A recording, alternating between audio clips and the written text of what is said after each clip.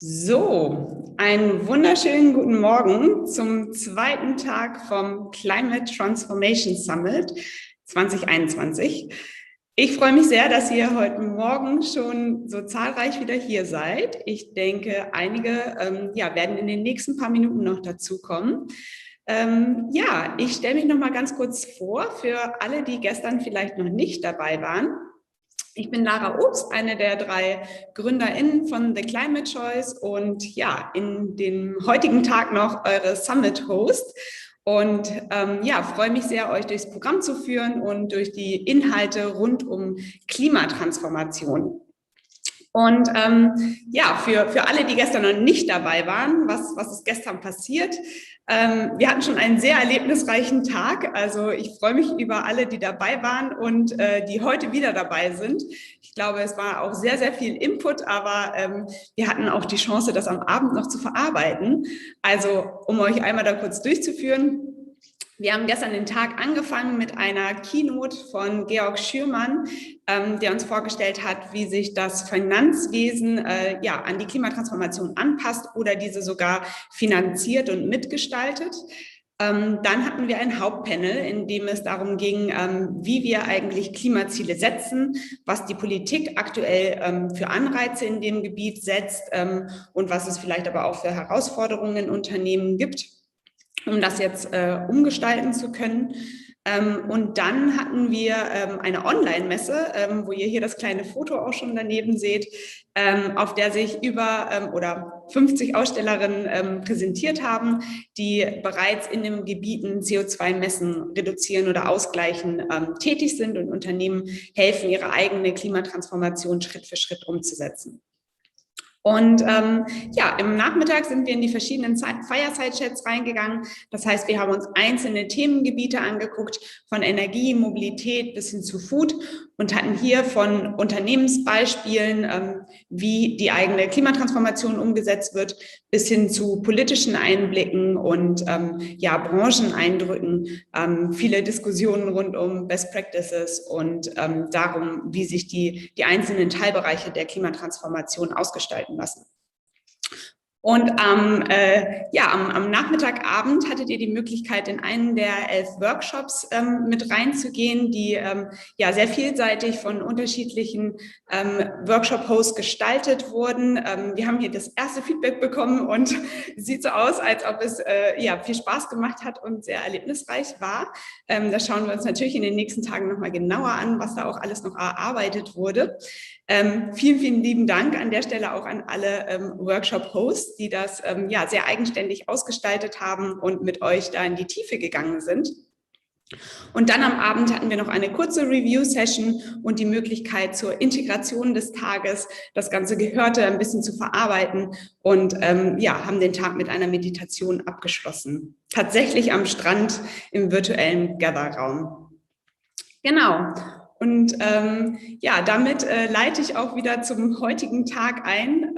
Nachdem wir schon so viel gestern erlebt haben, ist es natürlich heute sehr spannend. Wir haben das wie bei einer echten Konferenz, oder was heißt echte, eine Offline-Konferenz, dass man wahrscheinlich am zweiten Tag schon die ein oder andere Person kennt, die mitmacht, dass man sich schon viel lockerer unterhalten kann. Und wir freuen uns natürlich, dass wir auch heute unsere Partnerinnen mit dabei haben, die uns die ganze Zeit unterstützt haben, das Programm zu gestalten, den Summit auf die Beine zu stellen und das Ganze möglich gemacht haben. Genauso auch unsere Medienpartnerinnen, wo einige mit dabei sind, auch heute am Tag und uns auch helfen im Nachgang noch über den Summit zu kommunizieren. Und dann für alle, die heute neu mit dabei sind, ihr habt es garantiert schon gesehen, der ganze Summit gestaltet sich rund um euch, um die TeilnehmerInnen. Und deswegen haben wir uns bewusst dazu entschieden, den Summit hier im Zoom Meet aufzunehmen oder zu gestalten. Das heißt, ihr habt den ganzen Tag über die Möglichkeit, euer Video anzuschalten oder auch nicht, oder immer mal wieder hin und her zu switchen, damit ihr genau auch hier mit dabei sein könnt, euch präsentieren könnt und auch so ein bisschen miterlebt, wer alles so mit dabei ist. Und um Tag 2 auch zu würdigen und einzusteigen mit vielleicht auch einigen neuen Gesichtern, würde ich alle einmal bitten, die sich trauen, zum Morgenbeginn einmal die Kamera anzuschalten und zu zeigen, wer denn so von der Community mit dabei ist. Ich sehe, es gehen einige Kameras an. Sehr schön. Ihr könnt für euch auch einmal testen, wenn ihr oben rechts könnt ihr verändern, ob ihr die Sprecheransicht habt oder die Galerieansicht. Da könnt ihr auch einmal so hin und her switchen und viele Gesichter sehen, die sich jetzt morgens schon mit dazugeschaltet haben. Und wenn ihr möchtet, dann denkt euch einen tollen Spruch aus, das Klima retten oder die Transformation voranbringen. Und dann mache ich einmal einen guten Morgen Foto mit euch, bei allen, die hier einmal drauf sind. Einen wunderschönen guten Morgen, sehr schön. Genau, und behaltet das gerne für euch mit, überlegt euch, ob ihr die Kamera immer mal wieder an- und ausmachen möchtet, wie ihr mit dabei sein möchtet und ja, habt auf jeden Fall im Kopf, dass es beim Summit ganz um euch geht. Gestaltet den Tag so, wie es für euch am angenehmsten ist. Sucht euch die Inhalte raus, die für euch am interessantesten ist. Gönnt euch auch ab und zu eine kleine Kaffeepause und sonstige Unterbrechungen, die ihr braucht. Wir versuchen auch immer wieder kleine Pausen einzuplanen. Genau, und damit kommen wir zum Programm des heutigen Tages. Wir haben uns wieder viel überlegt und viel vorgenommen. Der Hauptunterschied zum Tag gestern ist, dass wir heute sozusagen über den Tellerrand hinausschauen. Wir hatten das gestrige Programm sehr stark rund um ja, Deutschland, die Dachregion, was passiert hier, was für politische Situationen haben wir hier, was machen Unternehmen, hauptsächlich hier auch vor Ort. Wir sind zwar so ein bisschen auch ins Thema Lieferkette eingestiegen, wo es immer sehr international wird, aber heute haben wir vom Hauptpanel zu den 2 Keynotes ja, englischsprachige Inhalte und auch Gäste mit dabei, die eben in ja, ganz Europa verteilt aktiv sind, auch darüber hinaus und uns ihre Einblicke geben. Das heißt, genau, heute brechen wir das Ganze nochmal so ein bisschen auf und holen uns Input von außen. Die Struktur ist aber ähnlich. Wir steigen mit der Keynote ein, kommen zum Hauptpanel, haben einige Short Pitches, die euch die Highlights auf der Messe vorstellen und dann mit euch gemeinsam in die Messe rüberleiten, sodass ihr alle ja, AusstellerInnen hier kennenlernen könnt und euch wirklich Zeit nehmen könnt für ja, dieses Kernstück des Tages, die Messe. Ihr habt da 2 Stunden Zeit, könnt überall spontan auch nochmal auf die Messestände gehen, auch wenn ihr noch keine Termine gebucht habt, oder ihr könnt euch Termine buchen und euch einfach gegenseitig mit Innovatorinnen austauschen. Und dann schauen wir am Nachmittag nochmal in spezifische Bereiche rein und haben tatsächlich am Abend anstatt der Workshops nochmal eine größere Lücke, wo ihr euch für Netzwerken entscheiden könnt auf der einen oder anderen Plattform in GatherTown. Und dann am Abend haben wir ein Finale, wo wir alles nochmal anschauen, was die letzten 2 Tage passiert ist. Und dann freue ich mich sehr auf die Keynote mit Dr. Jonathan Foley vom Drawdown Project, wo wir das Ganze einmal abschließen. Genau. Und somit habe ich eigentlich den Einstieg für meiner Seite schon ja, hinter mir und möchte diesen Morgen mit einem Grußwort von Ingmar Rentzug starten. Und zwar freuen wir uns sehr, dass wir ihn als ja, Partner mit dabei haben bei dem diesjährigen Summit. Und ja, ich würde ihn einmal ganz kurz vorstellen. Er gilt als Entdecker von Greta Thunberg, und zwar deswegen, da sie am ersten Tag ihrer Demonstration vom schwedischen Parlament entdeckt hat, damals als Journalist. Heute hat er als Gründer von We Don't Have Time vor allem eine Social-Media-Plattform geschaffen, auf der Unternehmen direkt mit Politik und Gesellschaft in Kontakt kommen sollen, um sich transparent eben austauschen zu können. Was also exakt die Motivation des Summits darstellt. Und da er nicht live dabei sein kann, haben wir jetzt ein Video von ihm.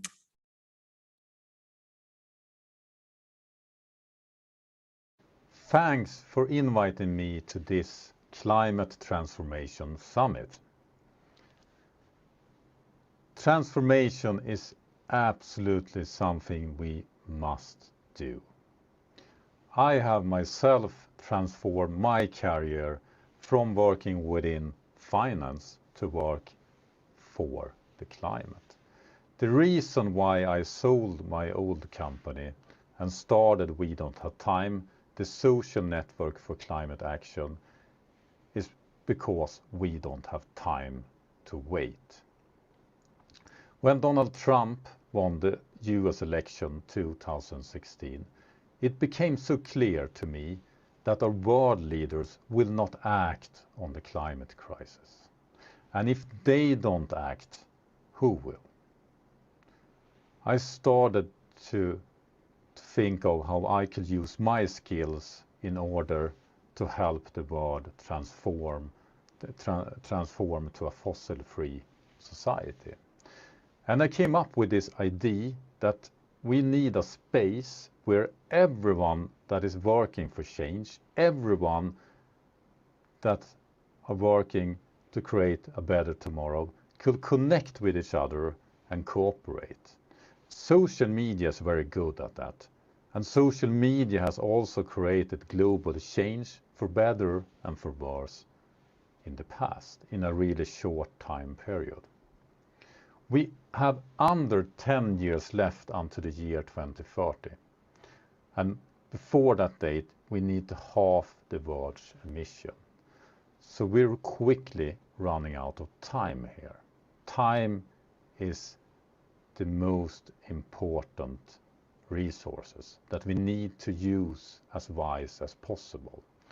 And in order to create a big impact, everyone needs to change and everyone needs to work together.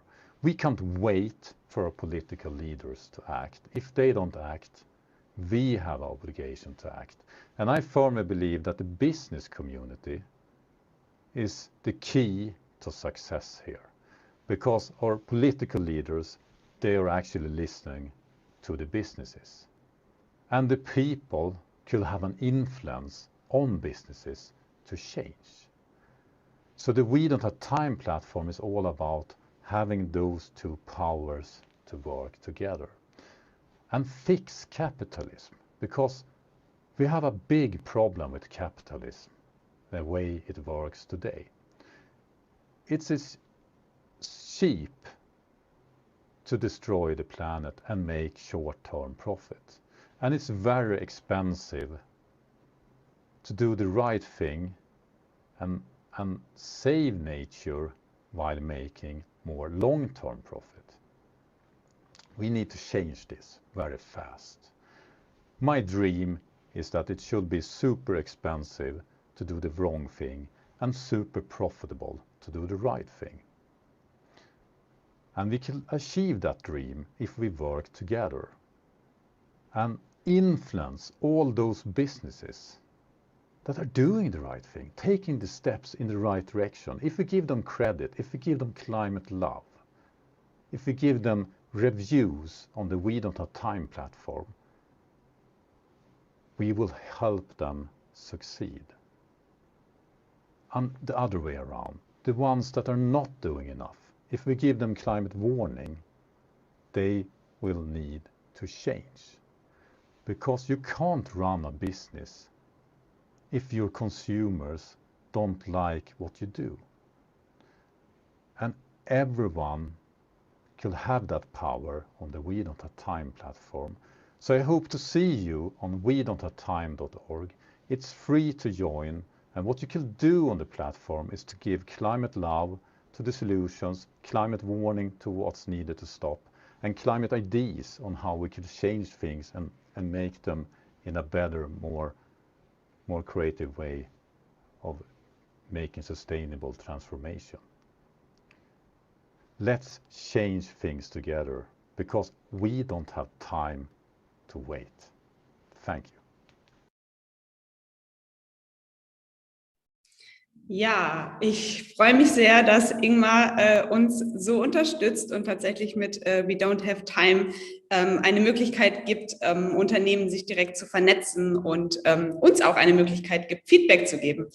Und ja, damit freue ich mich tatsächlich auch schon auf die Keynote des heutigen Tages. Und ich werde einmal ins Englische switchen, damit Beth sich auch schon angesprochen fühlt. Und zwar, we have the next keynote with Beth Torren. I know she's already hearing me, so that's why I switched to English. She is recognized as an international leader and advocate. Hello, Beth. For environmental protection, and she just recently joined last year Patagonia as Director for Environmental Action, which sounds really nice. And we will hear today what she actually plans to transform at Patagonia and what her former career in environmental action looked like. Hello, Beth. How are you? Hello. Thank you so much. It's a pleasure to be here. Yeah, really nice to have you. And I would actually just listen to you and switch off my camera, and you should be ready to to talk. And if you need to share your screen or whatever, and I'm really happy to listen to your keynote. Okay, great. Thanks so much. All right. Well, thank you for coming today and being here. I'd like to start by showing you my jacket. It looks pretty good, but it's about 10 years old. And the reason I bought this jacket was because of my brother. About 40 years ago, he bought a red puffy down jacket from Patagonia, and he sent it back to them after the first year because he took it on a fishing trip. He went commercial fishing in Alaska, and lo and behold, the jacket got ripped. Patagonia didn't ask any questions. They just sewed it back up and sent it back to him. About 10 years later, he sent it back to Patagonia. Something else was wrong with it. He sent it back to them 3 times. And now he has a jacket he loves, and he absolutely worships Patagonia. So I had no choice but to buy this jacket. And when I got a job at Patagonia about 5 months ago, he was more excited than I was. He finally felt that he had a little sister who was worth knowing. But that aside, Patagonia does those repairs and has since the 1970s because they want to drive down unnecessary consumption. And with that unnecessary consumption, the waste and the carbon footprint. So, who am I? Well, I spent about 20 years in marketing, and many of those as a marketing director. I've also worked for another 10 years in the non-for-profit world. I worked saving whales on a ship in Antarctica. And then more recently, I worked for an environmental organization suing governments who weren't working on air, working on air pollution and doing what they needed to do to protect their citizens.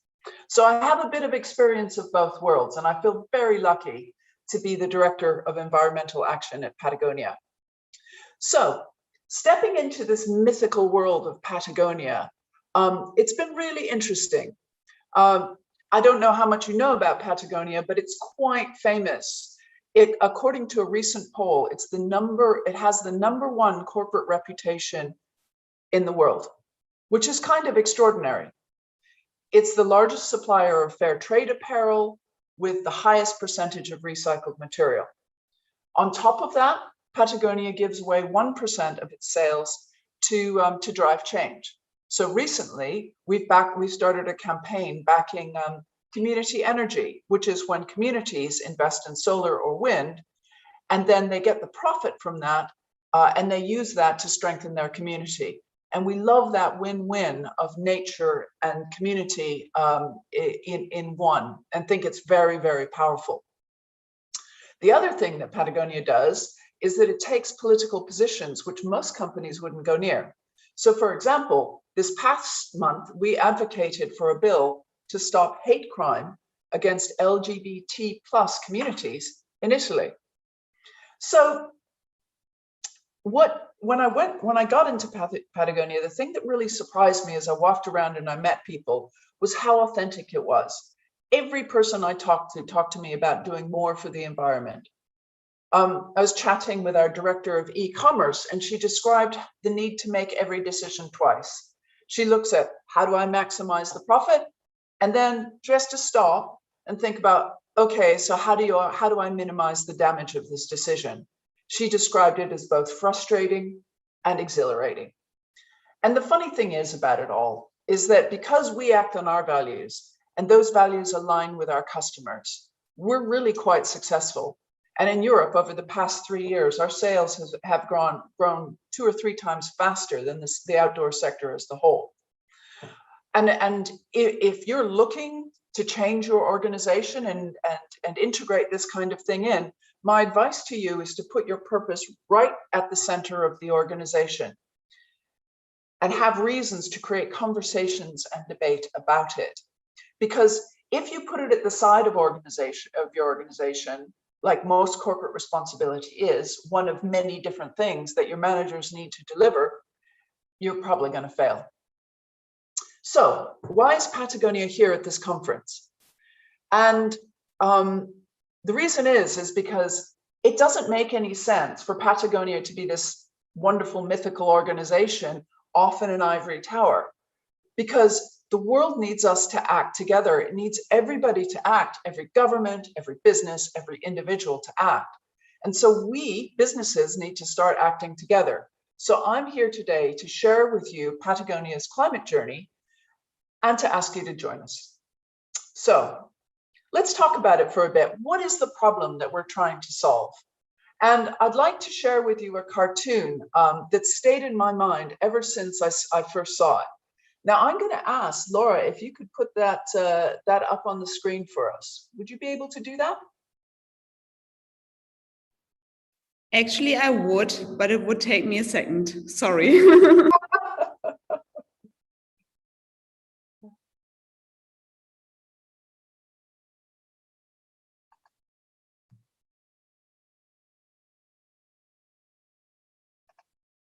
Okay, actually what I'm going to do is I'm going to describe it to you rather than wait for it to go up on screen.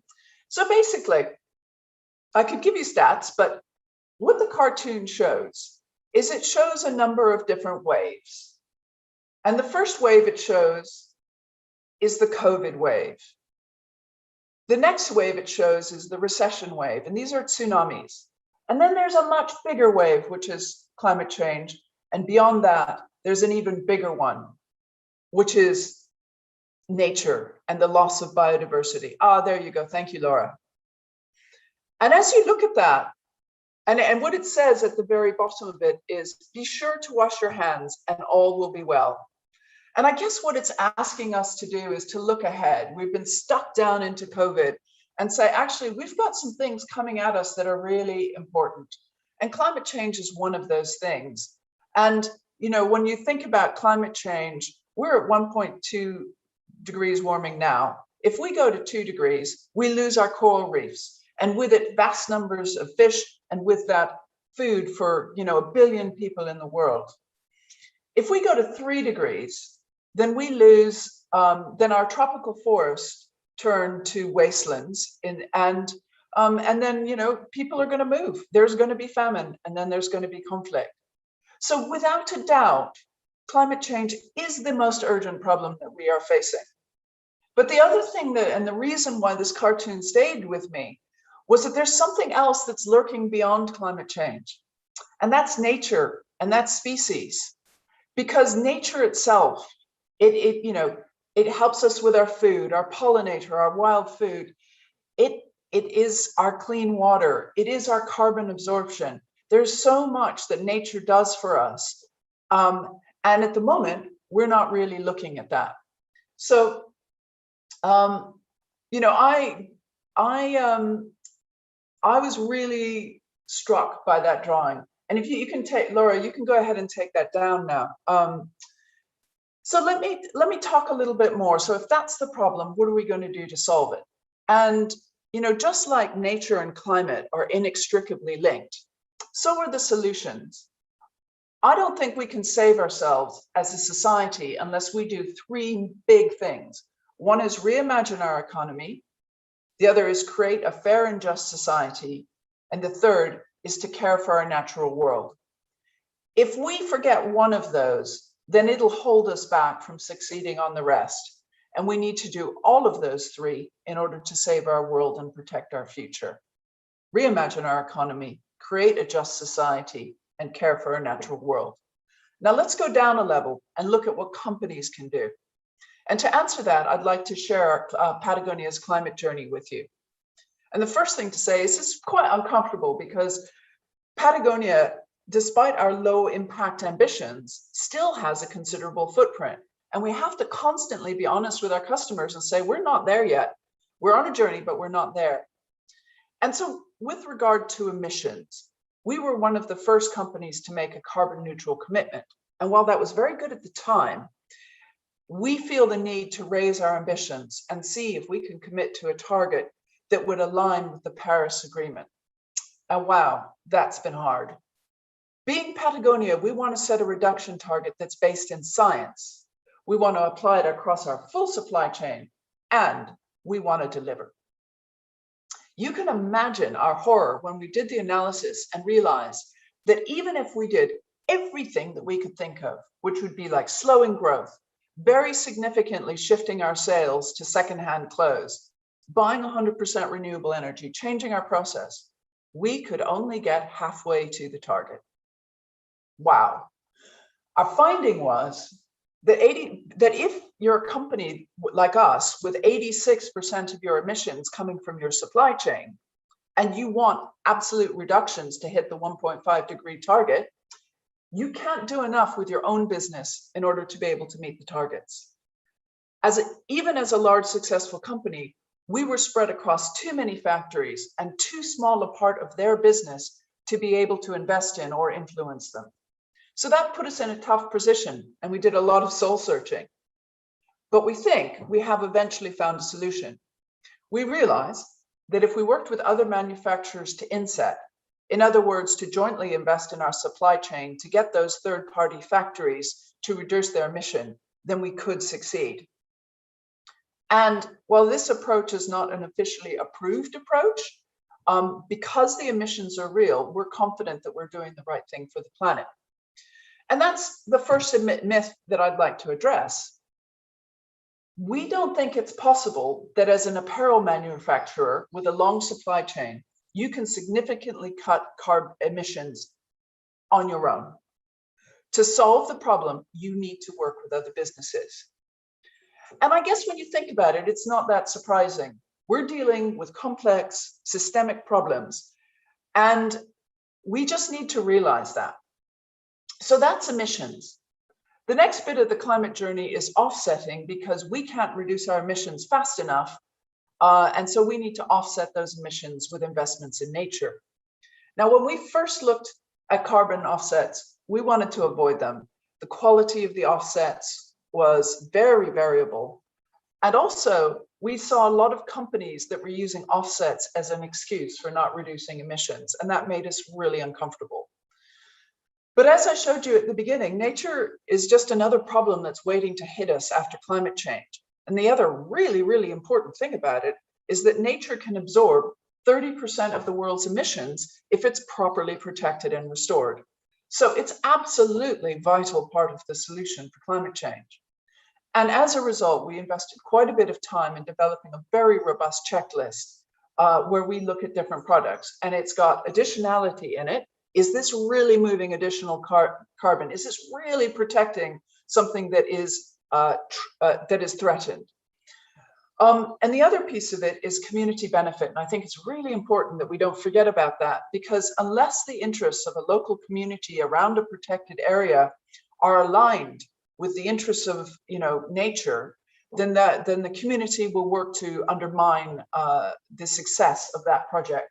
And so time and time again, probably the biggest factor in nature restoration is the alignment of the community near the nature that's being restored. So that's a really important point to think about when you look at offsets. So the second myth that I want to just draw your attention to is that you can write an offset check and call it good. You can't. You have to, without a doubt, nature's absolutely part of the solution, but you have to do your homework. You have to do your research and make sure that you're spending that money well. Okay, so that's what Patagonia is doing. What would I advise you to do? Well, I believe, unsurprisingly, that the first and most important thing as a company you can do is to reduce your emissions and reduce them drastically. If you do nothing else, please do that. Just realize that you might need to work with other companies in order to be successful. The second thing you can do is that until you're able to fully reduce your emissions, you need to use high quality investments in nature to offset that carbon. Now, the third thing you can do is use your voice. You can use your voice to help reimagine the economy and help create a fair and more just society.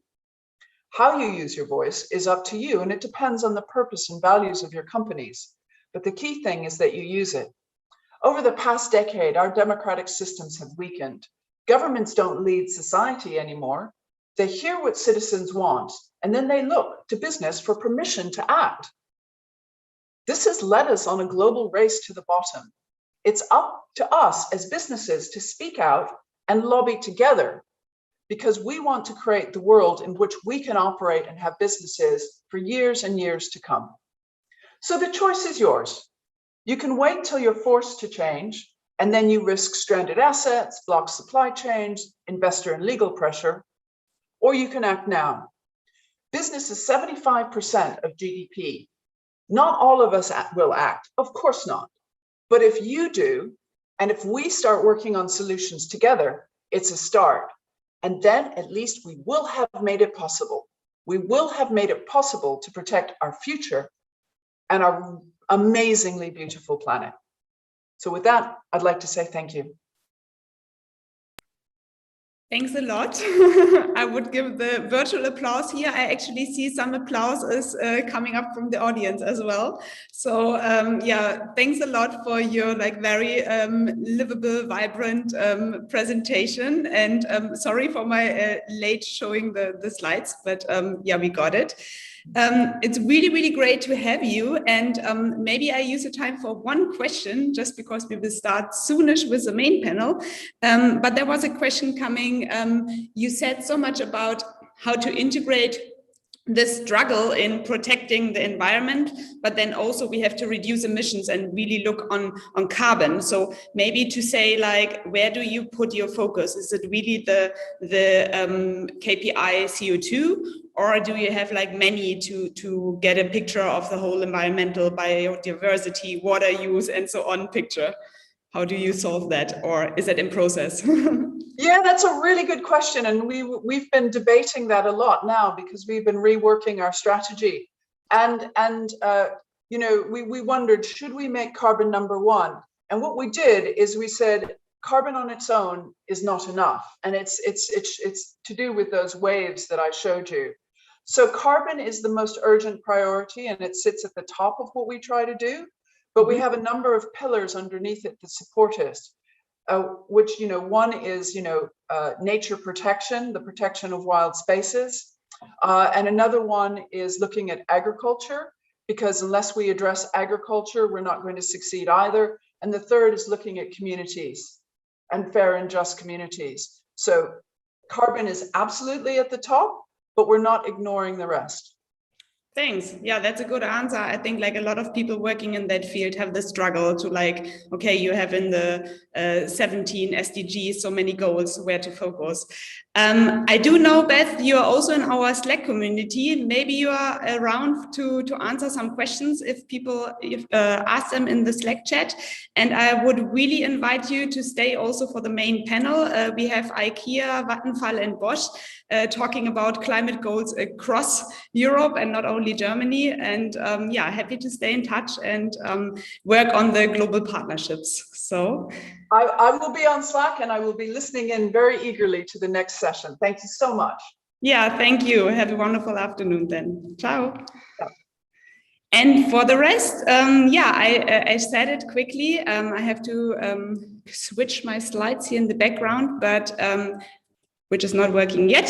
So I see you back in a second at 9:45. We start to the yeah, next main panel of today, and yeah, excited to hear more about the climate goals across Europe. So see you back after a small coffee break.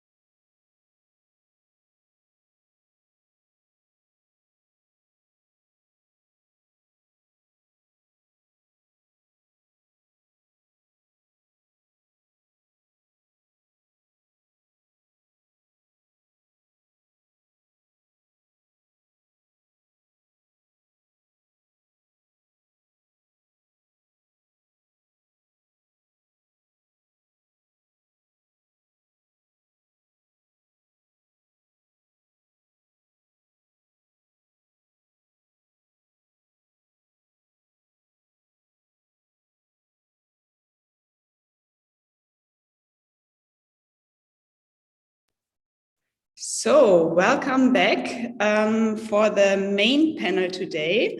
I start in English because it will be an English presentation. And I'm really happy to introduce to you our moderator, Alex Facet, who is one of the partners of Rainmaking, a venture fund that is actually supporting and accelerating companies with impact. And they also founded Startup Bootcamp, and that is actually where we met 2011 at a startup weekend in Copenhagen. And now I'm really, really excited to have this event together. Alex, can you hear me already? I can, thank you. Hi, Laura, good morning. Super, great to have you. I do have still the issue that we need to get one of the panelists into Zoom, but the moment we have solved that, your panel is ready, and I think you can probably already start with the other two. So I would listen, very excited, and be in the background, and you will notice when everyone is there. Great, so I see Danya. Good morning, Danya. Hi, Alex. How are you doing? And then we have Carol from IKEA. Hi, Carol. Hey, good morning.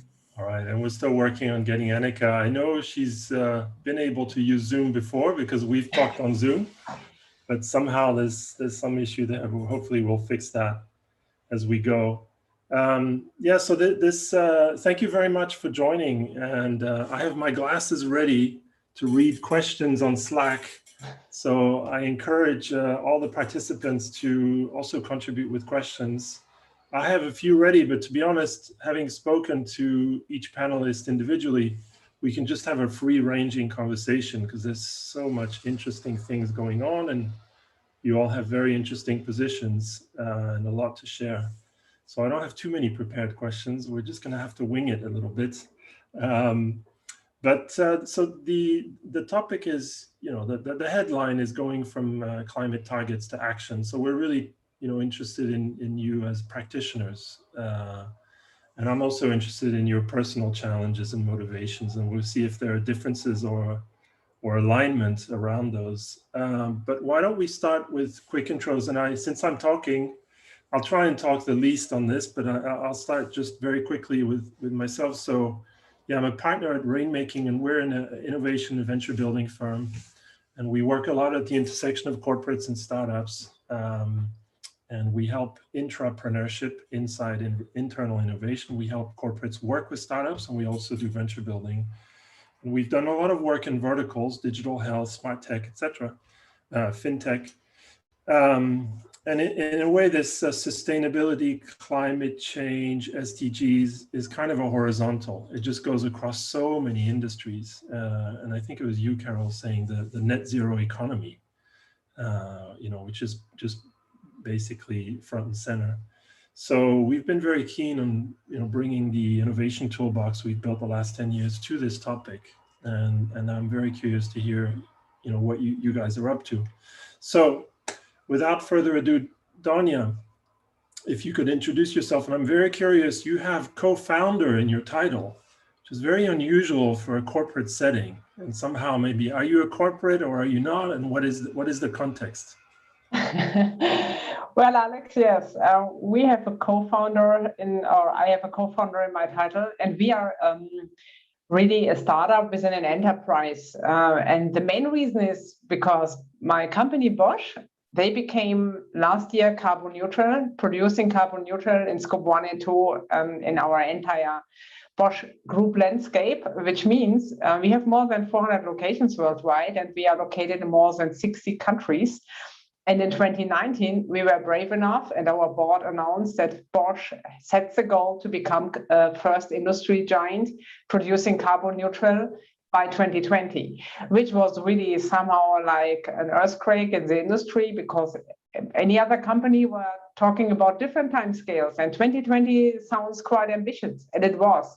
And the team behind, around Thorsten Kalweit, they really did an amazing job. And the outcome was really that we made it. So 2020, since February, Bosch is producing carbon neutral in scope 1 and 2.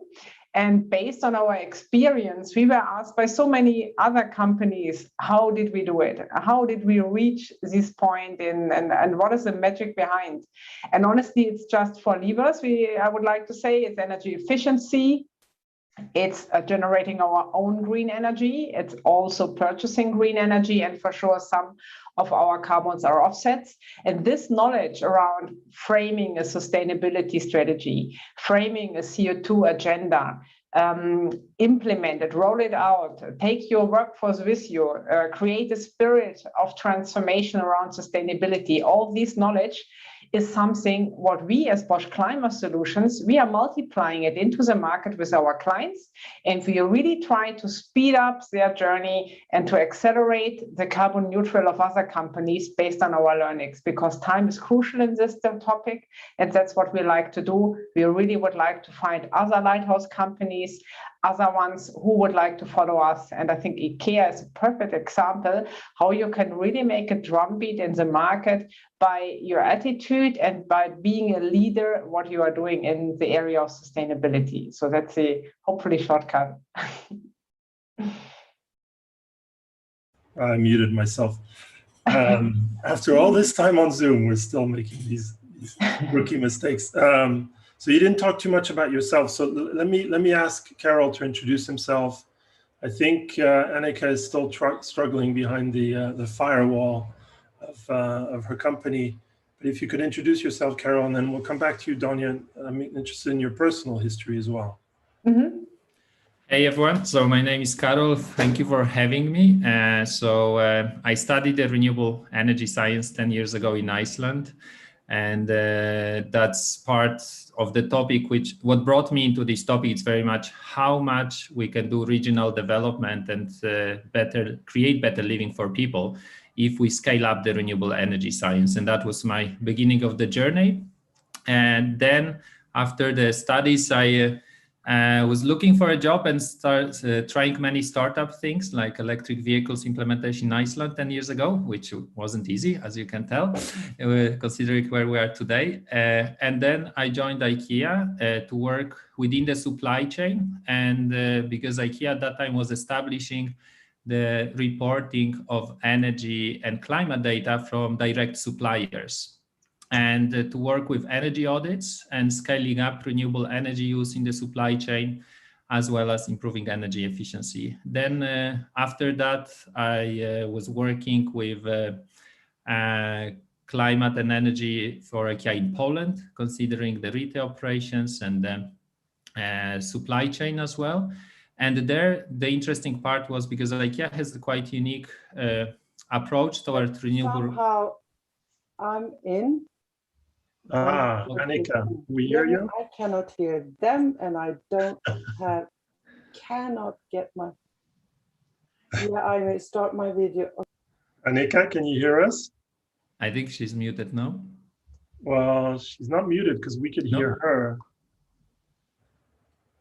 Okay, crack on, Carol. We'll see. Can you hear and see me?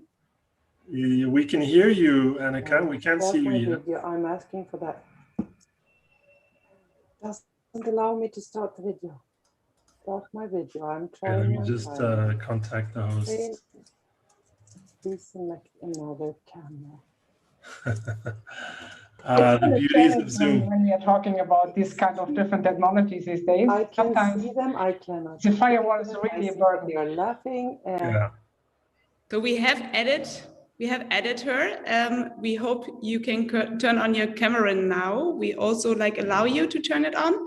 Maybe that is a reason, you have to turn on the camera, then everything should work. But we are working behind the scenes, just to let you know. Thanks, Alex. Yeah. Good, then I will just continue. And I've been working with implementation of home solar business in Poland as IKEA to offer the home solar for the many people, at the same as supporting the investments when it comes to renewable energy in Poland, because IKEA is investing directly into renewable energy generation, and we own more than 500 turbines around the world today. to be able to reduce our climate footprint. And for last 4 years, I've been working with setting up the new strategy around climate positive IKEA together with my colleague from Inter IKEA, because I'm representing the Inca Group as one of the 2 largest companies working under IKEA brand. And and it's exciting journey, and I'm so looking forward to share all the challenges and opportunities and how we are seeing scaling up and why we are hopeful as well looking into the future. All right, thanks, Carol. I want to ask about this Planet Positive thing later. And good, we're already getting some questions on Slack, so keep them coming. So Danya, just a word about yourself, because you went into company mode and started telling the story. Of course, I asked you about why you were co-founder, but what is I see you were at IBM before, so you have this sort of digital background, which is interesting. But what's your story and why are you in this position today? Well, I mean, my story from an education background, I'm a finance person and a business administration, but as you said, Alex, I worked for IBM for more than 17 years, and therefore during this journey, I gained a lot of IT experience. That's when I changed from IBM to Bosch a couple of years ago. I had the chance to be part of the Bosch management team for IT. So I fully understand what Annika at the moment is struggling with when the firewall is not supporting your way. And one of the next steps that brought me into the sustainability part are really 2 areas. First of all, I think it's one of the biggest challenges, and Beth just mentioned it before. I was at the Singularity University in 2019, where John Foley really did a fantastic speech on carbon neutrality and the climate crisis itself. And John will be, I think, one of the keynote speakers today as well. So this was really for me a moment of truth when I thought we have to tackle this challenge together. No, I don't. And the other thing is really that tackling this challenge has also something to do with data, but it also needs to be, from an economic standpoint, something where companies has a chance to see it as an investment with a return. No, and therefore, without the headset, I can. Not so well, Annika. Yes. Hi. We can hear you, but we can't see you. I know that you cannot see me. It's my firewalls, and I'm so sorry about this. Now I tried all the different things, and I'm even logged in on one of Teresa's account. But can you hear? Absolutely, we can hear you fantastic. We can hear you. In fact, you're coming, it's a little bit loud, so I don't know if the microphone is very close, but otherwise we're fine. We can hear you. Welcome. Good morning. We were just doing introductions, so I'll let Danya finish, and then I'll ask you to... Just the last sentence, Alex. So I think one of the challenges is really to bring the ecology part and the economy part and the social part in balance.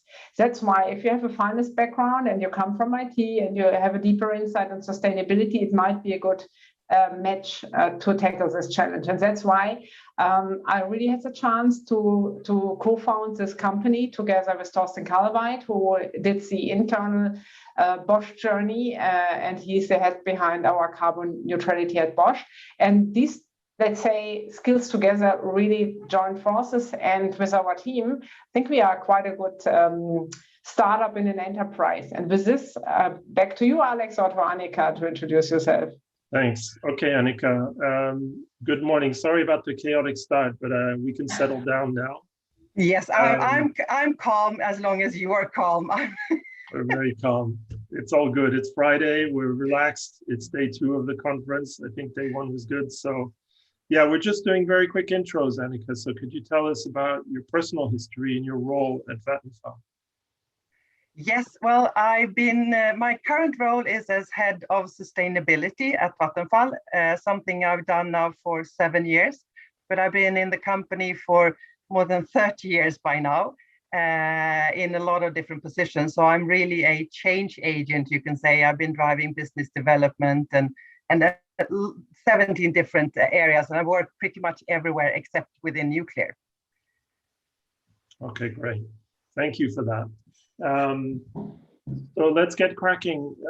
So Carol, you mentioned Planet Positive. Can you explain what that means? Because, how close to zero is it? Yeah. Which is just above zero. And what's the difference with what everyone else is doing? How are you guys approaching it at IKEA? Yeah, I think just to as well give the perspective, when we've been working on the climate positive, it was 2017. So it was before IPCC report was published with net zero 1.5 explaining the pathway after the Paris, which was like really important part. And what do we mean by climate positive? First of all, we take full scope of responsibility when it comes to value chain. We don't focus, like, for example, on operations, because that will be only 2.2% of our total value chain footprint. We focus on the supply chain, which is when materials, if you are producing products, materials are majority of your footprint. Then going as well downstream of your operations. So footprint of people traveling, for example, to the stores, deliveries, product use at home, including all of this footprint as well. So first big exercise was to quantify the entire footprint across the value chain, and then to set the ambition in line with 1.5. And then we said, without any exclusions for the scope 3, we will halve the emissions by 2030 through drastic reduction of the emissions, including as well the carbon removal within the supply chain when it comes to agriculture practices and forestry practices, as well as we need to prolong product lives by using circularity to secure that carbon is stored for longer time. Then we said 1.5 requires to halve the emissions by 2030, and we said we would like to do more, and we have opportunity to do more, and enable as well, do the actions to enable society to transition net zero beyond our value chain. And then we said, if by halving the emissions and going beyond, we'll reduce more greenhouse gas emissions than IKEA value chain emits by 2030. And the examples of going beyond, it's offering home solar to the customers to generate and consume renewable energy at home, as well as it is part connected to transforming full IKEA factories producing to IKEA to use renewable energy, because average factory producing to IKEA products produce 25% to IKEA, 75% to other company. And Inter IKEA, that is responsible for supply chain, said we will work with full factories to transform them to use renewable energy, which is not part of our value chain, but is part of going beyond an extended responsibility. Yeah, so you're getting into scope 2 of your own suppliers. So you've kind of gone scope 3 of your own, then you work your way back up to their own scope. So Donia, that was the first question that came from Yvonne on the Slack channel, which is, you mentioned scope 1 and 2, and if you're like most companies, or I'm referring to Bosch now, most of the emissions challenge is in scope 3, and so you're not there with scope 3, or what's the plan, and when do you include that? Mm-hmm. So Bosch is quite transparent about our sustainability strategy and also about our carbon neutral journey. So for scope 3, we are already committed, and this one is committed also in CDP and SBTi. We will reduce our scope 3 footprint by 2013 by 15%, 1.15%, 15%, which is quite a lot, because as an automotive and as an industry company, especially our suppliers needs to support us in this journey. And I think Carol just mentioned it. That's where we also work closely together with our suppliers to reduce our carbon footprint, but also so ways our products are used will be different. So we are investing a lot in how products will be used in the future, how they're designed, and how they can be while during lifetime, how can they save energy, and how can they be developed with less energy consumption. So these are all topics where we are really, I think I can be very proud to say we are very a leading company in these topics. And scope 3, as I said, we are very much committed to it. We are quite transparent, and we have a sustainability report where you can see all details as well. Hope that answers the questions. Thank you. So Annika, I want to bring you in. So you mentioned when we spoke, I guess your tagline, enabling fossil-free living within a generation. When we spoke about your targets, you said you'd reached your SBTi's 2-degree targets early, way early.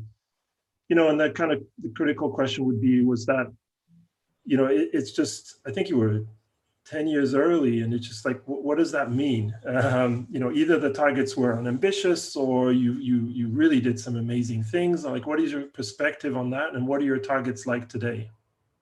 Well, thank you. Well, like you said, we set a target 2019 to follow the 2 degrees trajectory, because that was what was available at that time for the energy industry.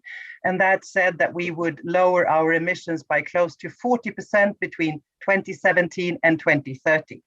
I can tell you that when we had looked at this 2 years earlier, everyone in the organization said, this is completely impossible. We won't be able to reach the 2 degree target. But we did do backcasting activities and found out a lot of different opportunities that were there, and we decided to set this target. But like you said, then we have released a lot of innovative energy, I would say, and people were starting to think really out of the box. That enabled us to already last year, or by December 2020, we had already reached this close to 40% reduction, because we closed the last coal plant in the Netherlands. We closed the largest coal plant we have in Germany, Moorburg. And both of these plants were closed like 15 years ahead of their expected lifetime. So we did quite clear ones. And in addition to that, we had replaced coal with biomass.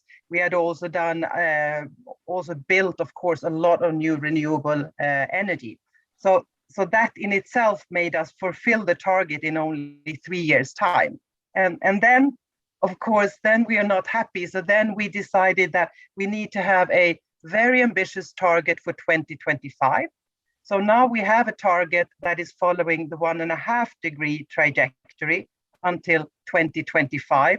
And right now we're looking at how will we be able to, until 2030, not only have the 40% reduction, but rather 75% reduction of the emissions until 2030. And we're not fully there, but we have an exciting strategy meeting coming up in just a few days, where we are exploring every opportunity. But I would be happy to come back to the challenges that lies in there, because we need to have entire society to move in the right direction, because we do need some kind of source for producing. Primarily it's for our heat production, because we only have 1% coal in our electricity production, but it's really in the heat production that we still have remaining coal. And of course we have the natural gas that we need to find an option to. Yeah, so it's interesting. It was kind of an emissions divesting exercise, where, yeah, I guess you grew from being nuclear and hydro to acquiring dirty plants, getting rid of them, and now is the gap, is where the hard part is. And maybe that's a good transition to get into actions. You know, we've talked about targets. So Carol, the question came, is IKEA working with startups on this topic? You know, so to put it maybe more broadly, is how much of what you're doing is internal, how much is external? How much do you rely on external innovation? And then maybe a corollary question, you know, I saw you, for example, for scope 2 in Russia, you go, well, our plant, you know, our stores are struggling to access green energy, so let's go buy some, was it solar plants? So is that the answer? You know, is that scalable? I mean, it works in the context of Russia, maybe, although I don't know how effective solar is there, but is that, you know, is it build your own? Is it work with external innovation? And what's your overall approach? And then I want to ask Donia a similar question, because somehow your whole existence of Bosch Climate Solutions is to share what you guys have done. So yeah, how are you approaching this? I think it's both. So, and I can imagine that we can agree a lot on that one, because you have many internal stakeholders when you need to bring very clearly what is our performance and what actions are required, and then continuously push the boundaries to accelerate the speed of the transformation.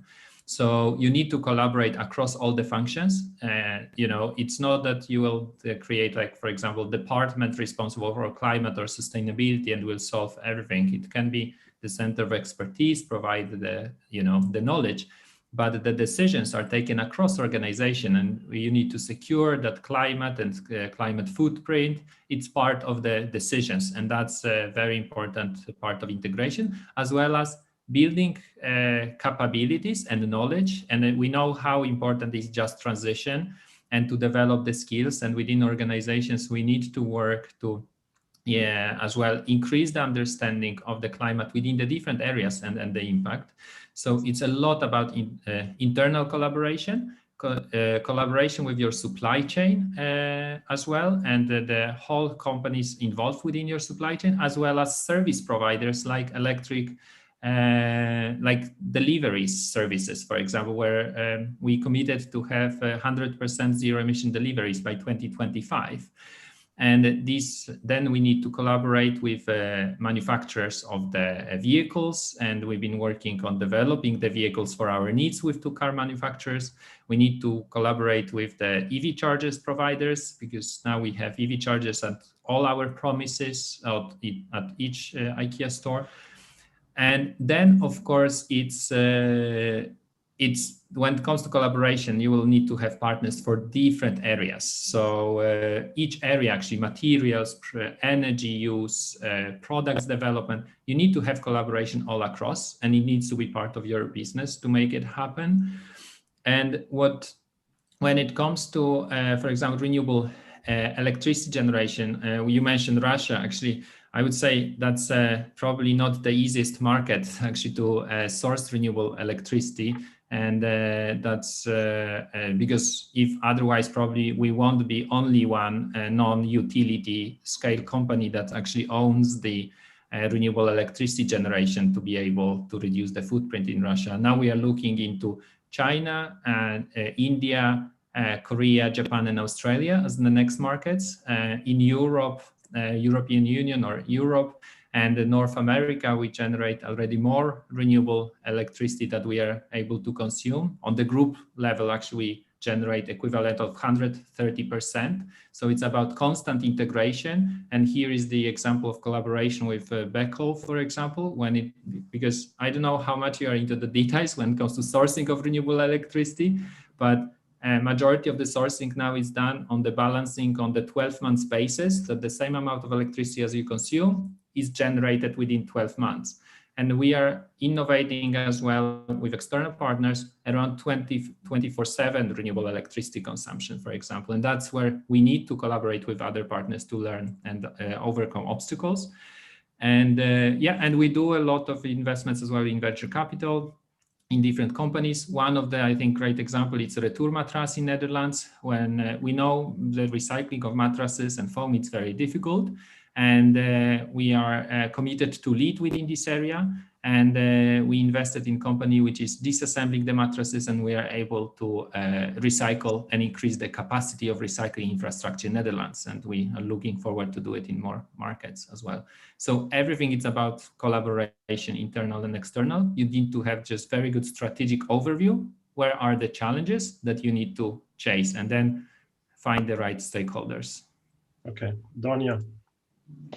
Yeah, I mean, Carol, if you need some collaboration support in your target countries, happy to reach out, really. I think we gained some experience here as well.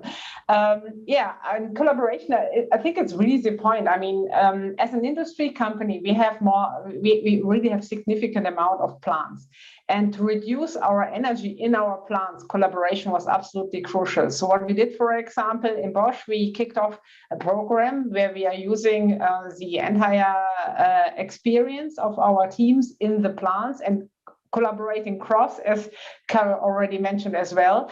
And we have around 2,000 projects running on energy efficiency, figuring out how can we really reduce our energy consumption by changing processes, by using data more efficient, by thinking about how can I implement a smart shutdown system, for example, or how can I use air or wastewater in a different way.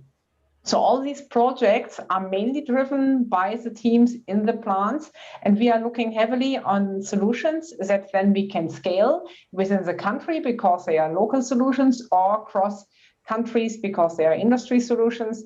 And this is the way how we are trying really to impact and use a collaboration of our teams and bring this knowledge not just within Bosch to our different locations, but also outside.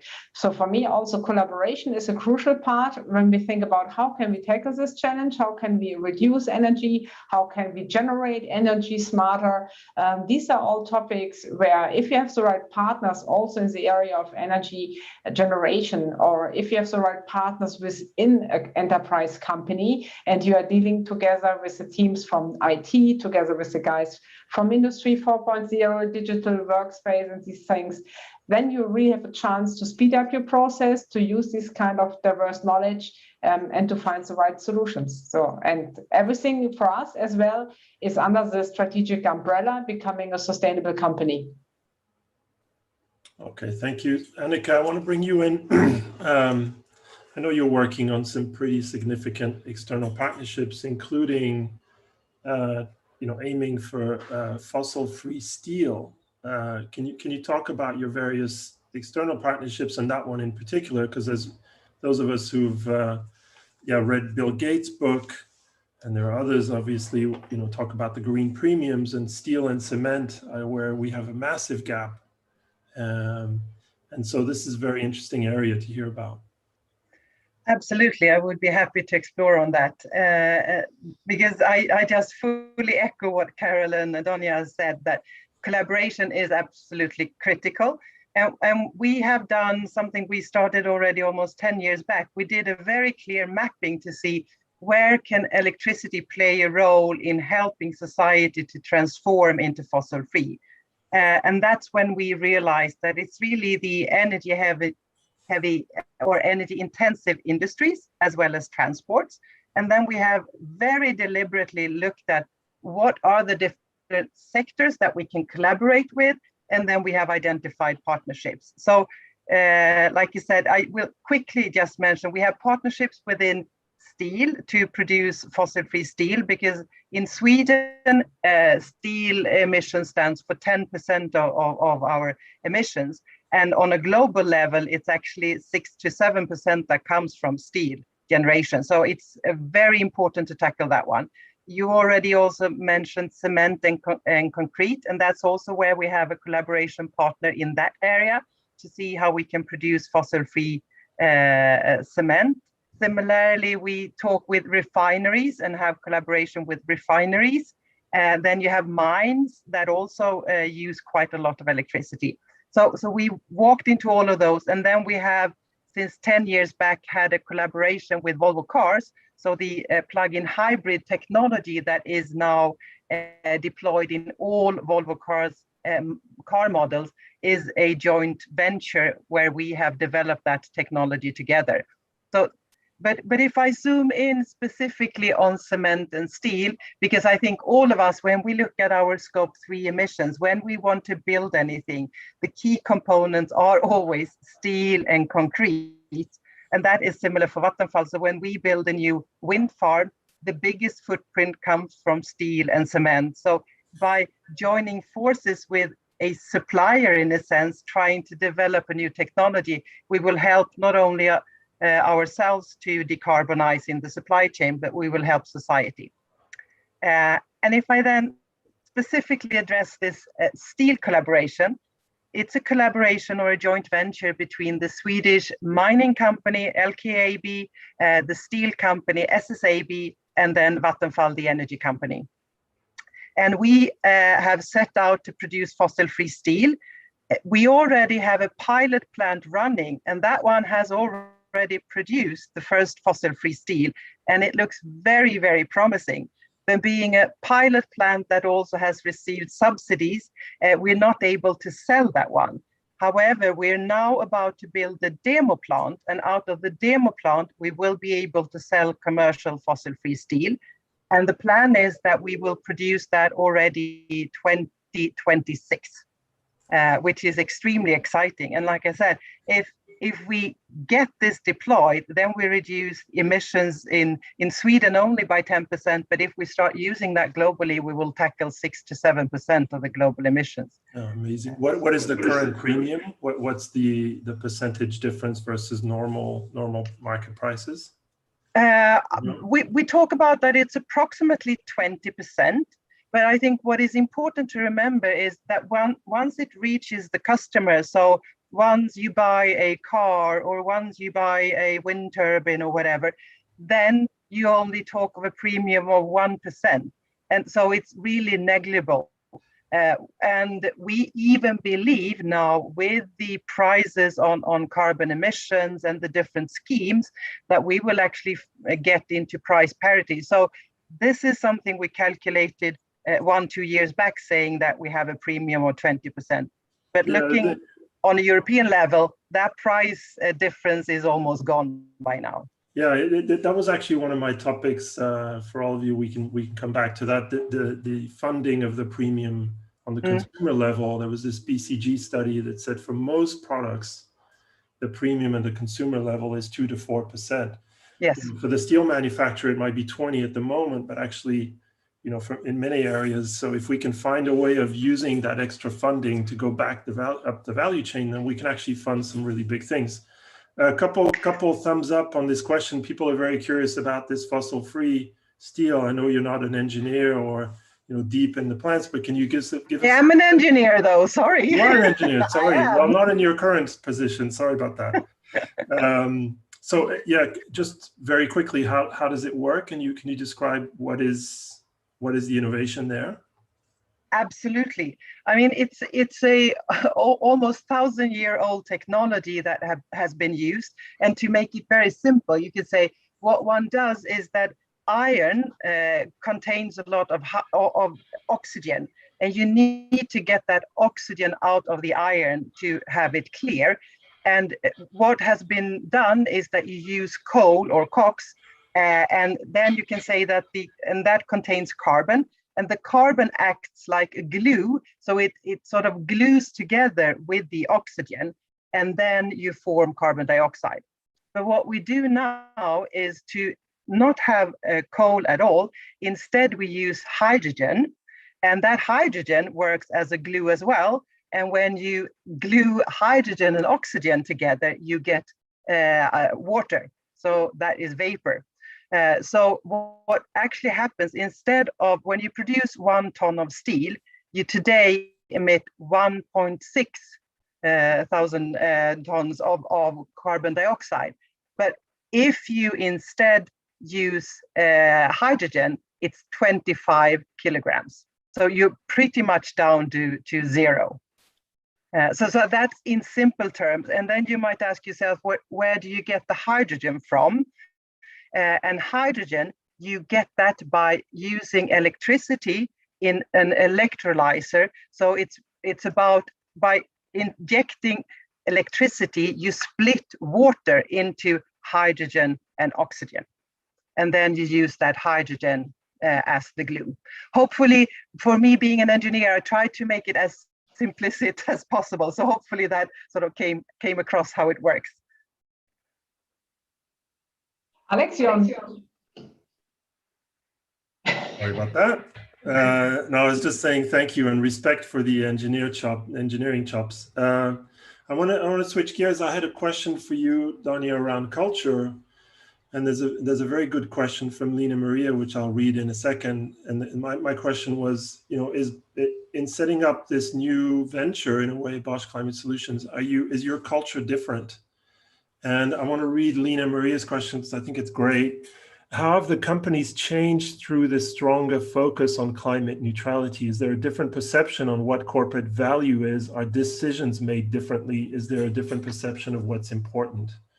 So yeah, interesting. It's big German conglomerate, Bosch. With all its pros and cons on culture, and then you set up this new company with a completely different focus, or at least a stated mission on climate. And is the culture different?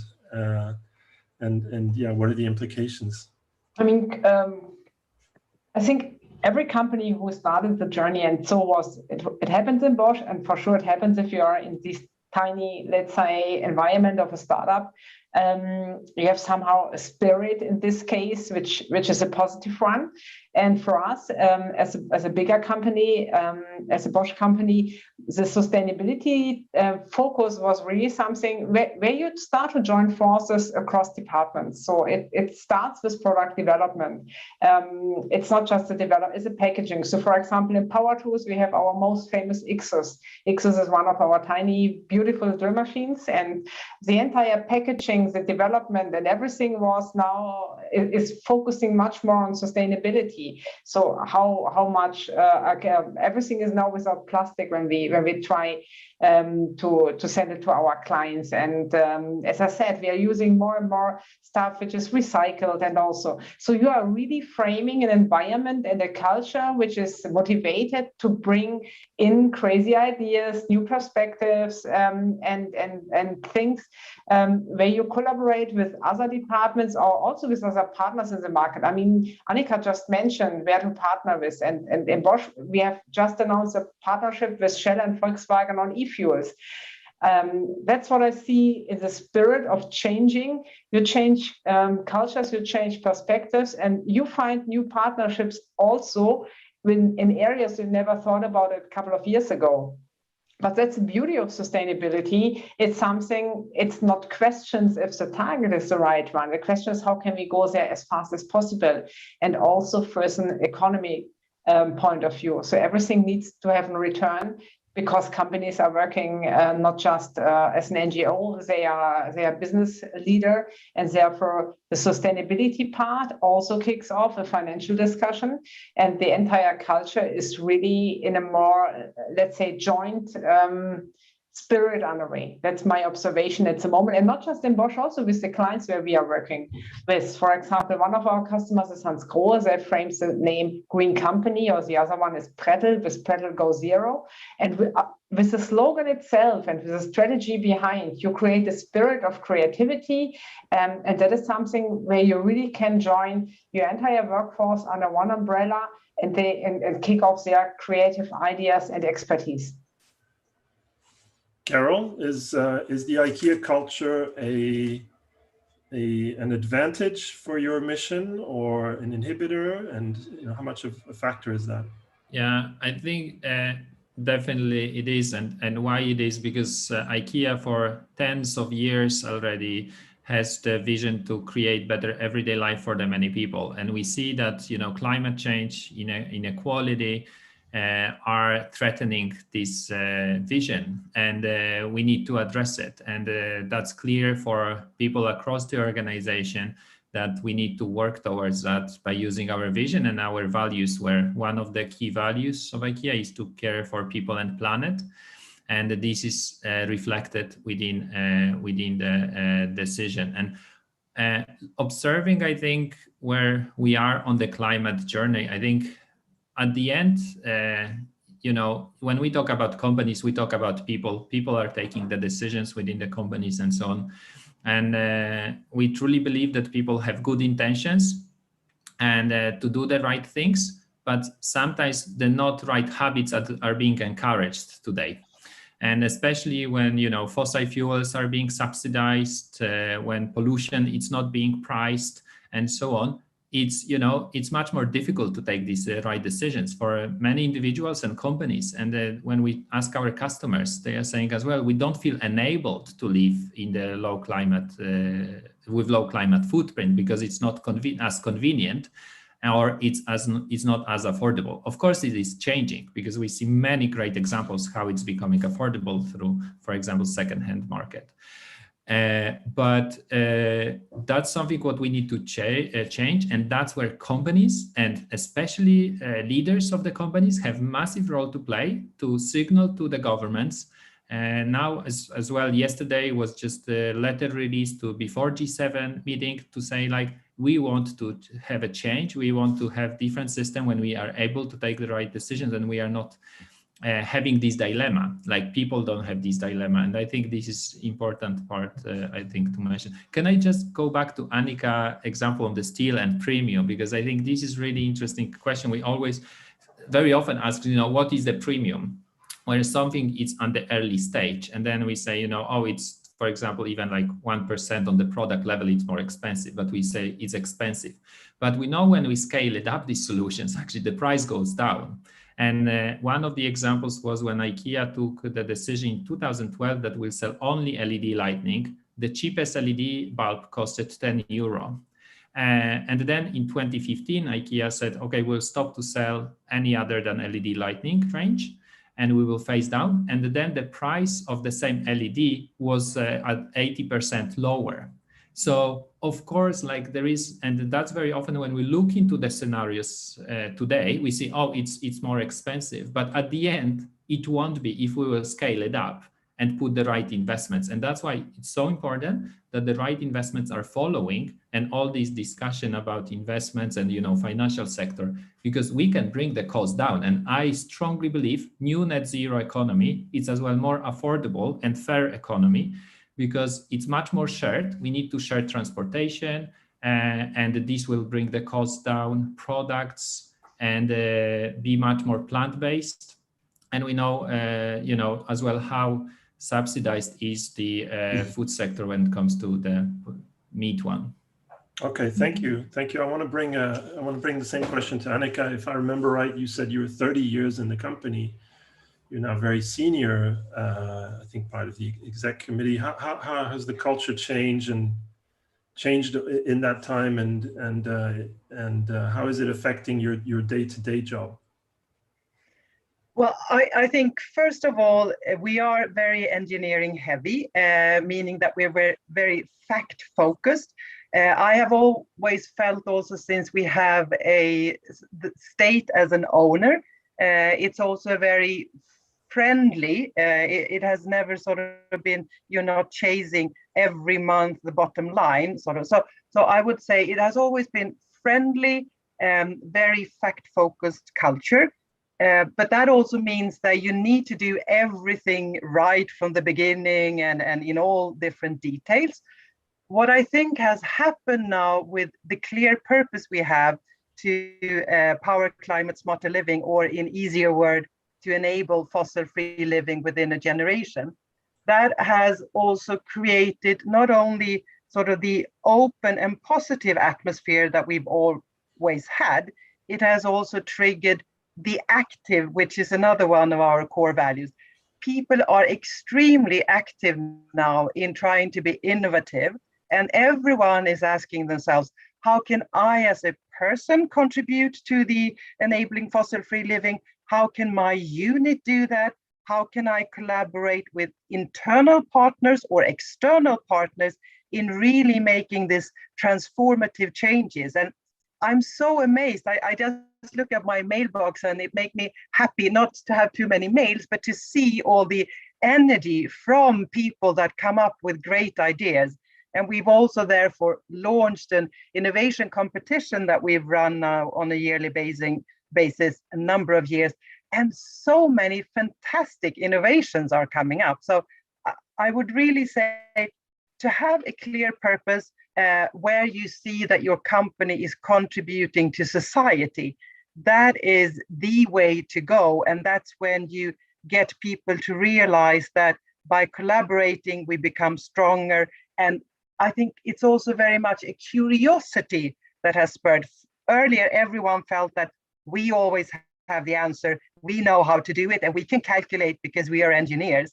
But now the speed of change is so high that everyone has come to the realization we cannot do it on our own. It's really by bringing in completely different views that we enable ourselves to really take the transformative decisions and come up with completely new ideas. And I think this is why we have proven now in a number of partnerships that this is speeding up things and that we really contribute to society.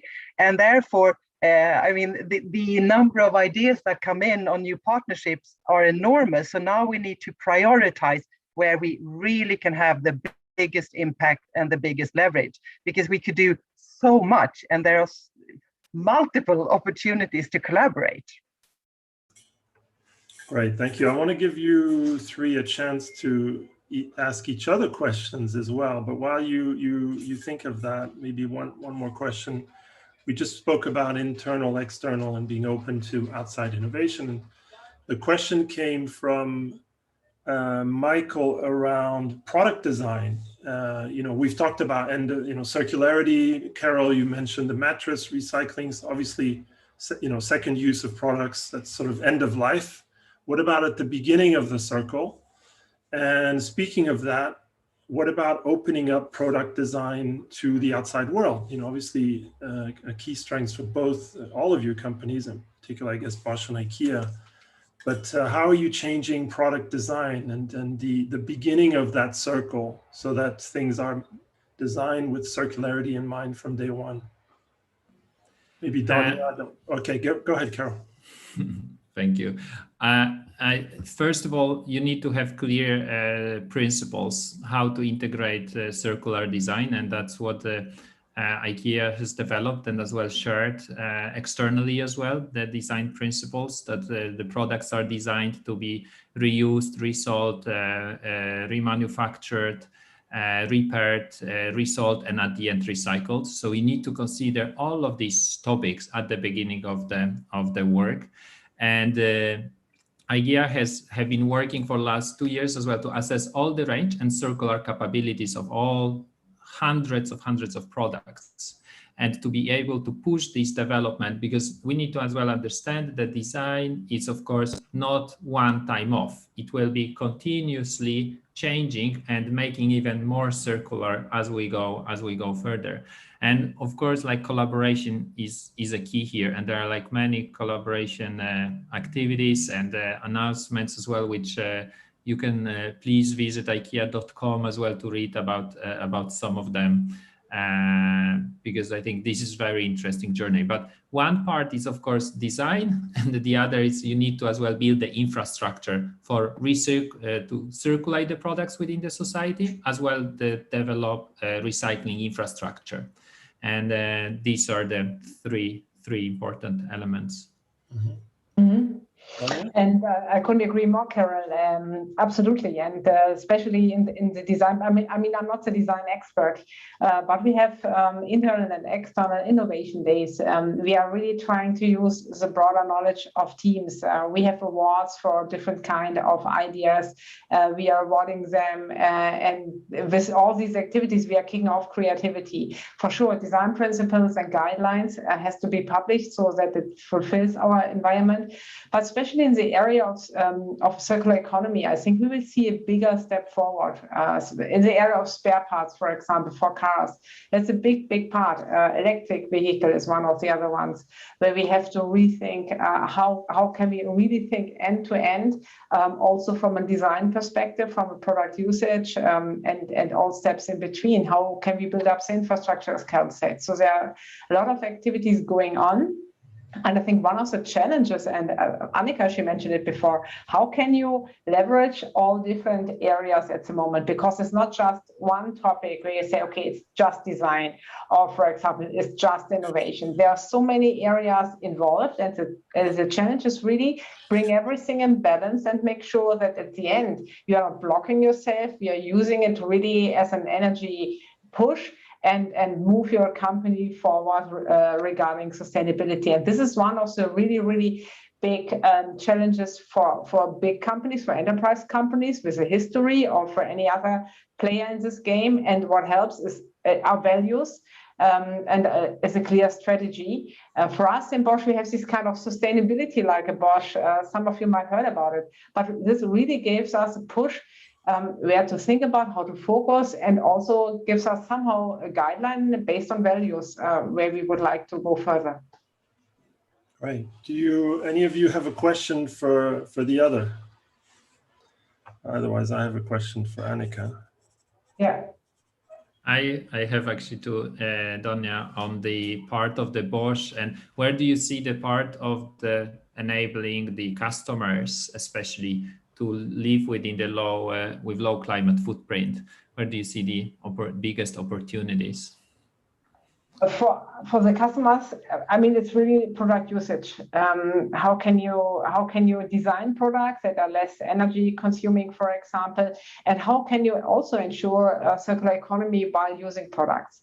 I mean, we are all talking about lowering our carbon footprint, but if you think about thermotechnology, how many people think about what kind of thermotechnology is really in the house? These are things where we really try to make a difference, and it helps if you are transparent enough. If you can show especially end customers a difference in transparency about the carbon footprint. And I'm wondering, I mean, I'm really looking forward that maybe in a couple of weeks, months, years, I don't know, you see also, at the moment you see the energy consumption, yeah, A, B, C on your product, but when do you see the footprint while producing and while using? This would be an interesting discussion then, if you have this kind of transparency that you know precisely if you make a decision for a product that is a carbon footprint while producing, and that's the expected carbon footprint while using it. And then you can make a wise decision where to invest and how to buy stuff in the future. One of the things I had in mind. But maybe Annika, if you don't mind, if I can ask you something, because Vattenfall is a great example and also a company with a legacy. Is there a moment of truth in your mind where you think, so this was really a point when the entire company understood sustainability is not an option, is really our way where we want to go? Because this kind of, you know, bringing the board behind and kicking it off so the entire enterprise is really one of the big challenges where to start. Well, I think it was really, for me that I've been around so long, I think we were having some think tanks just around the turn of the century. And then a group of us had envisioned that we need to start looking very much into the climate footprint. And it was difficult to get, in particular, people on the continent to see that there even was going to be a questioning around the fossil fuels. But I think the decisive moment is really when you start seeing that you get stranded assets, sort of that you are building assets, and then you realize that once they have just been ready to start getting in use, and they might be one of the world's most efficient ones, just because it was based on coal instead of renewable fuel, for instance, then you start seeing how capital was deteriorating. So I would say that gives a very clear signal.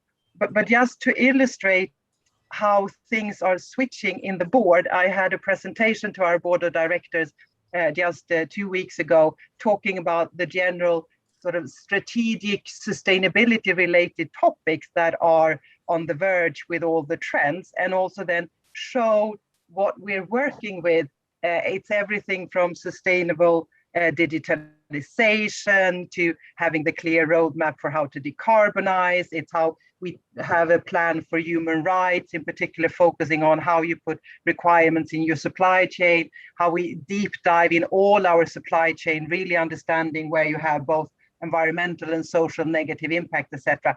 And to see that the board has for a long time talked about that, yes, we see that sustainability is the business, but this was the first time when I felt the most heavy financial persons within our board, all of them said, it is so clear that there is no other way to go than to do exactly what we've done in Vattenfall, to say that sustainability is the business.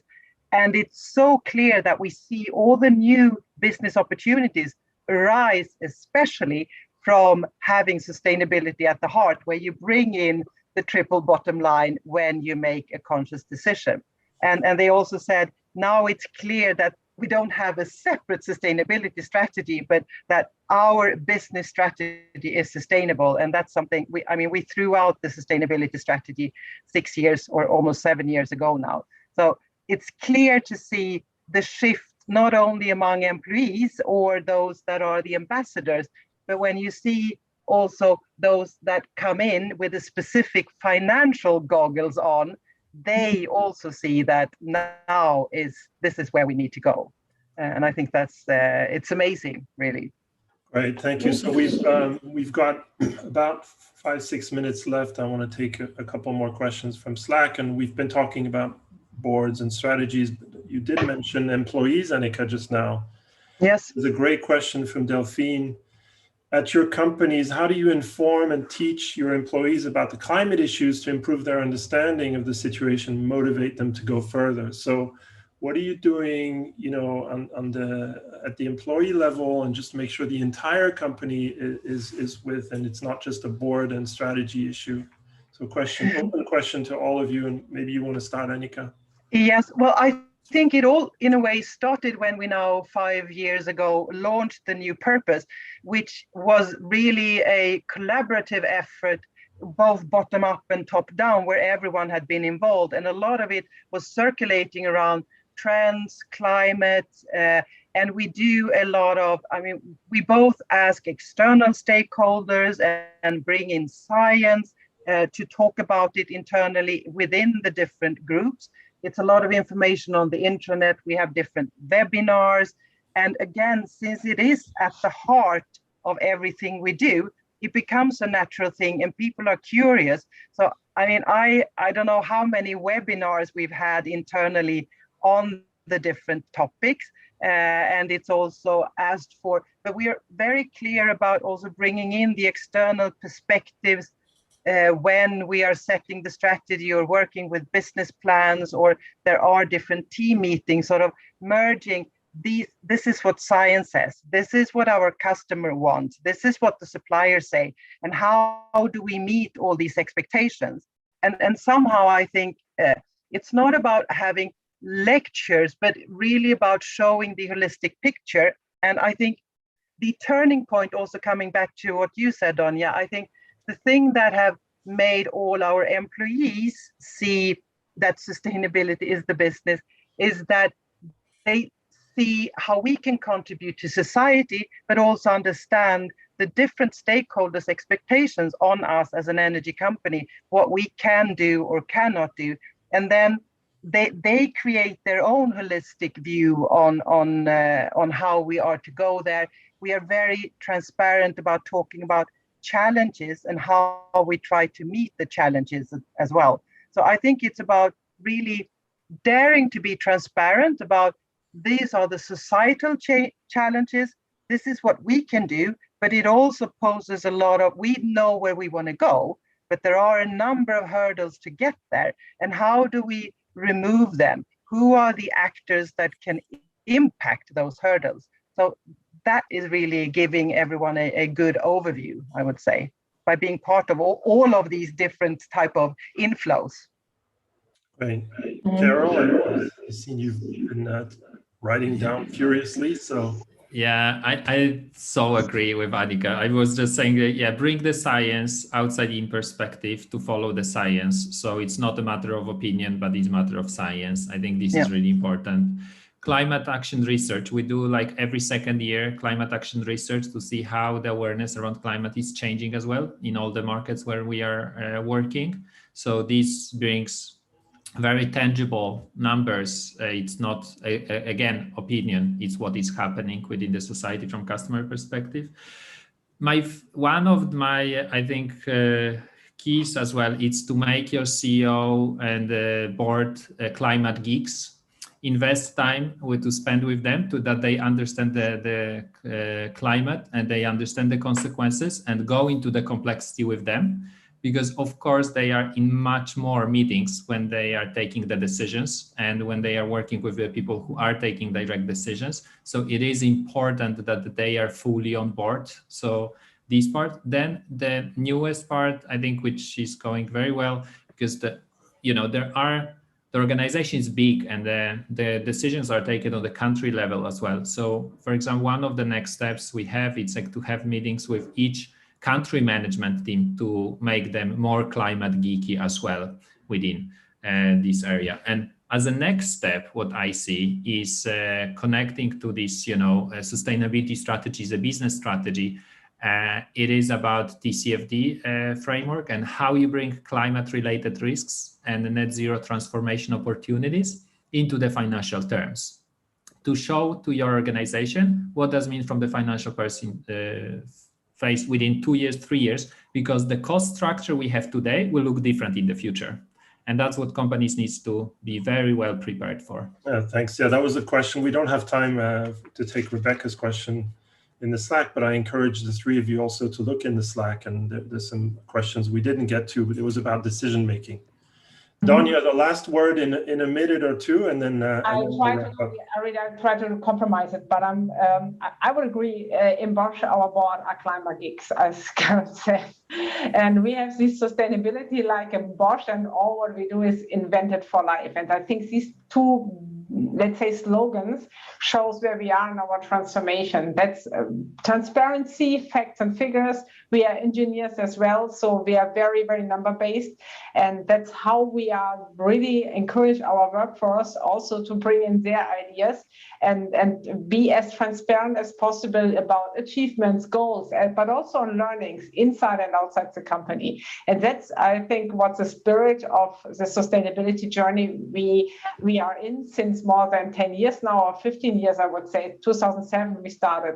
That's the spirit of our journey, and we are continuing here, and we are really tackling this challenge, not just Bosch, but really together. And therefore, I'm quite happy to be here with Annika, with you, Alex, but Carol. And I would like to say one word to Carol, because the IKEA commercial these days are fantastic. I think it's really an eye-opener to think and change perspective. When you see a sheep with all your plastic bottles around, it's really a very, very impressive way how to visualize also the challenge where we are.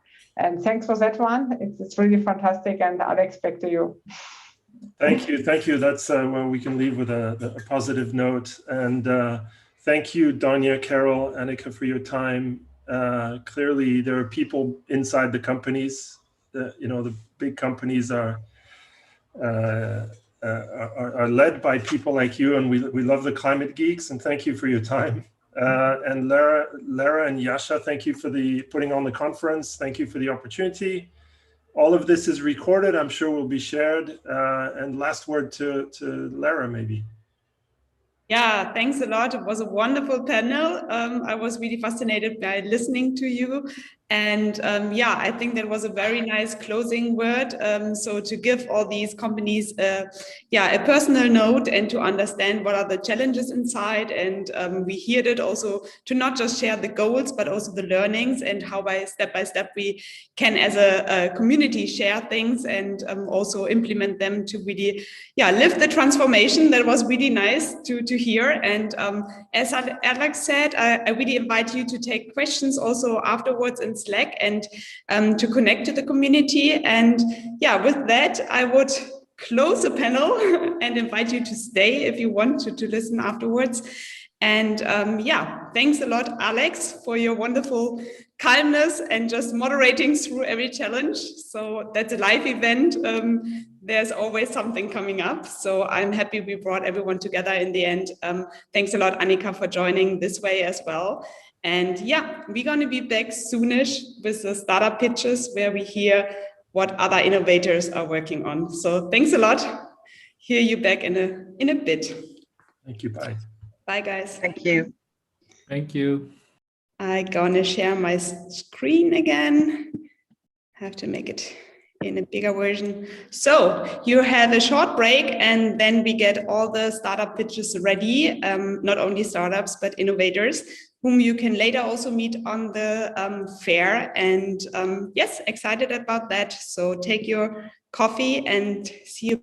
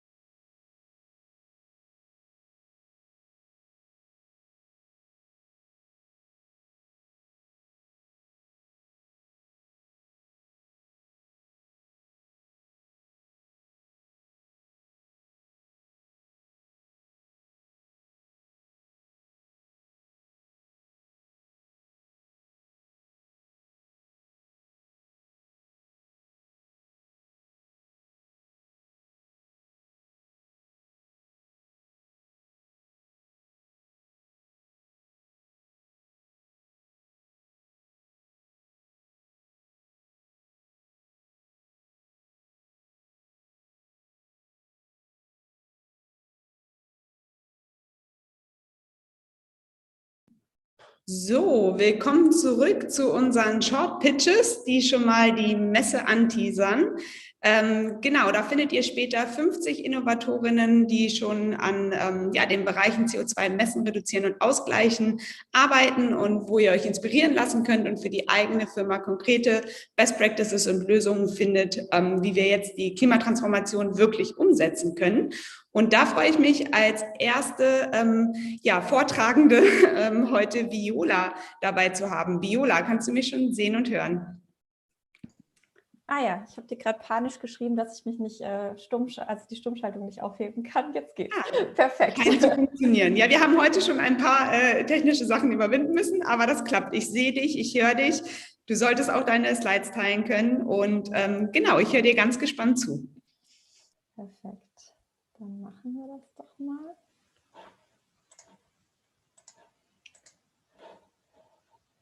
Der passende Eisberg im Hintergrund ist auf jeden Fall schon mal da. Ja. Eher 30 Grad bei mir, von daher hätte ich auch nicht hier auch. dagegen. Hier auch. So, jetzt muss ich aber gucken, welcher. Nee. Sorry, mein Bildschirm will nicht.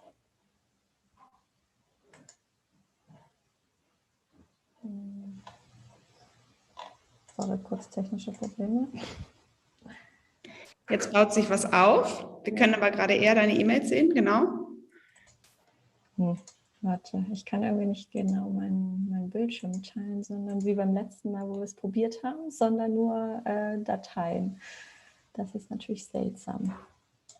Magst du es sonst ohne Slides machen? Du kannst sie sehen und wir hören dir zu. Nee, das ist ja langweilig. Einen Moment, sorry Leute. Geht gleich los. Letztes Mal ging das. Ich habe das Gefühl, an einem Freitag passieren halt irgendwie nochmal andere Sachen als sonst, aber ich glaube, alle sind noch mit dabei. Jetzt baut sich wieder was auf. Ja, aber jetzt sehe ich sie kurz in den Vollbildmodus. Genau, jetzt seht ihr das Ganze genau unten rechts. Richtig, nicht den. Jetzt baut es sich auf. Genau, ich sehe das jetzt noch mit rechts den Notizen daneben, aber ich würde sagen, fang an. Wir haben noch 3 Minuten. Ja, sorry, okay, dann machen wir es so, ohne Teilen, weil das will nicht hier. Teile ich noch? Noch teilst du? Wir sehen die PowerPoint, ja. Okay, dann machen wir es eben so. Nicht schön, aber selten. Genau, also ich präsentiere euch ganz schnell unsere Lösung. Jetzt muss ich ein bisschen reinhauen. Ihr seht auch alles meine, ist dann jetzt einfach so. Also we make sustainability easy. Wir lösen komplexe, zeitaufwendige und teure CO2-Daten- und Reduktionsprobleme für Unternehmen. Und zwar wollen wir CO2 ins Zentrum aller Lösungen und Entscheidungen bringen. Und das machen wir, indem wir das zielgruppenspezifisch anbieten und uns so auf CO2-Reduktionsmaßnahmen konzentrieren. Wir haben jetzt genug über Scope 1, 2 und 3 gehört. Jetzt zoomen wir mal ein bisschen rein. Also 80% der Emissionen liegen in der Lieferkette. Und das bedeutet, dass natürlich der Einkauf Transparenz braucht. Aber der Einkauf hängt natürlich von den zu produzierenden Produkten ab. Und somit muss auch in der Produktentwicklung Alternativen aufgezeigt werden. Der zweite Einflussfaktor sind natürlich die ganzen Mitarbeiterinnen und was sie bestellen und was sie brauchen. Und ihr eigener Fußabdruck. Zudem ist es natürlich wichtig, dass in der Kommunikation belastbare CO2-Daten genommen werden und diese vertrauenswürdig kommuniziert werden. Richtung Kunden, gerade bei B2C-Kunden ist es natürlich auch wichtig, einen gewissen Bildungsauftrag zu haben und hier zu zeigen, was bedeutet eigentlich CO2-Reduktion und wie setzen wir das Ganze um. Wie sieht das in der Praxis aus? Wir haben Unternehmen, die teilweise über 100.000 Produktvarianten haben und ihren Produkt-Carbon-Footprint schnell und einfach berechnen lassen müssen.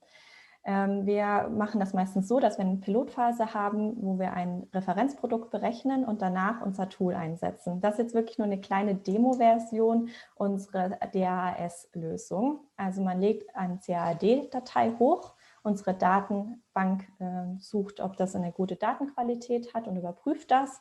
Und das erste Ergebnis ist ein Product Carbon Footprint.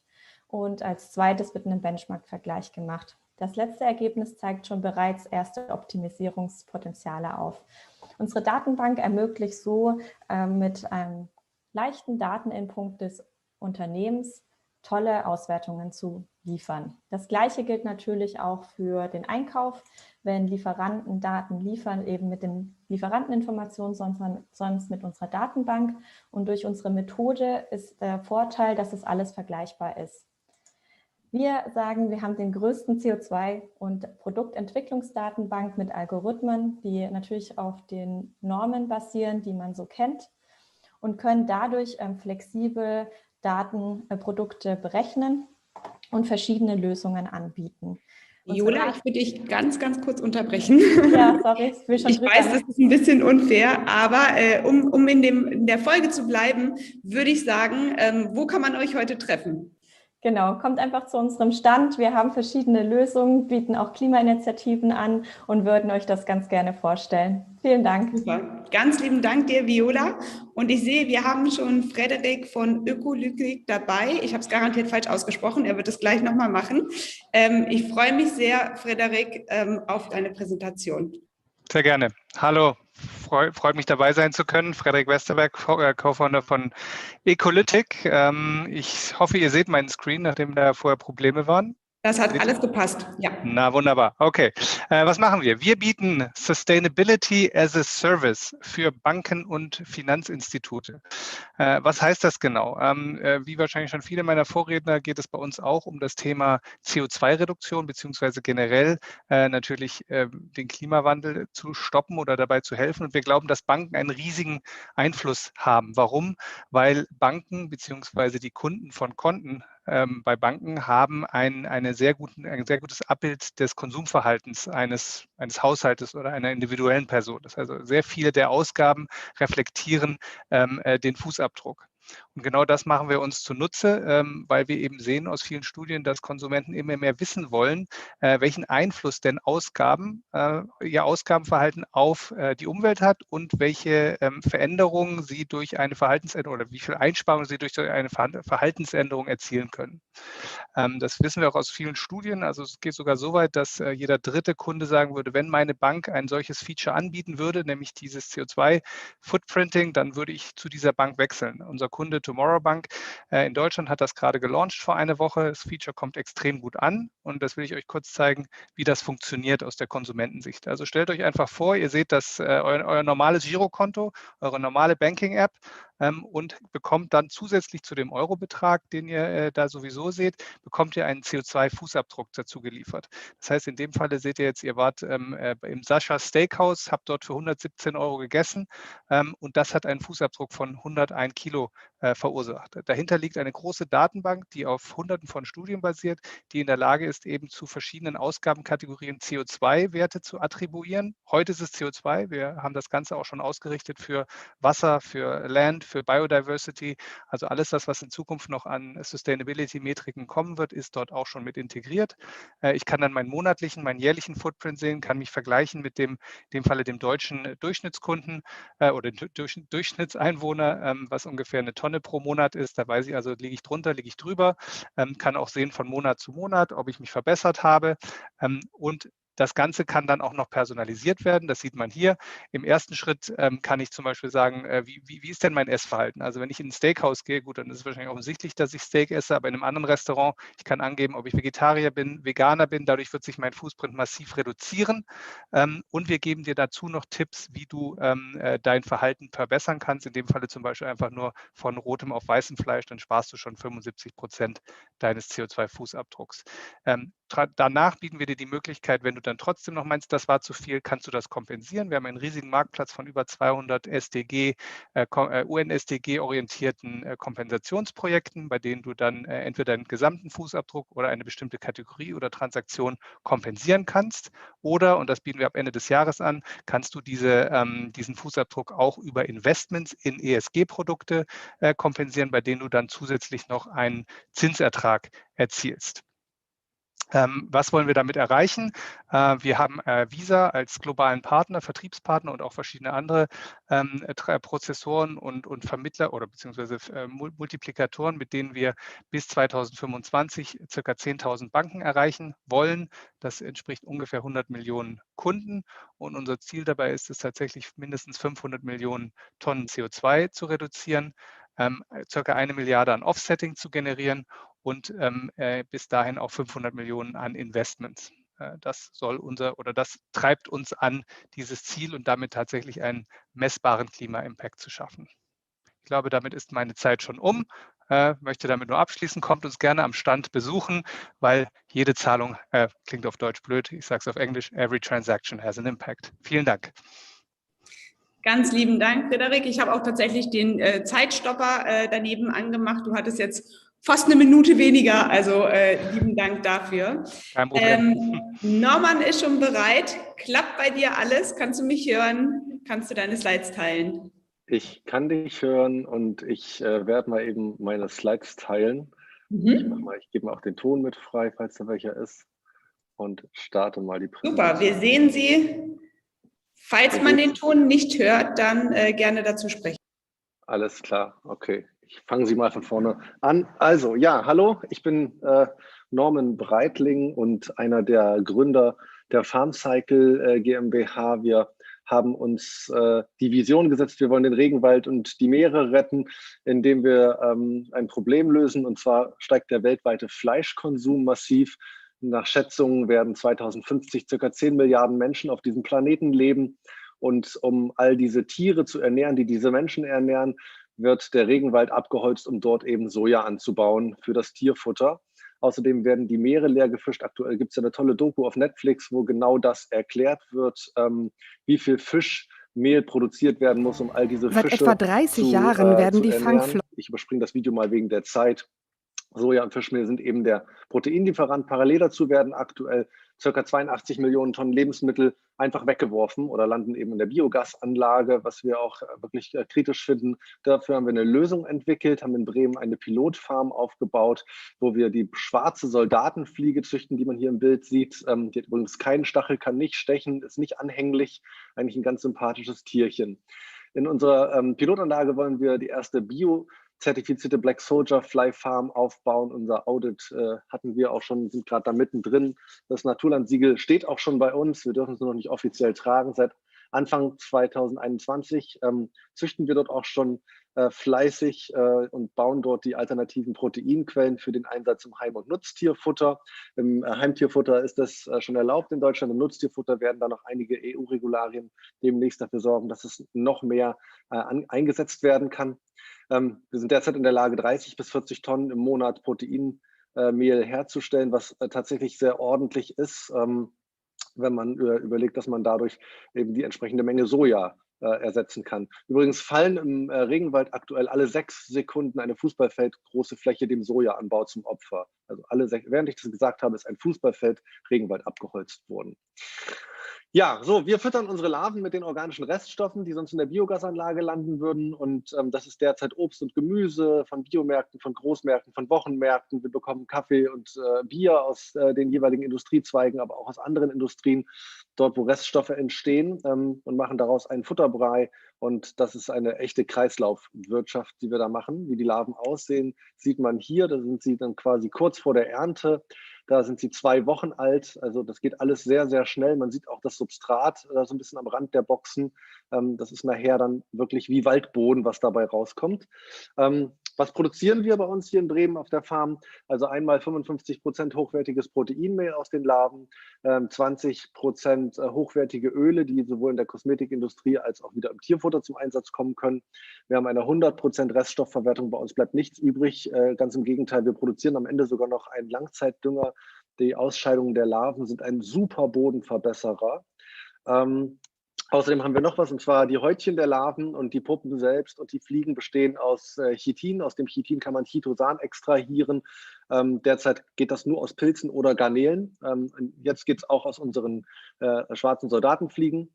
Und Chitosan kann man in der Medizin einsetzen, man kann damit Wasserrohrleitungen reinigen, man kann sie im 3D-Druck einsetzen, man kann daraus einen Biokunststoff herstellen, indem man das mit Zellulose vermengt zum Beispiel. Wir forschen da ganz intensiv und wir haben einen Call to Action, weil wir sind nämlich auf der Suche nach Unternehmen, die ihre Reststoffe bei uns ökologisch entsorgen wollen. Und da gibt es viele, wir bekommen auch tatsächlich sehr viele echt super spannende Anfragen und mit manchen Unternehmen entwickeln wir tatsächlich erst überhaupt das Potenzial für Reststoffe.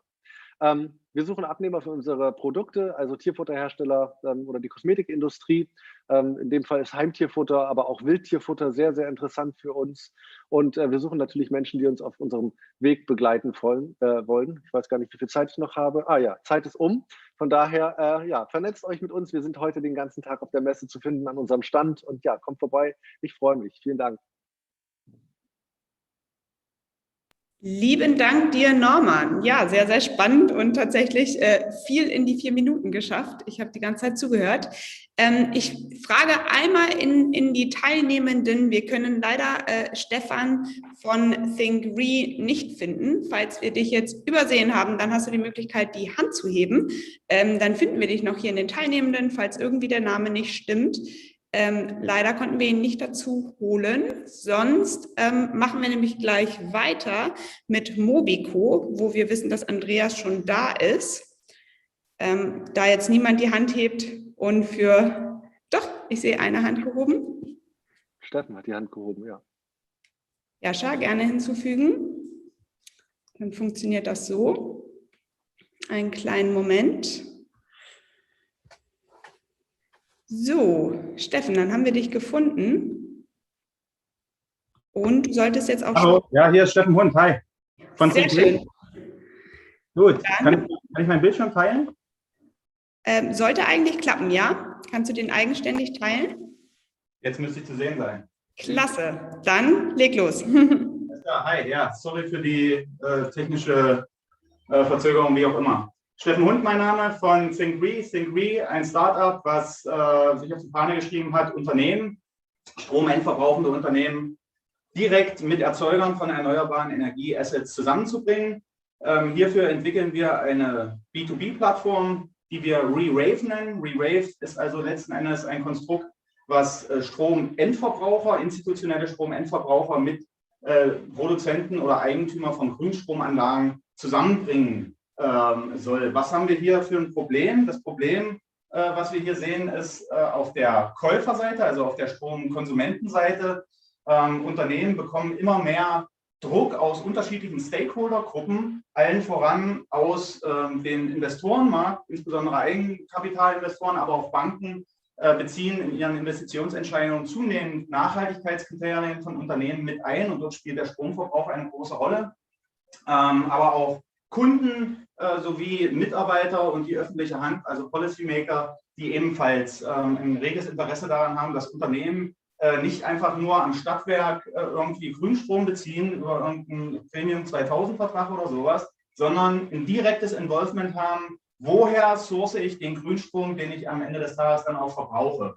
Auf der Lieferantenseite, also auf der Seite der Grünstromerzeuger, haben wir auch ein Problem, denn in einem Land wie Deutschland ist Grünstrom subventioniert seit mehr als 2 bis 3 Dekaden haben wir das DEG, unter dem eben diese Subvention fällt. Im europäischen Schnitt sehen wir aber deutlich, dass diese Subventionen sinken. Staaten sagen zu Recht zunehmend, Grünstrom sollte in einem liberalisierten Marktumfeld bestehen, weil es einfach die günstigste Art und Weise ist, Strom zu erzeugen. Das heißt also, mehr und mehr Subventionen, staatliche Unterstützung fallen raus. Diese Erzeuger von Grünstrom müssen sich jetzt also alternative Absatzkanäle suchen und diese direkte Verbindung zwischen Angebot und Nachfrage nennt man Power Purchase Agreement, ein Vertrag, ein Grünstromvertrag, der so ein bisschen den Energieversorgungssektor, den Stadtwerkesektor ausspart, denn das endverbrauchende Unternehmen schließt direkt einen Vertrag mit dem Lieferanten. Schaut man sich das im Markt einmal an, sehen wir ganz deutlich, ein Markt für solche Transaktionen. Auf der linken Seite im Diagramm ist das Volumen verhandelter Power Purchase Agreements in den letzten 4, 5 Jahren zu sehen. Das steigt sehr deutlich an. Also wir sehen hier einen deutlich erkennbaren Trend, dass Unternehmen diese direkte Art von Verträgen entsprechend auch forcieren, um dort eben nicht nur Grünstrom zu beziehen, sondern am Ende des Tages mit solchen Power Purchase Agreements auch eine nachweisbare Vertragsform zu haben, wo man Grünstromzertifikate bekommt und am Ende des Tages sagen kann, ich beziehe jetzt Grünstrom in der Stunde so und so, am Tag so und so vom Solarpark oder Windpark in Brandenburg. Das rechte Diagramm zeigt die Dramatik, denn wir sehen ganz viele Unternehmen, die RE100 Commitment gezeigt haben, die also heute sagen, im Jahr 2030, im Jahr 2029 werde ich 100% grün sein. Die grauen Balken sind hier die entscheidenden. Das zeigt nämlich das Defizit an verfügbarer Grünstromproduktion, um diese Nachfrage zu bedienen. Das heißt also, der Wettbewerb wird diesbezüglich steigen. Und das, was wir hier sehen, ist in Kürze das Konzept unserer Plattform ReWave, dass wir sagen, also wir sourcen Angebot und Nachfrage im Rahmen dieser Power Purchase Agreements nach einer strukturierten Evaluierung. Das heißt also, nicht jedes Unternehmen ist für solche Vertragsformen im Vorhinein qualifiziert. Welche Unternehmen können quasi einen Vertrag abschließen, kleinere Unternehmen? Ich komme so langsam rein. Ja. Wo kann man dich heute treffen? Genau, wir sind heute die ganze Zeit am Stand bei ThinkRe. Kommt gerne zu uns an den Stand und sprecht mit uns zum Thema Grünstromverträge. Wo kann ich Zertifikate sourcen? Welchen Zugang habe ich in Deutschland und in anderen europäischen Märkten für solche Transaktionen? Freut mich, dieses Konzept da nochmal im Detail vorzustellen. Super, ganz lieben Dank für deine Präsentation. Und ich sehe, Andreas von Mobico steht schon in den Startlöchern. Hallo Andreas. Hallo. Na, wie geht's dir? Grün und gut, ja. Sehr schön. Klappt es bei dir mit den Slides teilen? Es baut sich auf, ich sehe alles. Super. Ja, kann ich loslegen? Super. Da steht ja auch schon, grüner fahren, Steuer sparen. Das ist unser Motto bei Mobico. Mobico mit K geschrieben. Hat nichts mit Mobilfunkanbieter zu tun, sondern steht für Mobilitätskontingent oder auch bekannt als Mobilitätsbudget. Was wir ganz besonders machen, ist, wir geben halt dem Arbeitgeber ein Budget zur Verfügung, was er seinen Mitarbeitern anbieten kann. Und hier wird halt nachhaltige Mobilität dahingehend ganz besonders gefördert, dass wir steuerliche Vorteile direkt dem Mitarbeiter gegenüber ausweisen, in der Software diese ganze Versteuerung auch korrekt durchführen und der Mitarbeiter immer mehr von seinem Budget hat, je nachhaltiger er im Prinzip unterwegs ist. Ja, daher dieses Motto. Genau. Uns gibt es seit 3 Jahren, hinter uns steckt die Audi Business Innovation, klingt vielleicht jetzt erstmal gar nicht so grün, aber auch die beschäftigen sich zunehmend mit Mobilität und nicht nur mit dem Auto an sich. Und Mantro, Company Builder aus München. Wir haben Kunden mittlerweile in ganz Deutschland und ausgewählten europäischen Ländern und haben so einen kleinen Schwerpunkt auf Dienstleistungs- und Beratungsunternehmen, die halt im urbanen Raum viel unterwegs sind. Vielleicht ein bisschen zum Hintergrund, warum macht ein Mobilitätsbudget denn eigentlich Sinn und warum ist es auch ideal zur Förderung von nachhaltiger und kostensparender Mobilität im Unternehmen? Wir haben hier verschiedene Trends, die wir alle kennen. Ich will jetzt auch gar nicht im Detail rumreiten, aber ich habe es heute im Fireside Mobilitätschannel auch schon mal angesprochen. Wohnraum wird zunehmend mit Parkraum konkurrieren, was dazu führt, dass Parkraum und Verkehrsraum eigentlich allgemein, nicht nur Parkraum, immer teurer wird, vor allen Dingen im urbanen Raum. Das wiederum beeinflusst die Kostenstruktur der Mobilität in den Betrieben auch wieder. Heißt, eigene Assets zu haben, wird einfach immer teurer. Parkraum, Dienstwagen, you name it. Unternehmen werden in den Druck geraten, sie müssen Angebote auslagern und diese aber trotzdem anbieten. Ja. Zudem haben wir noch das Thema CO2-Bepreisung. Auch das ist ja seit diesem Jahr erstmal so richtig greifend in der Mobilität auch drin. Auch das Pendeln wird CO2 bepreist, nicht nur die Geschäftsreisen. Und jetzt stellt es die Arbeitgeber vor die Herausforderung zu sagen, okay, wenn ich da Stück für Stück von den Kosten runterkommen will, kann ich verschiedene Angebote anbieten. Wir haben häufig die Konstellation Dienstwagen, das klassische Jobticket, ein Jobrad, vielleicht eine Bahncard. Aber all das sind Insellösungen und ich sehe dann nicht, welche Mitarbeiter eigentlich genau was haben, welchen Footprint ich eigentlich verursache und welche Kosten ich verursache und wie überhaupt mein Mobilitätsmix ist im Unternehmen. Und genau das wollen wir auflösen. Wir sind sozusagen keine Buchungsplattform, was andere Anbieter vielleicht sind, aber wir sind eher sozusagen der Abrechnungsservice, die Abrechnungsplattform für all solche Angebote, wo ich das alles in der Übersicht habe und dann korrekt nachher auch versteuern und abrechnen kann. Und mit dem super Benefit, dass ich das Ganze eben auch incentivieren kann. Also wenn ich will, dass die Leute mehr im Homeoffice sind oder mehr zu Fuß gehen oder eben mehr mit dem ÖPNV fahren, dann kann ich das auch entsprechend incentivieren als Arbeitgeber und mir so wahnsinnig viel Verwaltungskosten und aber auch überhaupt Mobilitätskosten sparen. Hier dieses konfuse Bild, das ist die Zukunft der betrieblichen Mobilität in unseren Augen. Es wird nicht mehr viele Assets geben, sondern es wird einfach wahnsinnig viele Anbieter geben, die alle nachher im Payroll irgendwo zusammenlaufen mit unterschiedlichen Versteuerungsanforderungen, die eine Lohnbuchhaltung heutzutage gar nicht mehr auflösen kann. Und das wollen wir tun in Zukunft. Wir wollen sozusagen das SAP der betrieblichen Mobilität werden, wo ich nach meinem Mobilitätsbedürfnissen als Arbeitgeber und nach meiner Policy das Ganze in Mobico abbilden kann. Ja. Dazu suchen wir natürlich auch immer regelmäßig Partnerschaften mit den Anbietern, die wir hier sehen, mit Travel- und Expense-Management-Anbietern, weil wir sind selber kein Travel- und Expense-Management-Tool, aber auch mit Fleet- und Park-Management-Providern und sowieso mit Public Transport und Sharing-Providern. Genau, wo stehen wir gerade? Wir sind gerade ein Mobilitätsbudget as a Benefit für die Freizeitmobilität und den Arbeitsweg. Einfach deswegen, weil es für Business Mobility keinen Sinn macht, Budgets zu vergeben, weil die zu unterschiedlich sind.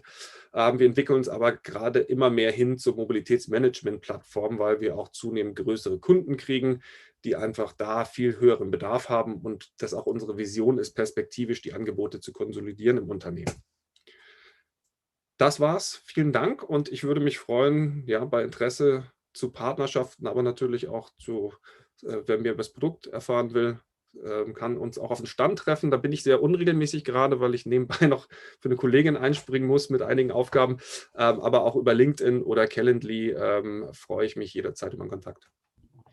Super, lieben Dank dir für die Darstellung. Und dann haben wir Daniel, der uns jetzt noch verrät, wie grüne IT aussieht. Daniel, klappt alles bei dir? Ja, hallo Lara, wenn du mich jetzt hörst, dann sieht es ganz gut aus. Ja, ich höre dich, ich sehe dich. Hallo an alle anderen. Ich probiere mal auch meine Folie zu teilen. Sekunde bitte. So, Bildschirm freigeben. Wenn man es schon offen hat, dann findet man es meistens unter Dateien. So.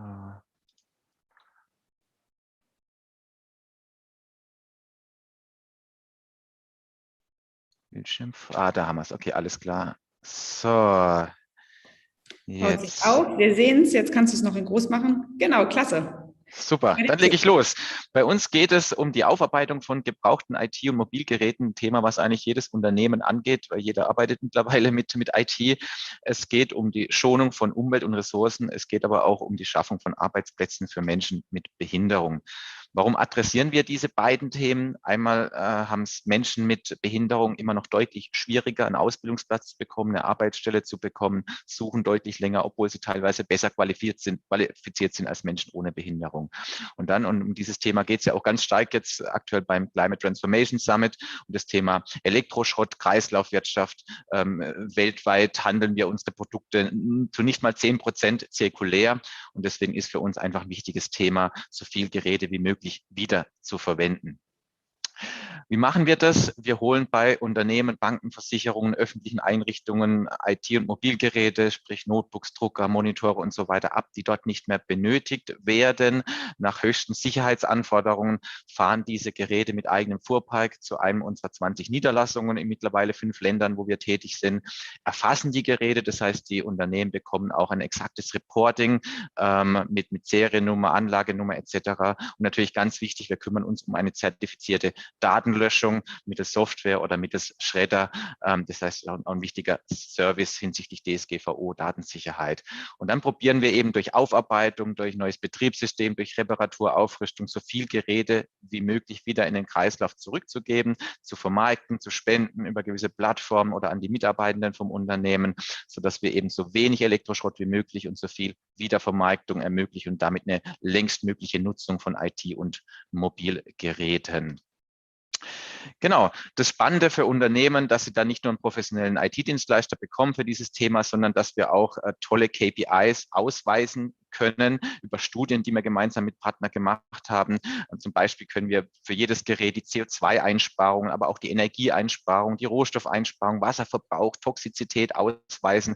Und das sind natürlich ganz spannende Faktoren, KPIs für Unternehmen, die das natürlich gerne in ihrer internen, externen Kommunikation für die Nachhaltigkeitsberichterstattung benötigen. Wir haben mittlerweile 500 Mitarbeitende und sind seit 17 Jahren am Markt, haben letztes Jahr zum Beispiel knapp 500.000 IT- und Mobilgeräte bearbeitet. Unsere Partner bekommen dann jährlich so eine schöne Urkunde, wie ihr sie hier seht, mit genau diesen KPIs drauf. Und das lässt sich natürlich prima nutzen, um gewisse Klimaziele zu erreichen oder schneller zu erreichen, weil alles, was jetzt an IT nicht mehr in den Abfall muss, als Beispiel, belastet nicht mehr die Abfallbilanz und belastet somit auch nicht mehr die Klimabilanz. Das heißt, führt auch zu monetären Einsparungen. Und dann, wie gesagt, diese ganzen KPIs, CO2-Einsparung, die kann man da prima auch in der Kommunikation verwenden, Nachhaltigkeitsberichterstattung. Also da bieten wir einfach einen tollen Mehrwert in der Kommunikation nach innen und außen für Unternehmen und sind ganz nebenbei eben auch noch Klimaschutzprojekt. Das lässt sich natürlich auch nochmal monetär nutzen.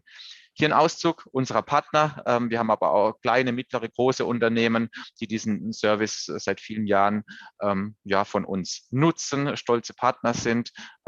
Trotzdem natürlich immer auf der Suche nach weiteren Partnern. Wir wollen bis 2025 insgesamt 200.000 Tonnen CO2 eingespart haben.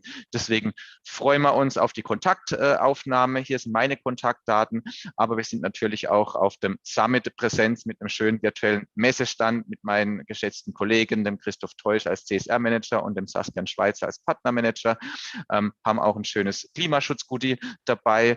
Hier auf der Folie auch noch den Link für unseren Calendly-Terminkalender. Würden uns freuen, wenn ihr das nachher noch rege nutzt und bei uns am Stand vorbeikommt oder uns im Nachgang kontaktiert.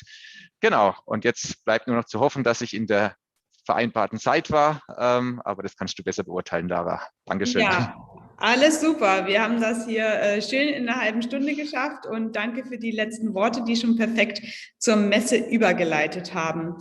Genau, und damit lieben Dank dir, Daniel. Und ich komme einmal weiter zu dem, sozusagen Highlight des Tages. Wir haben an beiden Tagen uns zur Aufgabe gemacht, die Innovatorinnen in den Vordergrund zu stellen, die eben schon an der Klimatransformation arbeiten, ganz konkrete Best Practices oder Innovationen aufzeigen, die eigentlich mehr oder weniger jedes Unternehmen umsetzen kann.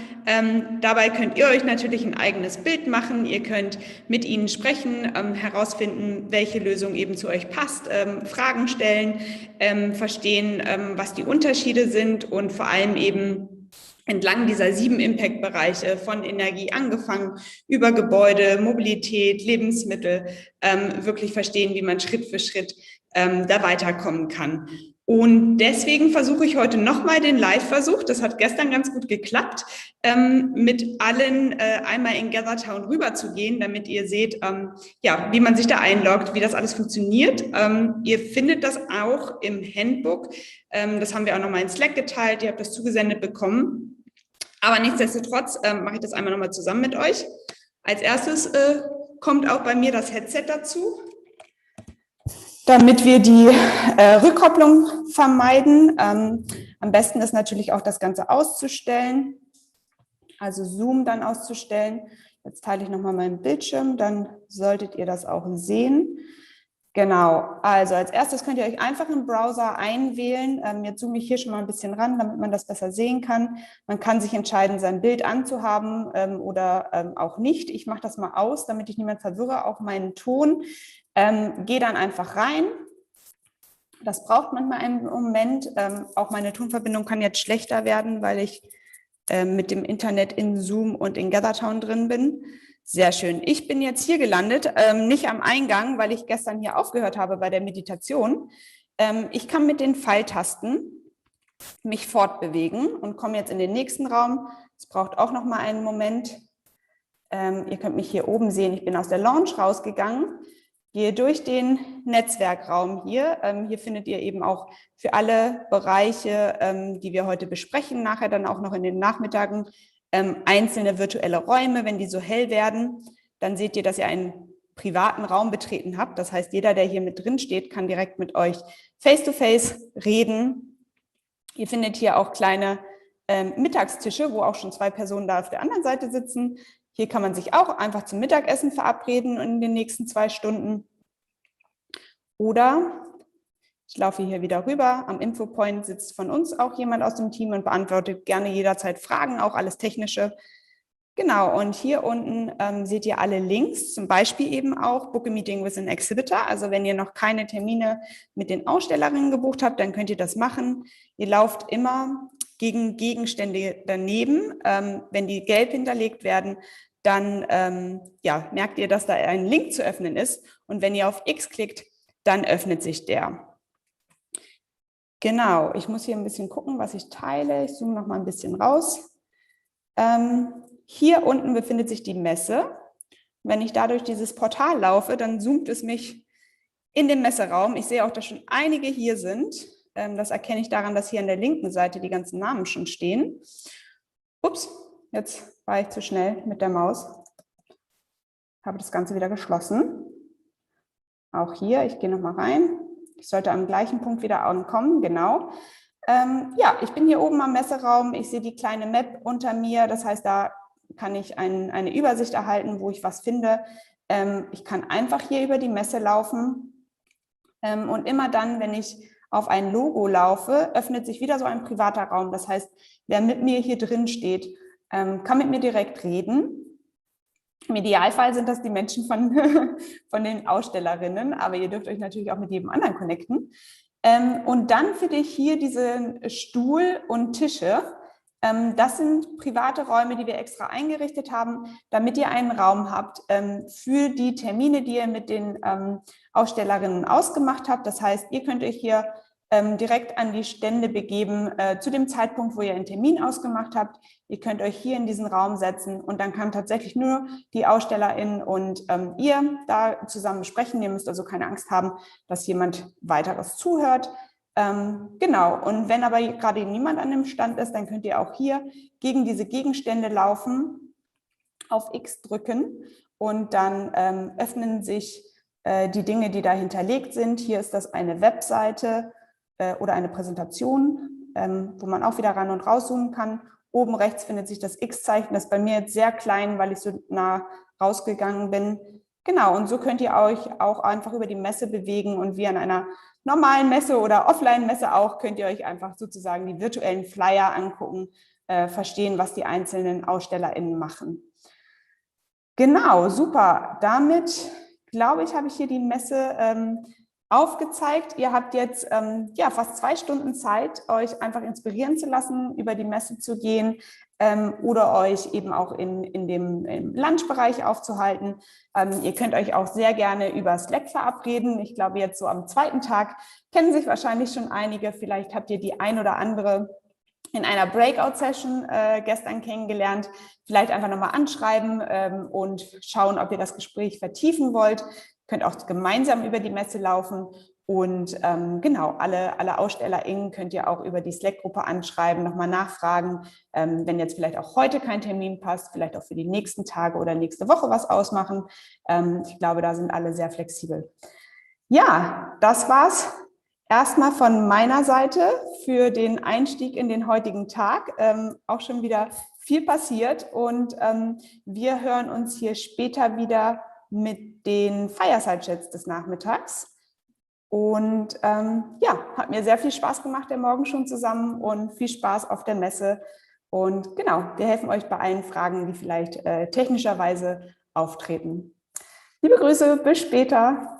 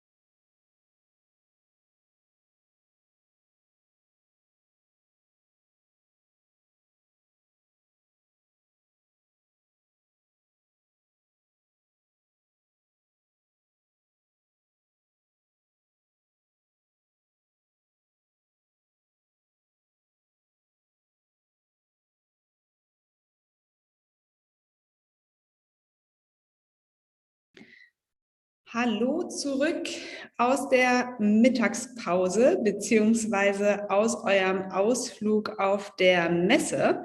Ich habe gesehen, dass ihr da zahlreich unterwegs wart, euch ausgetauscht habt und ja, die 50 Klimalösungen entdecken konntet. Hier geht es jetzt weiter und ich freue mich sehr auf den Fireside-Chat Produktion, wo wir die großartige Dr. Odette Däuber als Moderation mit dabei haben. Ja, warum freue ich mich sehr, dass sie dabei ist? Sie kennt sich bestens aus in der Schnittstelle zwischen Wissenschaft und Wirtschaft. Sie war 6 Jahre lang Geschäftsführerin von Klimaaktiv, zuvor 6 Jahre auch wissenschaftliche Mitarbeiterin am Öko-Institut und aktuell hat sie Do Climate gegründet, um gerade mittelständische Unternehmen dabei zu begleiten, ihre CO2-Bilanzierung ja, zu verstehen, analysieren und Emissionen zu reduzieren. Hallo Odette, freut mich sehr, dass du hier bist. Ja, hallo Lara, vielen Dank. Sieht man mich? Leider sieht man dich noch nicht, aber ich kann dich hören. Genau, also eigentlich habe ich mich hier freigeschaltet. Mhm. Wir hatten das vorhin schon mal. Wir haben ja einmal einen Tech-Check gemacht, da hat die Kamera geklappt. Jetzt bist du auch stumm geschaltet. Das kann ich ändern. Das kannst du ändern. Die Kamera leider nicht. Integrated Camera. Eigentlich hat es bis eben noch funktioniert. Video-Einstellungen. Hattest du zwischenzeitlich vielleicht ein Mikrofon mal an, wo man oder irgendwie eine andere Kamera noch offen gerade? Vielleicht das GatherTown noch schließen? Nee. Ach so, das GatherTown ist noch offen. Genau. Vielleicht mache ich das mal zu. Manchmal hilft das.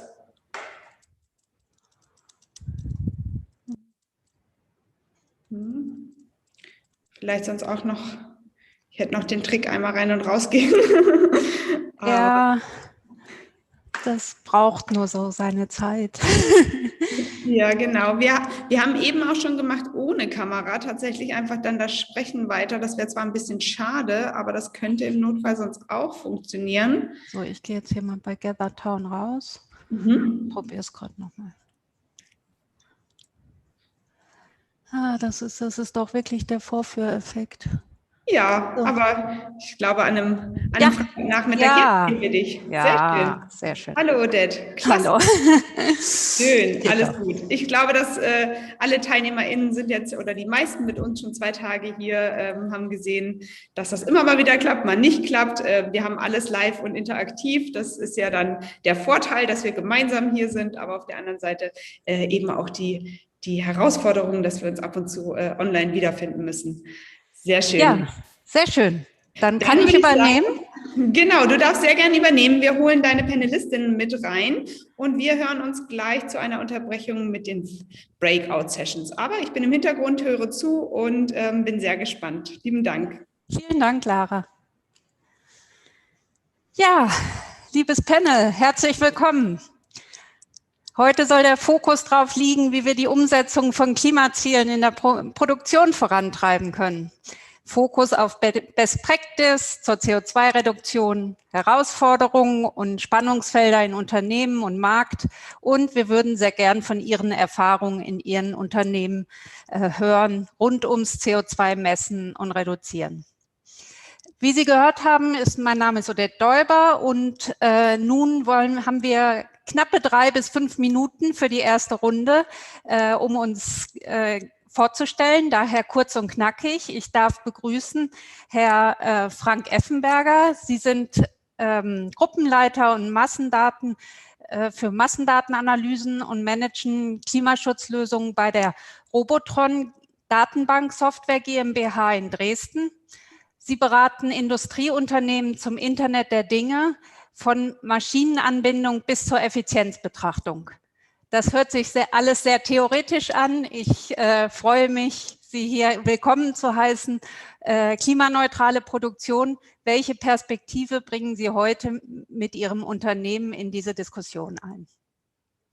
Ja, guten Tag an alle und ich freue mich auch sehr an die über 100 Teilnehmer, die mit sind. Deswegen auch von mir herzlich Willkommen.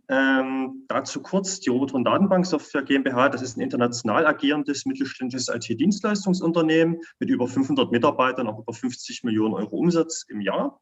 Wir sind in Deutschland Marktführer in Produkten der Energiewirtschaft, arbeiten auch im Bereich der öffentlichen Verwaltung, wirklich vom Museum bis zur Fördermittelfreigabe und auch bei der Unterstützung der Prozesse der Polizei, dass die Prozesse dort mit verbessert werden. Wir bieten Schulungen, Services, alles an, und als IT-Dienstleister komme ich selbst aus der Industrie. Und dort ist unser Ziel, dass wir hochwertige IT-Dienstleistungen erbringen, indem wir vor allen Dingen die neuen und auch innovativen Softwaretechnologien, die es gibt, dass wir die für industrielle Fertiger nutzbar machen. Und das geht von Energieeffizienzbetrachtung, auch über Betrachtung von Treibhausgasemissionen bis hin zu den innovativen IoT-Devices. Also quasi auch alte Anlagen fähig machen, mit uns zu sprechen, denen die Daten zu geben, dass wir solche Analysen überhaupt durchführen können, bis hin zu wirklich Massendatenanalysen der Qualitätskontrolle. Das heißt, ich habe zwar meinen Doktor darüber geschrieben und habe dort theoretische Ahnung. Es ist aber auch, wie Sie gesagt haben, es ist ein sehr praktisches Thema, weil ich mache das seit über 6 Jahren, vom Schaltschrank bis zum Management, das durchzuführen. Ja, ich bin gespannt auf die Diskussion gleich. Herr Dirk Bartels, auch Sie herzlich willkommen. Sie kommen aus der Metall- und Werkstofftechnik, sind schon seit über 20 Jahren bei ThyssenKrupp, konnten in verschiedenen Bereichen des Unternehmens, Business Development, Forschung und Entwicklung, Projektingenieur, wertvolle Erfahrungen sammeln. Sie kommen mehr aus der Technologieinnovation. Nun ist seit 2020 auch noch die Nachhaltigkeit dazugekommen. Seit 2020 sind Sie Head of Technology, Innovation und Sustainability. Schön, dass Sie auch dabei sind. Auch die Frage an Sie, kurz und knapp, welche Perspektive bringen Sie mit ein? Ja. Hallo zusammen. Erstmal herzlichen Dank für die Einladung und die freundliche Begrüßung.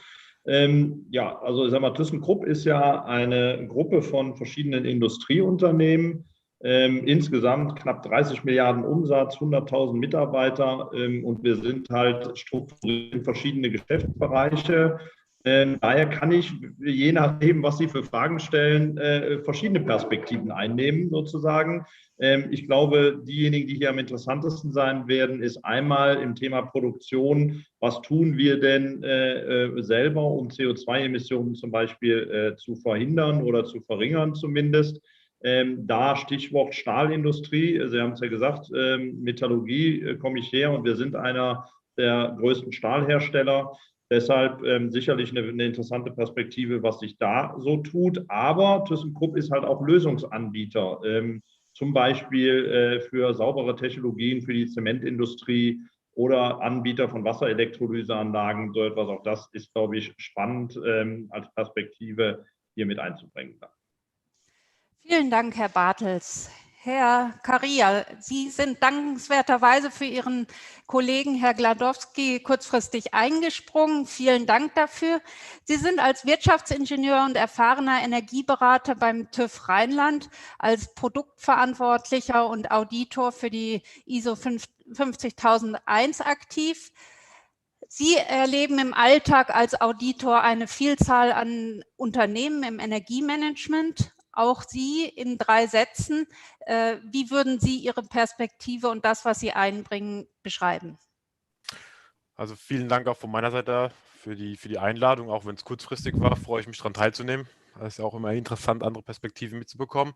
Wir als TÜV Rheinland-Zerrt sind natürlich im Bereich der Zertifizierung unterwegs, sei es die ISO 50001, 14001, die natürlich jetzt die naheliegendsten Normen sind, über die wir uns unterhalten können. Wie Sie gesagt haben, ich komme aus der Energieberatung, habe dann relativ schnell den Schwung gefunden, damals über die 16.001, dann über die 50.001, rüber zur Energieberatung, beziehungsweise jetzt ja Zertifizierung, habe dann quasi mal die Seiten gewechselt.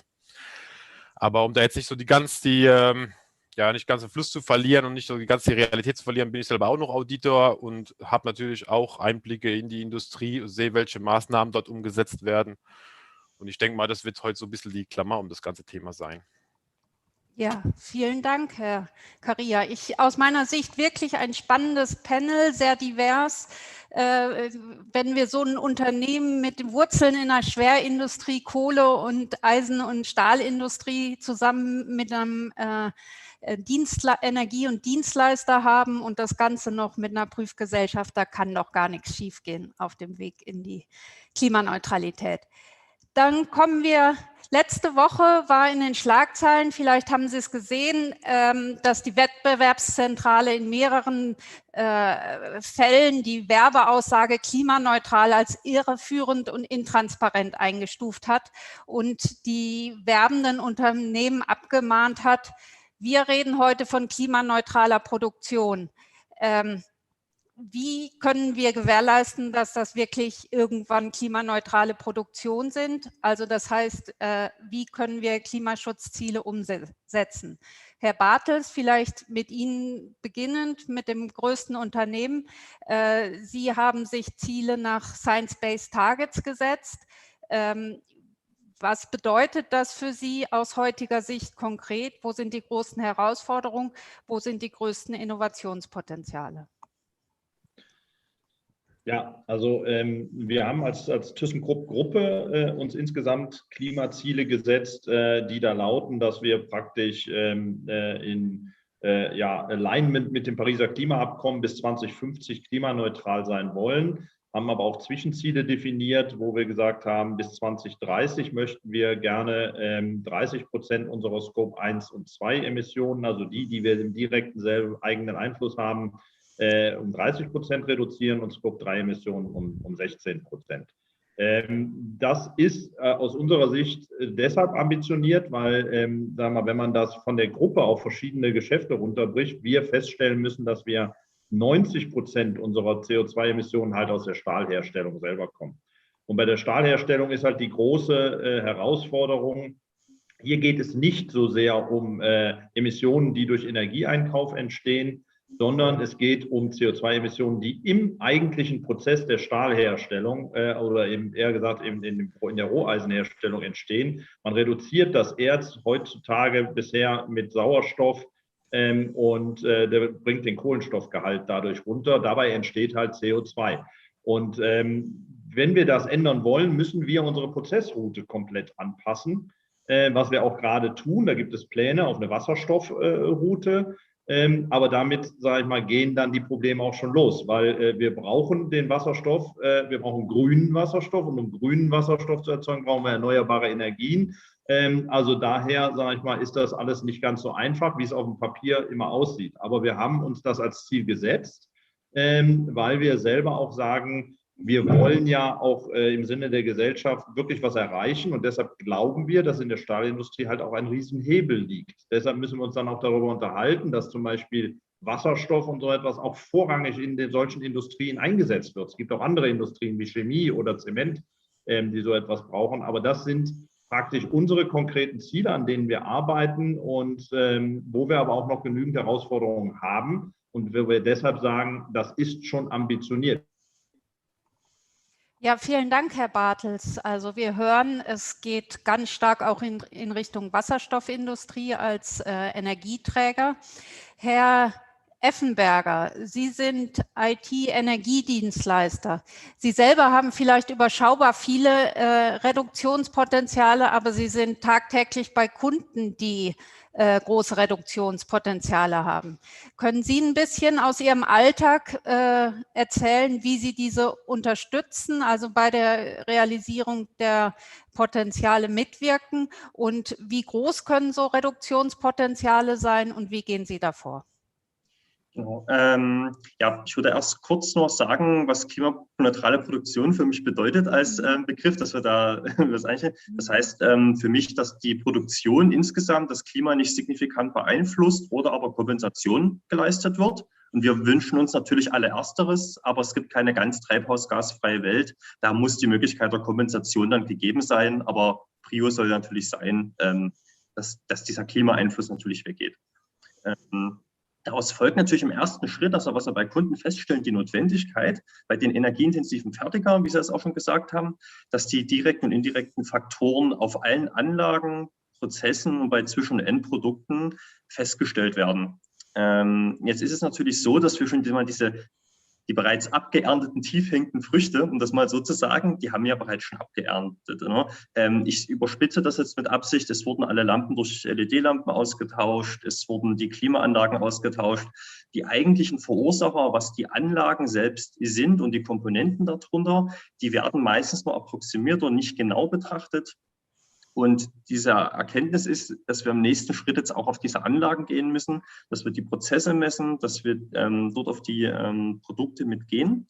Und durch diese Transparenz an den Anlagen, an den Prozessen, dann können wir auch direkt solche Sachen sehen. Das macht man ganz konkret, indem man Anlagen vergleicht, die denselben Prozessschritt hatten. Und damit man nicht Äpfel mit Birnen vergleicht, nimmt man natürlich die Produktionspläne dazu, sodass man die richtigen Zeiten miteinander vergleicht. Und man schaut sich eigentlich 3 Faktoren an. Einmal von der Vergleichbarkeit natürlich immer gesprochen, die Anlagenverfügbarkeit. Also hat er Anlagen Zeiträume, die sie nicht produktiv war, aber Energie verbraucht hat. Das ist, auch wenn es manchmal für Prozesse notwendig ist, trotzdem verschwendete Energie, denn man kann den Prozess immer noch mal ein bisschen umgestalten, um das noch effizienter zu machen. Da kann man relativ viel schon mit Finden herausfinden. Man kann es natürlich mit den Sollraten schauen. Also wenn eine Anlage hätte bei ihrem normalen Energieverbrauch 20 Stück von etwas produzieren sollten, kann aber nur weniger produzieren, ist auch natürlich der Energiegehalt pro Produkt.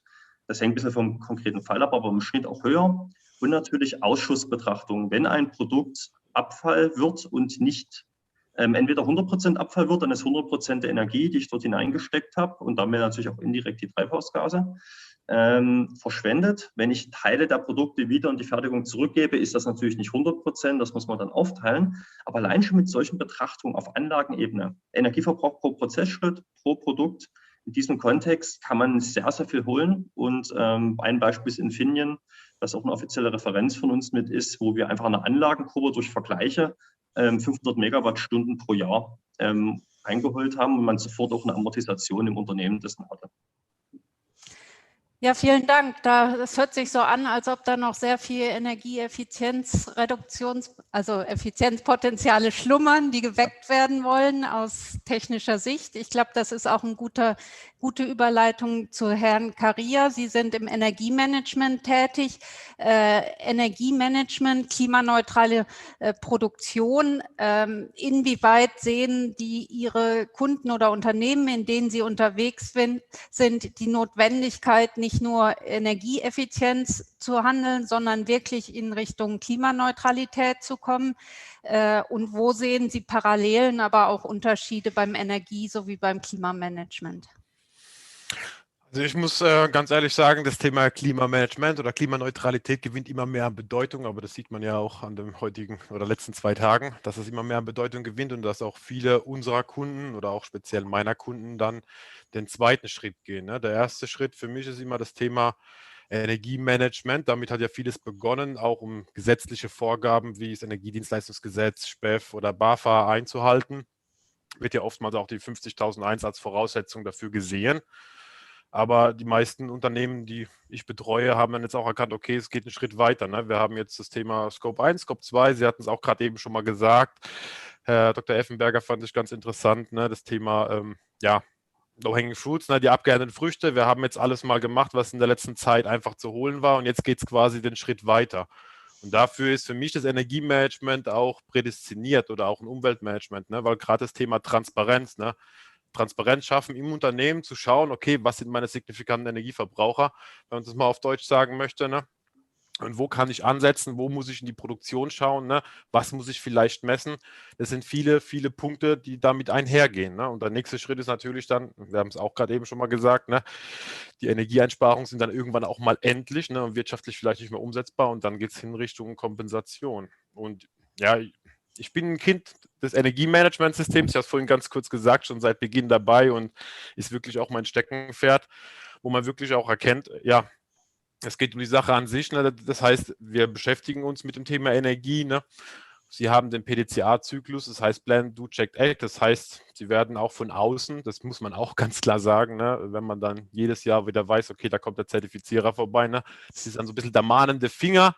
Das heißt, da ist ja auch ein bisschen wieder diese Hilfe Zusätzlich natürlich, dass wir auch sehr, sehr gut ausgebildete Kollegen haben, was man nicht verschweigen darf, die dann auch vielleicht mal den einen oder anderen Tipp am Rande mitgeben können und können sagen, okay, habe ich da und da so gesehen, vielleicht kann man da nochmal ansetzen. Ich denke, das ist das Zusammenspiel der 3 Komponenten, die wir hier am Tisch haben oder am Bildschirm haben. Und das ist eigentlich eine schöne Sache. Ja. Ja, vielen Dank. Also wir hören Technik. Bei ThyssenKrupp ist es wahrscheinlich weit über Technik, Effizienzreduktion hin, Geschäftsmodellentwicklung. Ein treibender Kraft für die Klimaneutralität ist sicherlich CO2-Bepreisung. Das Umweltbundesamt veranschlagt einen angemessenen CO2-Preis bei 180 Euro. Die Wissenschaft hat empfohlen mindestens 60 Euro. Die Bundesregierung hat jetzt mit 25 Euro pro Tonne gestartet.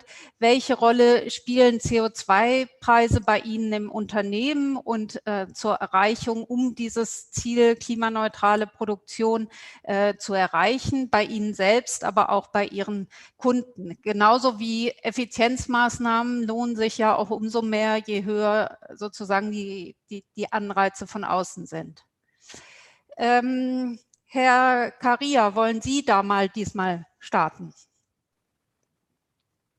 Wie stehen Sie zu CO2-Preis? Ist natürlich ein schwieriges Thema. Andererseits muss man sagen, so ein bisschen Bewegung muss in der Sache drin sein, um dann auch Anreiz zu schaffen. Ist natürlich so ein Thema als Prüfdienstleister, wenn man jetzt das Thema Carbon Leakage vielleicht dann nochmal, ja, ist ja auch in aller Munde momentan, da gibt es ja auch wieder die Sache mit der ISO 50001, ne? Ist ein bisschen ein schwieriges Feld. Andererseits finde ich es gut, dass man sagt, okay, man fördert und fordert, ne? Und das muss halt einfach im Zusammenhang bleiben, sodass es einfach für die Unternehmen auch noch Spaß macht, quasi Maßnahmen dann auch umzusetzen, ne? Auch mit dem Hinblick auf die Effizienzpotenziale. Wir selber sind natürlich auch so davon betroffen über den eigenen Energieverbrauch, aber natürlich, wir sehen es auch, dass bei unserem Unternehmen da so langsam ein Umdenken erfolgt, oder was heißt so langsam, ein Umdenken erfolgt und auch das Thema immer mehr an Gewicht bedingt, wobei das natürlich so ein bisschen gefährlich ist von der Sache her. Es gibt immer Gewinner und Verlierer und ich würde mir da einfach wünschen, dass es dann in Zukunft vielleicht dann doch mehr Gewinner gibt. Ja, sicherlich. Es wird eine Verschiebung von Gewinner und Verlierer geben. Da geht es darum, sozusagen auch zu kompensieren und zu schauen, die auf anderer Seite auch wieder aufzufangen. Herr Effenberger, Ihre Perspektive darauf? Also CO2-Bepreisung ist natürlich ein Instrument, wie es auch Herr Karia schon gesagt hat, eigentlich, wenn wir von Fordern reden, das ist natürlich ein forderndes Ding, also eine Sanktion, die auch definitiv ihren Effekt mit hat. Die Politik hat natürlich, wie Sie gesagt haben, was die Wissenschaft fordert versus was die Regierung macht, ist ja durchaus eine, freundlich gesagt, große Diskrepanz. Dementsprechend hat die Politik auch eine sehr große Herausforderung, neben dem, was wissenschaftlich logisch ist, noch eine Abwägung zu treffen zwischen sehr vielen anderen Interessensgruppen. Da bin ich sehr gespannt, insbesondere im Rahmen der Bundestagswahl, was wir da für Ergebnisse mit haben und inwiefern das Thema dann eine Verstärkung erhält oder eben nicht. Dementsprechend ist es sehr wichtig. Am meisten Sorgen mache ich mir, wenn wir über Gewinner und Verlierer reden, tatsächlich über den Mittelstand eher, kleine und mittlere Unternehmen, weil die müssen bei allen Maßnahmen, die machen, die in irgendeiner Art und Weise CO2 reduziert oder Energieverschwendung reduziert, auf ihre Amortisationsraten schauen. Es ist und bleibt ein Wirtschaftsunternehmen, das Finanzen machen muss. Und wenn sich, und das ist meine Erfahrung aus den letzten 6 Jahren, weil ich bei sehr vielen Unternehmen unterwegs war, die ersten Fragen, die sich stellen, ist natürlich, nach wie vielen Jahren rentiert sich meine Einsparung wieder? Und wenn das keine mittelfristige Lösung ist, wird aktuell das nicht gemacht. Das heißt, es könnte sein, dass da Verlierer gibt. Das heißt, ich würde mir neben den fordernden Maßnahmen, die ich auch richtig finde, die CO2-Sachen, auch schauen, dass solche Förderungen, wie zum Beispiel die ISO 50001, die ich für ein sehr geeignetes Werkzeug finde, dass man die auch weiter ausbaut, dass Unternehmen belohnt dafür werden, wenn sie den Weg wählen und nicht nur intrinsisch motiviert sein müssen, sondern auch, es ist halt ein Wirtschaftsunternehmen, auch extrinsisch motiviert werden. Bei den großen Unternehmen ist es so, da habe ich meine Erfahrung gehabt, auch wenn man denkt, dass Großen manchmal etwas träger sind, das ist aber nicht der Fall. Ich habe das Gefühl, bei den Großen passiert am schnellsten etwas, dass solche Sachen gemacht werden. Wohlgemerkt im Industriesektor rede ich jetzt, weil ich davon habe. Und man muss noch einmal beachten, wenn wir keine globale Lösung für das Thema haben, ist die Gefahr da, dass wenn ich eine Bepreisung zu hoch mache, dass ein Unternehmen anfängt, in andere Länder zu gehen, wo es nicht solche Regularien geht und eventuell dann sagt, ich mache noch viel weniger für die Umwelt. Deswegen hat die Politik noch die Herausforderung, einen Preis zu finden, der vielleicht schmerzhaft für ein Unternehmen ist, aber genau noch an der Grenze ist, dass ein Unternehmen sich für andere nicht aus. Genau diesen Preis ist die Aufgabe, die Politik zu finden, dass die Unternehmen noch hier bleiben und das mitmachen. Wenn man da einen richtigen Weg findet, denke ich, wird das ein sehr effektives Mittel. Ja, vielen Dank. Ich glaube, da Herr Bartels kann uns sicher auch noch etwas sagen, weil Sie sind voll betroffen vom CO2-Preis, auch vom Emissionshandelssystem. Sie haben wahrscheinlich schon sehr viel Erfahrung damit. Wie sehen Sie das Instrument? Hilft Ihnen das nicht auch, Ihre Klimaziele zu erreichen, oder ist es vor allem eine Belastung? Das ist eine Frage der Perspektive, Frau Däuber. Wenn ich mir den Hut aufsetze und sage, wir sind ja auch Lösungsanbieter für CO2-intensive Industrien, würde uns das sicherlich an der einen oder anderen Stelle helfen, um neue Technologien besser in den Markt zu bringen, weil einfach, sag ich mal, da dann ein gewisser Druck hinter ist. Sie haben es ja auch angesprochen, die Stahlindustrie jetzt wiederum, wenn ich mir den Hut aufsetze, ist ja schon seit Jahren über den Zertifikathandel sagen wir mal, mit der CO2-Bepreisung beschäftigt. Und hier würde ich gerne das aufgreifen, was der Herr Effenberger eben gesagt hat. Ich glaube, das ist ein relativ gefährliches Schwert in dem Sinne, dass wir internationale Lösungen brauchen. Ich bin ein großer Anhänger davon zu sagen, wir wollen doch hier auch in Deutschland eine Dekarbonisierung oder besser Defossilisierung, weil Carbon wird es immer geben, sag mal, schaffen, ohne eine Deindustrialisierung dabei zu haben. Wir sind eine Industrienation in Deutschland, wir haben starke produzierende Industrie und die wollen wir ja auch irgendwie erhalten. Wenn wir das Rad überdrehen, entweder wandern sie ab, will ich noch gar nicht sagen, aber man muss auch in der Stahlindustrie sagen, dann sind sie nicht mehr wettbewerbsfähig, sie können jetzt ihr Werk nicht mehr einfach verlagern, dann wird es solche Industrien in einem Land wie Deutschland nicht mehr geben. Und ob wir dann, sage ich mal, global uns damit einen Gefallen getan haben, weil ob dann die internationalen Wettbewerber, die es da gibt, vielleicht eben nicht solche hohen Auflagen haben und eben die Marktvolumina, die praktisch dann ersetzt werden, ob die dann sauberer erzeugt sind, da mache ich mal ein großes Fragezeichen dran. Das ist einfach eben nicht geklärt. Deshalb glaube ich, ist das ein internationales Thema, was auch dringend auf internationaler Ebene geklärt werden müsste. Also daher sind nationale Alleingänge nicht die Lösung aus meiner Sicht. Ja, da gebe ich Ihnen recht, genauso wie Klimawandel ein globales Problem ist und auch in China und Indien stattfindet. Ja, sollten wir, aber auch da gibt es ja schon die ersten CO2-Preise. Also ich denke, es ist nur eine Frage von Geschwindigkeiten, wie schnell die Preise nach oben gehen, um Anreize zu setzen, eben für erneuerbare Energien. Wir haben noch mit Blick auf die Zeit noch 3-4 Minuten bis zum unserem ersten Speed-Dating und Pause, wo auch noch also das Publikum gerne Fragen in Slack schreiben kann, die dann nachher in der Diskussion aufgenommen werden kann. Ganz kurzes Statement, wir haben im Herbst die Bundestagswahl. Welche Strategie oder Maßnahme wünschen Sie sich von der zukünftigen Bundesregierung, um die klimaneutrale Produktion bis 2045 oder 2050 zu erreichen? Herr Bartels. Ja, eine Minute. Was wünschen wir uns von der Politik? Also man muss sagen, es gibt ja schon einige Initiativen und die Politik macht zurzeit viele Zusagen. Das begrüßen wir auch. Aber es ist, glaube ich, wichtig, dass wir in eine Umsetzung kommen. Wir müssen raus aus der, sage ich mal, Absichtsdebatte hin, auch mal etwas zu tun. Wenn wir, sage ich mal, darüber reden, eine Stahlindustrie zu transformieren, dann reden wir hier über Milliardeninvestitionen, die, sage ich mal, diese Industrie, und jetzt rede ich nicht nur für ThyssenKrupp, sondern eigentlich für die gesamte Stahlindustrie, alleine nicht tragen kann. Und da muss man eben dann darüber reden, wie man das stemmen kann.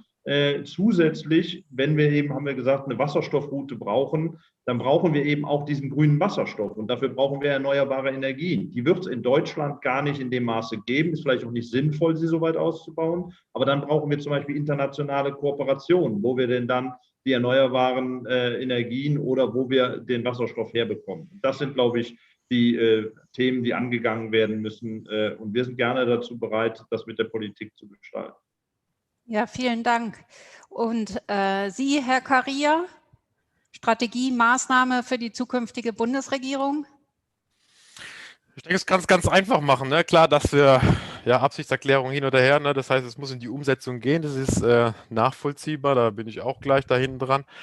Wobei ich sage, okay, klar, wenn es in die Umsetzung geht, dann bitte nicht so kompliziert, wie es vielleicht in der Vergangenheit war. Das ist, denke ich mal, das ist so ein Wunsch, den man allen mit auf den Weg geben kann, dass wenn man sagt, okay, wir gehen in die Umsetzung oder weiter in die Umsetzung, dass man vielleicht ich will jetzt sagen, die Fehler in der Vergangenheit, die man gemacht hat durch komplexe Systeme, ja, oder Förderprogramme, die dann doch sehr umständlich waren oder Reduzierungsmöglichkeiten, dass man da einfach bei der Praxis bleibt und schaut, dass man das für alle erträglich umsetzt und die Unternehmen da hinsichtlich auch unterstützt, ja.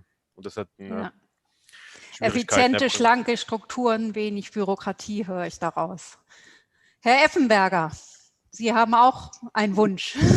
Ja, wünschen würde ich mir, dass die Politik all ihre Instrumente einsetzt. Das bedeutet, wie wir das vorhin schon gesagt haben, dass sie fördert und fordert. Und dass sie, das würde ich mir ganz besonders wünschen, auch versucht, auf einem ökonomischen Aspekt eine intrinsische Motivation herzustellen, indem man den energieintensiven Unternehmen auch mal vorrechnet, dass es sich wirklich lohnt, bei sich auch Energie einzusparen. Auch nicht nur, weil man Geld vom Staat bekommt, sondern weil man wirklich die Energie und auch die CO2 als einen relevanten Wirtschaftsfaktor sieht. Ja, wenn der niedriger wird, man auch weniger Kosten hat.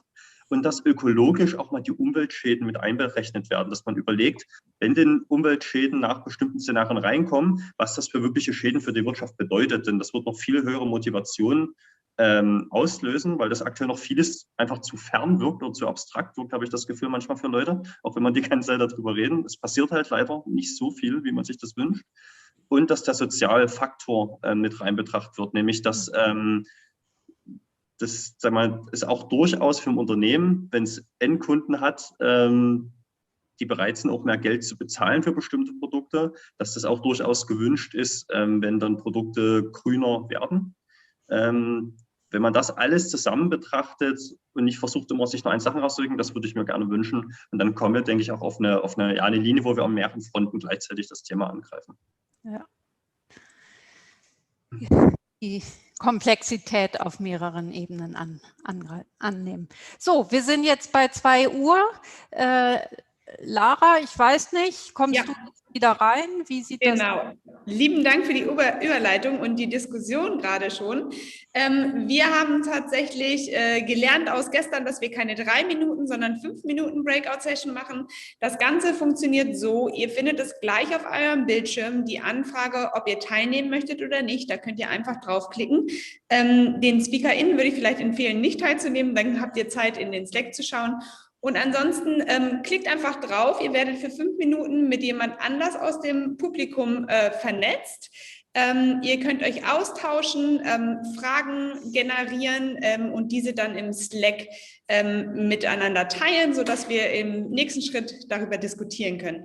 Das heißt, für alle im Panel, ihr habt gerade einen kleinen Moment Pause, ihr dürft euch natürlich noch unterhalten, wenn ihr möchtet, aber Odette hat auf jeden Fall dann gleich die Chance, in den Slack zu schauen und zu sehen, was für Fragen vielleicht dann aus dieser kurzen Breakout-Session entstanden sind. Ich gucke gerade mal auf die TeilnehmerInnenzahl, die sinkt ein bisschen, das heißt, die Personen werden gerade in die Breakout-Session geleitet. Wir geben uns Mühe und arbeiten im Hintergrund daran, dass niemand alleine sitzt. Leider kann man das nicht vollautomatisch voreinstellen. Das haben wir gestern schon ein bisschen getestet. Das heißt, wir geben uns hier Mühe, hier die Personen so ein bisschen zu verschieben, dass ihr in einen Raum kommt. Und keine Angst, wir machen das über den Nachmittag noch ein paar Mal. Das heißt, wenn ihr jetzt in Gruppen seid, die kleiner sind oder so, dann habt ihr nachher nochmal die Chance, auch auf andere TeilnehmerInnen zu treffen und euch da weiter zu vernetzen. Genau, wir haben jetzt noch gute 3 Minuten. Ich würde sagen, schaut einmal im Slack vorbei, schreibt eure Fragen mit rein und ich melde mich gleich wieder.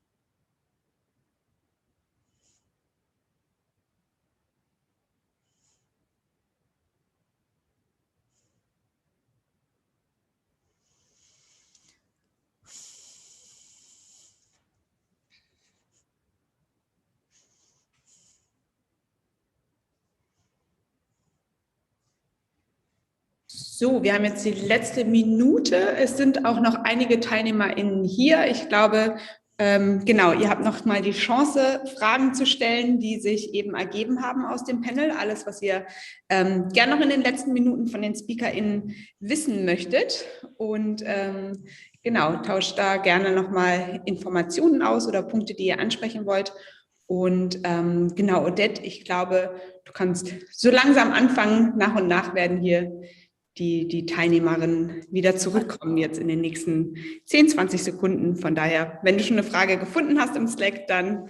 Lara, ganz kurz, das ist jetzt unter diesem Firechat Produktion, müsste das Genau, sein. da sammeln wir die Fragen. Du kannst natürlich auch Punkte aufgreifen, die vielleicht über den Tag schon gefragt wurden, aber da sammeln wir die Fragen für dieses Panel. Hat das bei dir geklappt?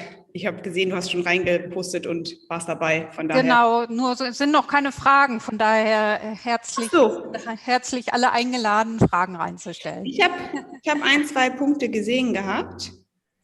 Achso, du meinst jetzt vor der Veranstaltung noch? Nee, eine Frage ist an mich adressiert schon dort, wenn ich das richtig gesehen habe. Genau. Dann greift also, wenn ich das einmal wiederholen darf, die Frage bezieht sich darauf, dass ich gesagt habe, wir brauchen internationale Regelungen für die CO2-Bepreisung. Und da wird gesagt, dass wenn jeder mit dem Finger auf den anderen zeigt und nicht mal jemand anfängt, dann werden wir die globale Erderwärmung nicht stoppen können, sozusagen. Das ist natürlich auch vollkommen richtig. Ich will mich da auch nicht aus der Verantwortung ziehen. ThyssenKrupp ist mit einer Vorbildfunktion, so wie es da gefragt war, ja schon losgelegt. Wir haben einen ganz klaren Plan, wie wir die Stahlproduktion transformieren wollen. Wie ich aber eben schon mal gesagt habe, ist alleine dieser Plan mit enormen Investitionen verbunden. Da sind Milliardensummen hinter über die nächsten 10 Jahre. Wenn da drauf jetzt noch eine CO2-Bepreisung kommt, dann geht man irgendwann eben wirtschaftlich in die Grätsche, um es mal salopp auszusagen. Und das ist dann die Frage, wo ich sage, das muss dann, glaube ich, insgesamt geregelt werden. Ich will mich da nicht aus der Verantwortung stellen. Natürlich fangen wir an und wir haben den großen Hebel erkannt und tun da auch etwas. Aber wir müssen das, glaube ich, alles ein bisschen mit Augenmaß machen. Das ist das Einzige, was ich ausdrücken wollte. Ja, vielen Dank, Herr Bartels. Hier haben wir noch mal weiter was. Wie überblickt man die Emissionen entlang der Wertschöpfungskette? Wie kann man gemeinsam mit Zulieferern arbeiten? Ich denke, dass wir wissen, die Klimawende können wir nur gemeinsam erreichen. Gerade klimaneutrale Produktion heißt ja auch entlang der gesamten Wertschöpfungskette. Das passt zu diesem Megatrend der Neoökologie, dass man die Herausforderung nicht mehr alleine schafft, sondern wirklich nur in Kooperation zusammen mit Partnern entlang der Wertschöpfungskette. Das ist ein Trend. Wir sehen das schon allein durch den Druck in der Lieferkette. Die Großkonzerne berichten ihre Emissionen und fragen dann ihre Zulieferer an, wie sieht es denn bei euch mit Klimamanagement und CO2-Bilanz aus? Das ist schon der erste Trend. Jetzt ist die Frage an das Panel, sehen Sie diesen Trend bei Ihren Unternehmen auch? Eine Veränderung, wie Unternehmen entlang der Wertschöpfungskette zusammenarbeiten? Herr Effenberger, Herr Caria oder Herr Bartels, hat jemand da einen Ansatzpunkt zu? Also ich kann gerne anfangen. Das, was man momentan sieht, ist in der Tat auch, weil es ja auch sowas in der Schwebe ist wie das Lieferkettengesetz und so weiter, wo sich alle darauf vorbereiten. Da geht es ja mal jetzt um die Menschenrechte, aber das ist natürlich für CO2 dann genauso. Also unsere Kunden, wir sind ja im B2B-Geschäft, also beliefern hauptsächlich andere Industrieunternehmen, fragen mittlerweile sehr stark nach dem CO2-Fußabdruck unserer Produkte und so etwas dann. Ich glaube, da ist aber noch ein weiter Weg zu gehen, weil das Thema ist ganz einfach, dass momentan vor allen Dingen große Kunden, Stichwort Automobilhersteller, sage ich mal, den Druck sehr gerne weitergeben und sagen, wir wollen das einfach ganz einfach von euch haben.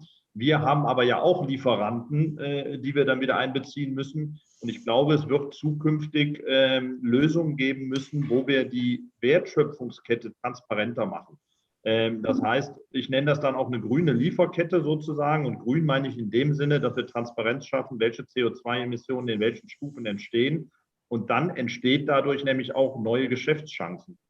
Dann kann ich nämlich auch plötzlich sagen, ich bin der Lieferant von, sage ich mal, grüneren Produkten als anderen. Und ich glaube, diese Lösung gibt es noch nicht. Ich glaube, dass die sehr stark mit digitalen Lösungen zusammenhängen. Und daran muss weitergearbeitet werden. Würde ich vielleicht gleich noch mit ergänzen, die ist vor allen Dingen, also bei Großunternehmen, auch wie das Herr Bartels sagt, habe ich gar nicht selten Erfahrung gemacht, Großunternehmen drängen bereits schon ihre Lieferanten sehr, sehr stark dazu und werden das auch in Zukunft weitermachen. Natürlich, weil es ist auch irgendwo logisch, ne? Ich kann ja nicht nach außen sagen, ich habe ein grünes Produkt, was ich vielleicht bei mir grün herstelle, aber alle Materialien, die ich dafür bekomme, haben extrem hohe Treibhausgasemissionen verursacht. Das heißt, auch mal die Frage in dem Slack gleich mit zu beantworten, das muss natürlich mit betrachtet werden. Zulieferer sollten auch mit zusammenarbeiten. Ob das jetzt immer über den absoluten Druck gehen muss, das ist natürlich eine andere Frage, aber es ist preisgesteuert in der Wirtschaft, ne? Also wird gesagt, wir wollen das zu den Bedingungen haben. Der Lieferant verhandelt dann natürlich, dass er dafür mehr Geld haben will und dann findet eine meistens ziemlich harte Verhandlung statt. So kriege ich das mittlerweile mit. Und da gibt es Gewinner und Verlierer in diesem System im ganz großen Stil. Und das hat man da im Endeffekt mit zu betrachten. Und es war auch noch, glaube ich, die Frage, wie man entlang der Kette messen kann. Da habe ich auch mehrere Ideen. Also innerhalb des Unternehmens natürlich, das ist das, was wir beruflich auch primär mitmachen, ist messen dort, wo die Probleme anliegen. Man misst nicht sofort alle Anlagen im Detail, gerade mit Sensorik ab. Man fängt mit den größten Problemen an, wie Herr Karia gesagt hat, bei den SEUs, wo man mit anfängt. Schaut sich das dort an, Transport mitmessen, Materialflüsse messen, Abfall sollte man mitmessen und das ist so der Schritt, den wir, denke ich, jetzt machen können. Zulieferer einbinden, anfangen bei uns zu messen. Und was ich dann sehe, der letzte Schritt, da reden wir aber noch weit in der Zukunft, ist, dass wir bei den Produkten so eine End-of-Life-Cycle-Betrachtung reinkriegen. Das heißt, dass wir sagen, was passiert denn mit dem Produkt, nachdem es das Werk verlassen hat? Wie geht es denn in die Wertschöpfungskette weiter?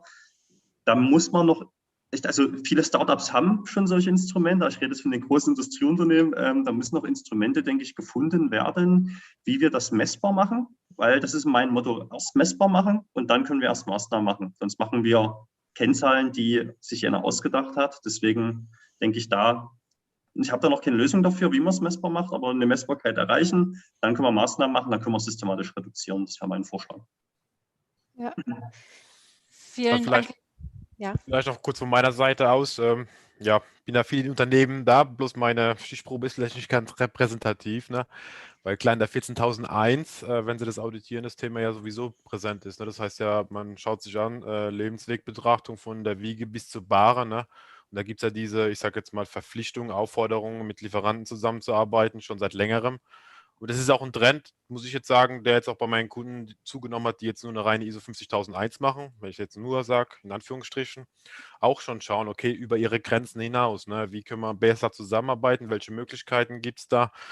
Und das finde ich ist eine ganz spannende Entwicklung, weil es geht halt einfach noch nur gemeinsam. Das kann reichen von, das heißt, okay, ihr seid jetzt zertifiziert, bis hin, aber habe ich auch Kunden, die dann wirklich ihre Energieverbräuche dann auch mal darlegen müssen und müssen sagen, okay, mit Begehungen, was können wir noch optimieren, damit wir halt insgesamt in der ganzen Wertschöpfungskette einfach effizienter besser werden. Genau. Ja, Herr Karia, hier ist noch eine Frage, vielleicht gleich anschließen. Wie stehen Kennzahlen nach ISO 14001 und 50001 im Verhältnis zur Klimabilanz? Können Sie da kurz noch was zu sagen? Kann ich sagen, ja. Thema Klimabilanz. Ich habe es ja vorhin ganz kurz gesagt. Ich finde so die 50.001 ist so der Anfang, ne, wenn man dann hingeht und sagt, okay, das Thema Transparenz, ne, ich muss messen, Scope 1, 2, ne, welche Verbräuche habe ich überhaupt. Das ist auf jeden Fall ein hilfreiches Mittel. Leider, wenn man es jetzt ganz genau nimmt, ne, aber da hat der Normengeber ja leider vielleicht nicht das so umgesetzt, wie wir es uns alle gewünscht hätten. Ja. Das Thema CO2 hat man dann bei der 50.001 so ein bisschen ausgeklammert. Da geht es aber jetzt auch schon dann ins Fachspezifische. Muss man dann vielleicht nicht ganz alles so genau nehmen. Ich sag mal klar, die 50.001 und aber auch dann bei Thema CO2 14.001 sind da auf jeden Fall Normen mit Kennzahlen hinterlegt, wo man dann entsprechend auch die Klimabilanz dann ausweisen kann, ne, und schauen kann, was hat man verbessert. Wir haben es bei der 50.001, Thema Verbesserung der energiebezogenen Leistung ist mehr nach innen gerichtet. Und da geht es auch mehr um diese Kilowattstunden-Thematik, aber bei Umwelt ist natürlich auch Energie ein wesentlicher Umweltaspekt. Und da ist CO2 natürlich eine große Stellschraube. Und da halt auch wieder dann, was wir gerade eben besprochen haben, entlang der kompletten, ich sag mal, Lieferkette. Ja. Herr Bartels, noch eine Frage an Sie. Sind denn Ihre Kunden bereit, auch mehr für Ihre Produkte zu bezahlen, insbesondere wenn sie denn klimaneutral sind? Und nochmal in Richtung Bepreisung, wären Zölle nach dem CO2-Gehalt der Produkte in Ihrem Sinne letztlich genau diesen Wettbewerb, den globalen Wettbewerb sicherzustellen, beziehungsweise die Abwanderung zu vermeiden? Fange ich vielleicht mal mit der zweiten Frage an. Ich persönlich bin kein Freund von Zöllen normalerweise, weil sie, sage ich mal, den freien Handel halt irgendwo auch immer einschränken. Aber hier ist es in der Tat so, dass wenn wir die internationalen Regeln nicht haben, brauchen wir zumindest für Übergangszeiten Themen, die Carbon Leakage verhindern und auch Themen, das sind die Carbon Border Adjustments, wo wir auch, sage ich mal, dann bestimmte Dinge abschützen können. Ich glaube, das wird es dann übergangsweise brauchen, aber auch dafür müssen Sie ja wieder gemeinsame Definitionen haben, wie viel CO2 darf denn in so einem Stahl drin sein und dann auch, wie wird das gemessen und so weiter und so fort. Also das Thema Zölle alleine ist nicht die Lösung, sondern auch dafür brauche ich wieder Definitionen. Zweite Frage oder Ihre erste Frage, die Kunden sind, sage ich mal, ob sie bereit sind, wirklich mehr dafür zu bezahlen, mache ich noch ein Fragezeichen dran. Also momentan sind die Kunden zumindest sehr stark, dass sie drängen auf klimaneutrale Produkte. Ob sie auch bereit sind, dafür wirklich viel mehr zu bezahlen, kann man ehrlich gesagt noch nicht wirklich sagen, weil das hängt auch wieder von unserem eigenen Endverbraucherverhalten ab. Weil der Automobilhersteller, wenn ich das mal nehme, will natürlich seine Kosten, wenn er uns mehr für den Stahl bezahlt oder für die Automobilteile, will er natürlich auch wieder irgendwo reinkriegen. Und am Ende des Tages muss sich jeder Mensch fragen, bin ich bereit für ein Auto, was dann vielleicht klimaneutral ist und klimaneutral produziert ist, auch mehr zu bezahlen. Das ist leider alles noch nicht geregelt und wir können auch noch nicht wirklich sagen, wo diese Preisgrenzen liegen. Ich kann nur so viel sagen. Wenn wir ein Auto zum Beispiel aus grünem Stahl herstellen, wird der Preisanstieg, den der grüne Stahl darin verursacht, relativ gering sein. Wenn wir, sage ich mal, nämlich über Batterien für Elektromobilität und was ich was alles reden, sind das ganz andere Summen, die dahinter stecken. Aber klare Antwort ist, es gibt leider noch keine 100%ige Aussage dazu. Alle wollen klimaneutrale Produkte. Wie hoch die Zahlungsbereitschaft ist ein ganz spannendes Thema gerade. Ja, und das spannende Thema ist, ob nicht die Innovation es auch schafft, dann die Preise doch irgendwie in einer Lernkurve auch wieder nach unten zu kriegen. Aber ich denke, das ist die Zukunftsmusik. Wir haben noch eine Anmerkung eben hier, dass wir nur noch sehr begrenzt Zeit haben und dass klimaneutrale Produktion nicht ausreichend ist. Natürlich, Klimaschutz ist eins der Sustainable Development Goals. Letztlich müssen wir größer in Nachhaltigkeit denken, Kreislaufwirtschaft, all das ist Ressourceneffizienz. Das ist ein Teil von Klimaneutralität, aber an manchen Stellen ist natürlich Klimaneutralität auch zu kurz gegriffen. Ich denke, das sind wir uns bewusst und es ging auch nochmal um eine Frage des Narrativs. Wir haben heute sehr viel über Technik gehört. Letztlich, ich glaube, es reicht nicht aus, nur Technik. Wir müssen insgesamt das neu denken, wie wir auch wirtschaften, wie wir miteinander umgehen, kommunizieren, miteinander arbeiten.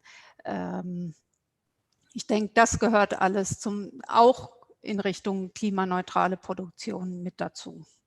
Wir sind jetzt durch mit der Zeit, 14:20 Uhr. Ich bedanke mich sehr herzlich bei allen Panelisten und mache noch eine ganz schnelle Runde, um jedem die Möglichkeit zu geben, sich zu verabschieden.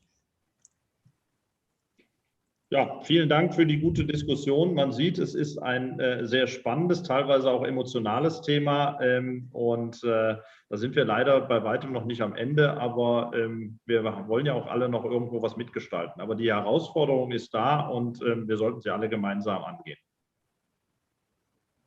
Genau. Ich möchte auch sagen, vielen Dank, dass ich auch hier mit heute reden durfte. Ich finde es absolut richtig und wichtig, was Sie machen, dass man die Produktion hier ins Gespräch mit reinnimmt und nicht quasi sagt, Klimaschutz hier und Produktion da, sondern diese Diskussion aktiv führt. Ich hoffe auch, dass das weiterhin immer so in diesem engen Abstand stattfindet. Weil ich bin der Meinung, wenn wir auch miteinander reden, dass dann auch sinnvolle Maßnahmen mit herauskommen. Deswegen vielen Dank dafür und ja, arbeiten Sie weiter wie wir aktiv mit da dran, dass wir das auch schaffen. Vielen Dank, Herr Effenberger. Dann auch vielen Dank von meiner Seite aus. Ich bin ein bisschen kurzfristig dazu gekommen, aber hat alles super schön geklappt. Super interessante Diskussion, alles super toll organisiert. Ich kann mich eigentlich schon den Vorrednern anschließen. Ich finde es eine ganz tolle Plattform, wie Sie es organisiert haben, dass man da austauschen kann. Und hoffe, dass es noch ein interessanter Tag wird heute. Auch Ihnen vielen Dank, Herr Karia. Und ich lade jetzt alle ein zu GatherTown, dass man sich da auch nochmal wieder trifft und auch über den Slack sich weiter austauscht, wenn weiter Diskussionsbedarf ist. Vielen Dank.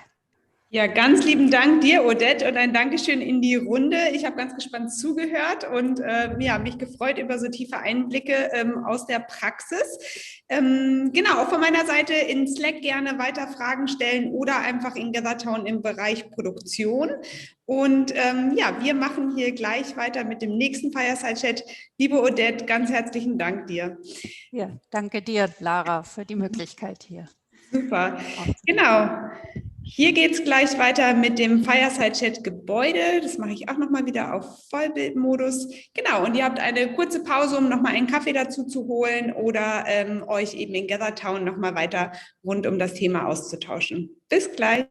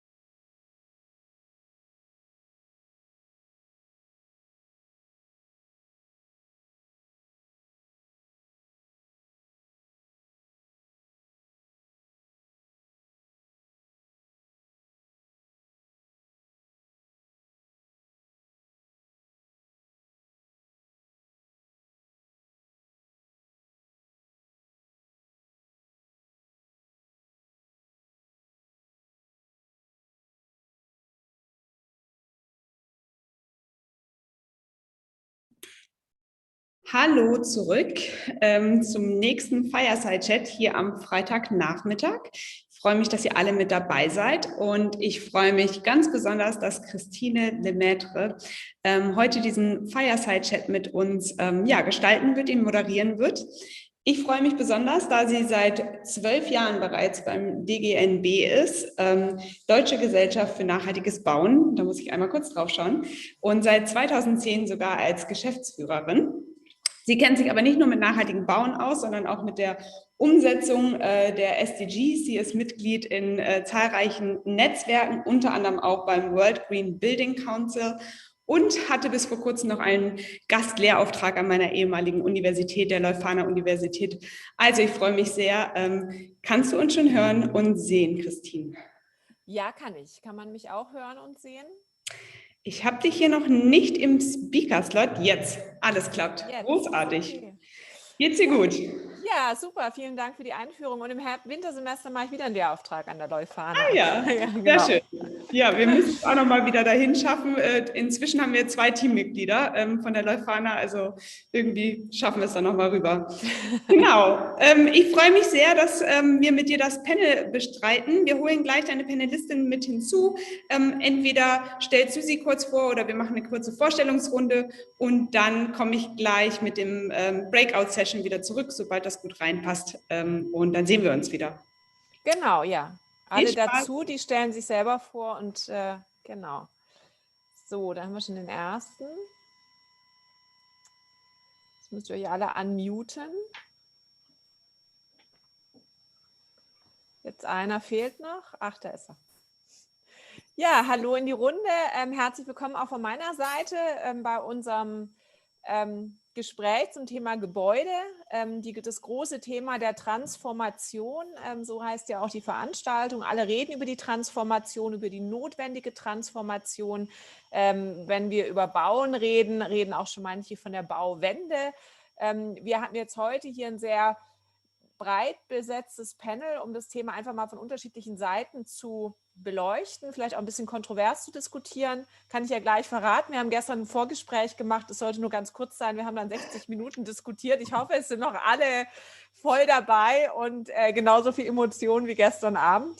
Von dem her würde ich jetzt vorschlagen, wir starten mit einer kurzen Vorstellungsrunde / Statement von eurer Seite. Wie kann denn dieses Ding, die Transformation, das hat ja mittlerweile schon ein bisschen was von dem Yeti, alle reden drüber, keiner hat es je gesehen. Wie kann das eigentlich wirklich gelingen aus eurer jeweiligen Sicht? Vielleicht fange ich an mit dem Sebastian Oettel von WWF. Ja, erstmal einen schönen guten Nachmittag in die Runde. Mein Name ist Sebastian Oettel. Ich bin beim WWF Deutschland im Bereich Wirtschaft und Märkte tätig. Wir sind der Bereich, der vor allem zur besagten Transformation arbeitet, von Märkten und Unternehmen, mit Unternehmen gemeinsam. Und ich bin hier im Bereich Klimastrategie und Klimamanagement tätig und habe vorher in der Wissenschaft gearbeitet zum Bereich internationales und strategisches Nachhaltigkeitsmanagement in einem breiteren Fokus. Und freue mich jetzt heute hier dabei zu sein. Ich freue mich auch auf die spezifischen Gebäudethemen, die wir nochmal besprechen werden. Ich versuche ein bisschen noch den breiteren Blick, glaube ich, mit reinzubringen. Auch aus den Projekten, die wir daneben sozusagen haben, in anderen Sektoren und anderen Feldern. Und ja, wie kann die Transformation gelingen? Ich glaube, ehrlich gesagt, Transformation kann nicht gelingen, wenn wir mit einfachen Lösungen daherkommen. Also wir haben so die Tendenz, glaube ich, egal in welchem Sektor wir sprechen, immer auf die Lösung, auf das goldene Kalb zu starren, das um die Ecke kommen soll, um uns zu helfen. Und das wird nicht funktionieren. Und ich glaube, der effizienteste Weg, nicht unbedingt der schnellste, auf jeden Fall aber der effektivste ist, Umdenken zu fördern. Das ist eine mühsame Angelegenheit, wie wir alle wissen. Also Umdenken stößt sich im Prinzip ja eigentlich an unserer Macht der Gewohnheit, an unseren eingeübten Denkmustern und auch an der Macht des Faktischen. Also wir alle arbeiten ja nicht auf einer Tabula rasa, wo wir sagen können, okay, wir gestalten die Welt, jetzt wo wir wissen, wie sie gestaltet werden müssen, komplett neu, sondern wir müssen uns mit dem auseinandersetzen, was wir haben. Und ich glaube, es gilt natürlich auch für den Baubereich und auch für den Gebäudesektor. Die Macht der Gewohnheit, ich glaube, die treffen wir überall, wenn es darum geht, mit Vorstellungen konfrontiert zu werden. Wie wollen wir eigentlich wohnen? Wie wollen wir den Raum gestalten? Wie nutzen wir Raum eigentlich? aber auch natürlich ganz konkret, was bestimmte Materialien angeht, Materialeigenschaften. Da tut sich einiges Forschungs- und Innovationsseite. Bin mir nicht sicher, dass immer alles adäquat aufgegriffen wird, schnell genug aufgegriffen wird. Und ja, die Macht des Faktischen ist im Prinzip das, womit wir konfrontiert sind. Also der Baubestand, mit dem wir arbeiten müssen, aber auch, ich habe manchmal den Eindruck, nicht nur in Deutschland, aber auch in Deutschland, wir sind oft konfrontiert mit so einer regulatorischen Behäbigkeit, fast schon im Rechtspositivismus eigentlich häufig. Also das, was ist gut und das bleibt so. Und wir haben eben nicht eigentlich die Geschwindigkeit, die wir brauchen, auch um Innovationen, die aus dem Markt, und der Markt ist nicht immer das Problem, sondern auch oft Teil der Lösung, kommen, dann auch schnell genug aufgenommen werden können. Und genau, das ist vielleicht so die erste Einschätzung, ist auch genau der Ansatzpunkt, wie wir mit Unternehmen arbeiten, dieses Umdenken zu ermöglichen und dann den Möglichkeitenraum versuchen zu erweitern, um es mal ganz grob zu sagen. Okay, vielen Dank. Das ist ja auch schon eine super Überleitung. Der Markt, die Produkte, die Hersteller zum Henning Jünke von Schüco. Vielleicht kurz selber vorstellen, Head-Off. Was macht der Head-Off und wie geht denn Schüco da mit dem Thema um? Der Head-Off versucht, das alles zu koordinieren. Auch von meiner Seite herzlich willkommen. Vielleicht gleich anknüpfend an der Stelle für alle, die es noch nicht wissen, wir kooperieren zusammen mit dem WWF. Wir arbeiten da auch eng zusammen. Ich verantworte das Thema Nachhaltigkeit bei Schüco, bin seit 2012 im Unternehmen. Vielleicht Informationen, Schüco, wenn es nicht jeder weiß, Fenstertüren, Fassaden. Wir sind Spezialist für die Gebäudehülle, sind in 80 Ländern der Welt unterwegs und haben ungefähr einen Umsatz von 1,8 Milliarden Euro. Sodass wir auch schon gewisse Themen einfach auch haben in unseren Produkten natürlich, mit denen wir uns beschäftigen. Und aus meiner Sicht gibt es zwei wichtige Punkte, womit aus meiner Sicht die Transformation gelingen könnte. Das erste ist für mich, bei sich selbst anzufangen. Das ist, glaube ich, das Allerwichtigste. Man kann immer schön auf andere zeigen, aber nein, man sollte bei sich selbst anfangen. Und vielleicht, wenn ich da unseren persönlich haftenden Gesellschafter Andreas Engelhardt zitieren kann, Nachhaltigkeit ist kein Trend, sondern eine Haltung. Und das konnte ich persönlich ganz stark feststellen, als Corona genau vor einem Jahr eigentlich anfing. Und die Frage war, was passiert überhaupt? Können wir überhaupt noch Sachen verkaufen? Wie funktioniert das? Und was machen wir mit Nachhaltigkeit? Und er hat ganz klar gesagt, nee, das machen wir weiter, sogar noch verstärkt. Und das hat mir persönlich gezeigt, dass das im Unternehmen auch wirklich gelebt wird. Und dann, um weiterzumachen, was macht man bei sich selber? Aus meiner Sicht, das Erste ist überhaupt erstmal Daten erheben, weil wenn ich keine Daten erhoben habe, dann weiß ich auch nicht, was ich am Ende des Tages ändern soll.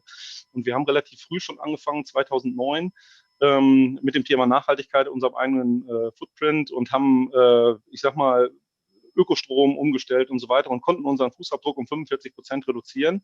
Und dann mussten wir halt feststellen, unter anderem auch in einem Dialog mit dem WWF, ja Mensch, unsere Verantwortung geht eigentlich noch viel weiter. Und das bezog sich damals auf Scope 1 und 2 und mittlerweile schauen wir uns Scope 1 bis 3 an und haben ein Klimaziel zusammen entwickelt mit dem WWF bis 2040 klimaneutral zu sein. Das ist extrem ambitioniert, das wissen wir. Aber wenn wir das nicht machen, also wissenschaftsbasiert, wäre ich im Unternehmen rumgelaufen, hätte gefragt, was können wir denn schaffen, dann wäre die Latte irgendwo hier unten gewesen und wir alle hätten gesagt, nee, machen wir nicht. Also gehen wir doch erstmal anders ran. Ob wir das schaffen, wissen wir nicht, weil wir haben die Problematik, in den Scopes aufgeteilt. Unsere eigene Geschäftstätigkeit macht nur 1% unseres Fußabdrucks aus. Das heißt, 99% liegen in der gesamten Vor- und Nachkette. Haben wir nicht selbst in der Hand, aber jetzt können wir sagen, ist nicht unser Thema. Doch, es ist mit unser Thema, das gehen wir auch im Endeffekt an. Und wenn ich sage, versuchen oder wir machen das, es gibt keine Blaupause und ich bin mir sicher, dass wir auch Fehler machen werden, aber aus meiner Sicht ist das Wichtigste, überhaupt loszugehen und anzufangen. Und das machen wir und das kann ich auch sonst nur jedem empfehlen und das ist für mich das Wichtigste, bei sich selbst zu schauen. Das zweite Thema, ganz, ganz wichtig, wir haben uns die Länder angeschaut, wir sind in 80 Ländern unterwegs und dann fragt man sich Skandinavien, Niederlanden, warum sind die so fortschrittlich im Bau? Sind die liberaler aufgestellt, sind generell ja freundlich, auch der Natur gegenüber und so weiter. Nee, wir haben die interviewt, die Kollegen, ganz klar Regulierung, Gesetzgebung. Die sind dazu verpflichtet, das zu machen. Zurzeit sehen wir das zum Beispiel in London. London ist ein absolutes Brennglas, was Nachhaltigkeit angeht. Wir sind dort mit Fragen konfrontiert von Architekten, von Planern, die gehen richtig ins Detail und die sind auch teilweise für uns unangenehm, weil wir die gar nicht beantworten können, weil wir die Informationen aus der gesamten Vorkette noch nicht haben. Heißt aber auch, anfangen umsetzen und vor allen Dingen, also Regulierung, Gesetzgebung muss da rein und vor allen Dingen nicht, Sebastian, du hast es gesagt, keine einfachen Lösungen, sondern da stecken ein paar mehr Themen einfach drin. Recycling ist ein einfaches Wort, Klima ist ein einfaches Wort, aber was dahinter drin steckt und mit den Berechnungen und so, das ist schon recht kompliziert. Ja, vielen Dank. Das ist ja, glaube ich, die Überleitung vielleicht zu unserem Transformationsveteran. Marc Weisgerber hat die Energiewende schon miterlebt, ist jetzt Co-Initiator des Bauhaus der Erde und hat sich jetzt den Bausektor wird er sich vorknöpfen. Marc, kurze Vorstellung und Statement deiner Seite. Sag mal von außen, was können wir denn in unserem Immobilienbubble machen, damit es endlich mal was wird? Ja, hallo, also zusammen auch in der Runde. Marc Weisgerber ist mein Name und Christina hat das schön eingeleitet, war 10 Jahre bei E.ON und auch beratend und politisch aktiv im Bereich Energiewende. Und einiges, was man jetzt im Bausektor hört, da gibt es doch sehr viele Erinnerungen. Ja, das war am Anfang der Energiewende auch. Deswegen mit dem Satz der Transformation, wie könnte das gelingen? Man braucht eine Bauwende und die muss umfassend sein. Das, glaube ich, das muss sich etablieren als Begriff, als Konzept, als Diskussionsforum. Wir brauchen eine Bauwende und wir können ja nachher noch diskutieren, was das alles heißt. Warum braucht man eine Bauwende? Vielleicht ein Hinweis schon zum Anfang. 40% aller Greenhouse Gas Emissions, also Treibhausgasemissionen, kommen aus dem Bausektor. Wenn man Bau, Betrieb, also Nutzungsphase und Abbau mit zusammenrechnet, also der größte Faktor überhaupt der klimarelevante Sektor von allen Sektoren und ist aber in der klimapolitischen Debatte ganz weit hinten dran. Und 50%, was die Volumina betrifft, des Abfallvolumens bezieht sich auf den Bausektor. Also es ist ein Riesenthema. Zu meinem Hintergrund kurz, ich war dann auch noch in der Kreislaufwirtschaft tätig, habe da als Geschäftsführer Kreislaufwirtschaft gemacht. Auch da muss der Bausektor mit rein. Da war ich übrigens auch im Bausektor schon aktiv und war dann bei der Climate Kick im Vorstand für Klimainnovation zuständig bei der Europäischen Union. Und die haben jetzt diese Bauhaus der Erde Initiative und jetzt auch Gesellschaft gegründet. Und wir wollen die Bauwende so angehen, dass wir wirklich alle mit einbeziehen. Das heißt, in unserem Kreis der Initiatoren sind sowohl Unternehmer als auch Künstler, Architekten, Politiker, auch der Chef des Umweltbundesamtes ist dabei. Also wir versuchen ihn breit aufzubauen, weil ohne breiten Konsens, also keine Transformation und der Integration ist unser Schlagwort dazu. Wir müssen integriert arbeiten, wir müssen mit allen arbeiten, wir müssen daran an das Thema. Ja, super. Also große Herausforderung. Ich glaube, das ist ja auch beim Bauen ein bisschen auch die Schwierigkeit. Es ist irgendwie die ultimative Sektorenkopplung am Gebäude. Kommt alles zusammen, der Industriesektor, Energiesektor, Mobilität, Gebäudesektor und teilweise Landwirtschaft ist auch noch mit betroffen. Der integrative Ansatz, vielleicht da jetzt ein bisschen eine vielleicht auch provokante Frage Richtung Sebastian. WWF ist eine Umweltorganisation. Das Logo steht quasi der Panda, wer kennt ihn nicht. Ihr seid Umweltorganisation, aber ihr arbeitet auch mit Unternehmen. Wie passt denn das zusammen? Weil oft hat man ja so ein bisschen den Eindruck, mein Lieblingszitat ist ja auch, wenn alle Unternehmen die Welt retten, wer macht sie eigentlich kaputt? Also wir werden ja zugedonnert mit tollen News und ja, alle sind irgendwie gut und nachhaltig und öko und man kann es ja schon gar nicht mehr hören. Also wie kriegt ihr diesen Spagat? Wie kriegt ihr das zusammen? Also ist man da nicht auch schon teilweise hin und her gerissen, dass man sagt, echt jetzt mit dem Unternehmen? Also wie macht ihr das? Echt mit Schüko? Genau. Das Gefühl kennen wir überhaupt nicht. Wir haben überhaupt keinen inneren Riss, der durch diese Fragestellung geht. Nein, also ich würde es mal so formulieren, so frei mit Sigmar Gabriel, man muss hingehen, wo es weh tut. Ja, und das heißt, also wir haben eigentlich immer gesagt, oder ich glaube, wir sagen auch nach wie vor, man muss dorthin gehen, wo Impact stattfindet. Und dann muss man versuchen, diesen Impact, diesen Fußabdruck zu reduzieren. Die Frage ist natürlich, mit welchem Hebel man das am besten machen kann. Und ich glaube, dass wir zwar mit Unternehmen zusammenarbeiten, sprich, wir sprechen jetzt in dem Fall von dieser bilateralen Kooperation, wie wir sie mit Schüko haben zum Beispiel. Und da gibt es auch Kooperationen, wo man sagt, da ist der Hebel unmittelbar groß. Wenn wir jetzt gemeinsam schaffen, die Emissionen zu reduzieren, haben wir schon viel geschafft. Aber es geht auch darum, dass man eigentlich auch Unternehmen wie Schüko, die auch aktiv eine Rolle übernehmen wollen in dem Sektor, dann damit gemeinsam rausgeht. Das ist nichts, was man sofort machen kann, weil auch wir haben nicht die Antworten einfach überall in der Schublade liegen und wir wissen auch nicht am besten, wie alles funktioniert, sondern Herr Weisgerber hat es gesagt, also Integration ist eigentlich das Stichwort. Wir müssen auch lernen, wir bringen unsere Ideen, unsere Konzepte mit, wir versuchen, wie ich anfangs gesagt habe, Vorstellungen auch zu erweitern und auch ein Gefühl für das Notwendige zu schaffen, damit man nicht am Machbaren hängen bleibt allein. Und letztendlich muss man dann gemeinsam in den Sektor gehen.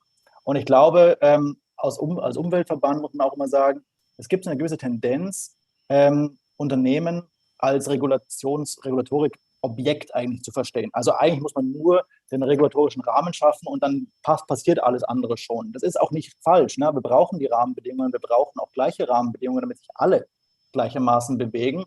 Aber oftmals, und ich glaube, da haben wir in der letzten Legislatur auch gesehen, ist es schon hilfreich, wenn man auch Unternehmenspartner an der Seite hat, die auch die Wirtschaft mal helfen aufzubrechen, um auch der Politik differenzierte Ansätze zu spiegeln und nicht einfach nur dann auch Ausreden immer möglich zu machen. Wir wollen die Wirtschaft schützen, wir regulieren jetzt gar nichts im Prinzip. Also ich glaube, gerade dieses, ich sage jetzt mal, Themen in die Zange zu nehmen, sowohl von der regulatorischen Seite mit Hilfe von Unternehmen, aber auch direkt anzupacken, was die Transformation angeht, womöglich die Hebel zu bedienen. Das ist eigentlich der Ansatz, den wir, glaube ich, verfolgen, insgesamt als WWF, auch wenn wir als Abteilung natürlich jetzt vor allem mit bilateralen Kooperationen tätig sind. Mhm.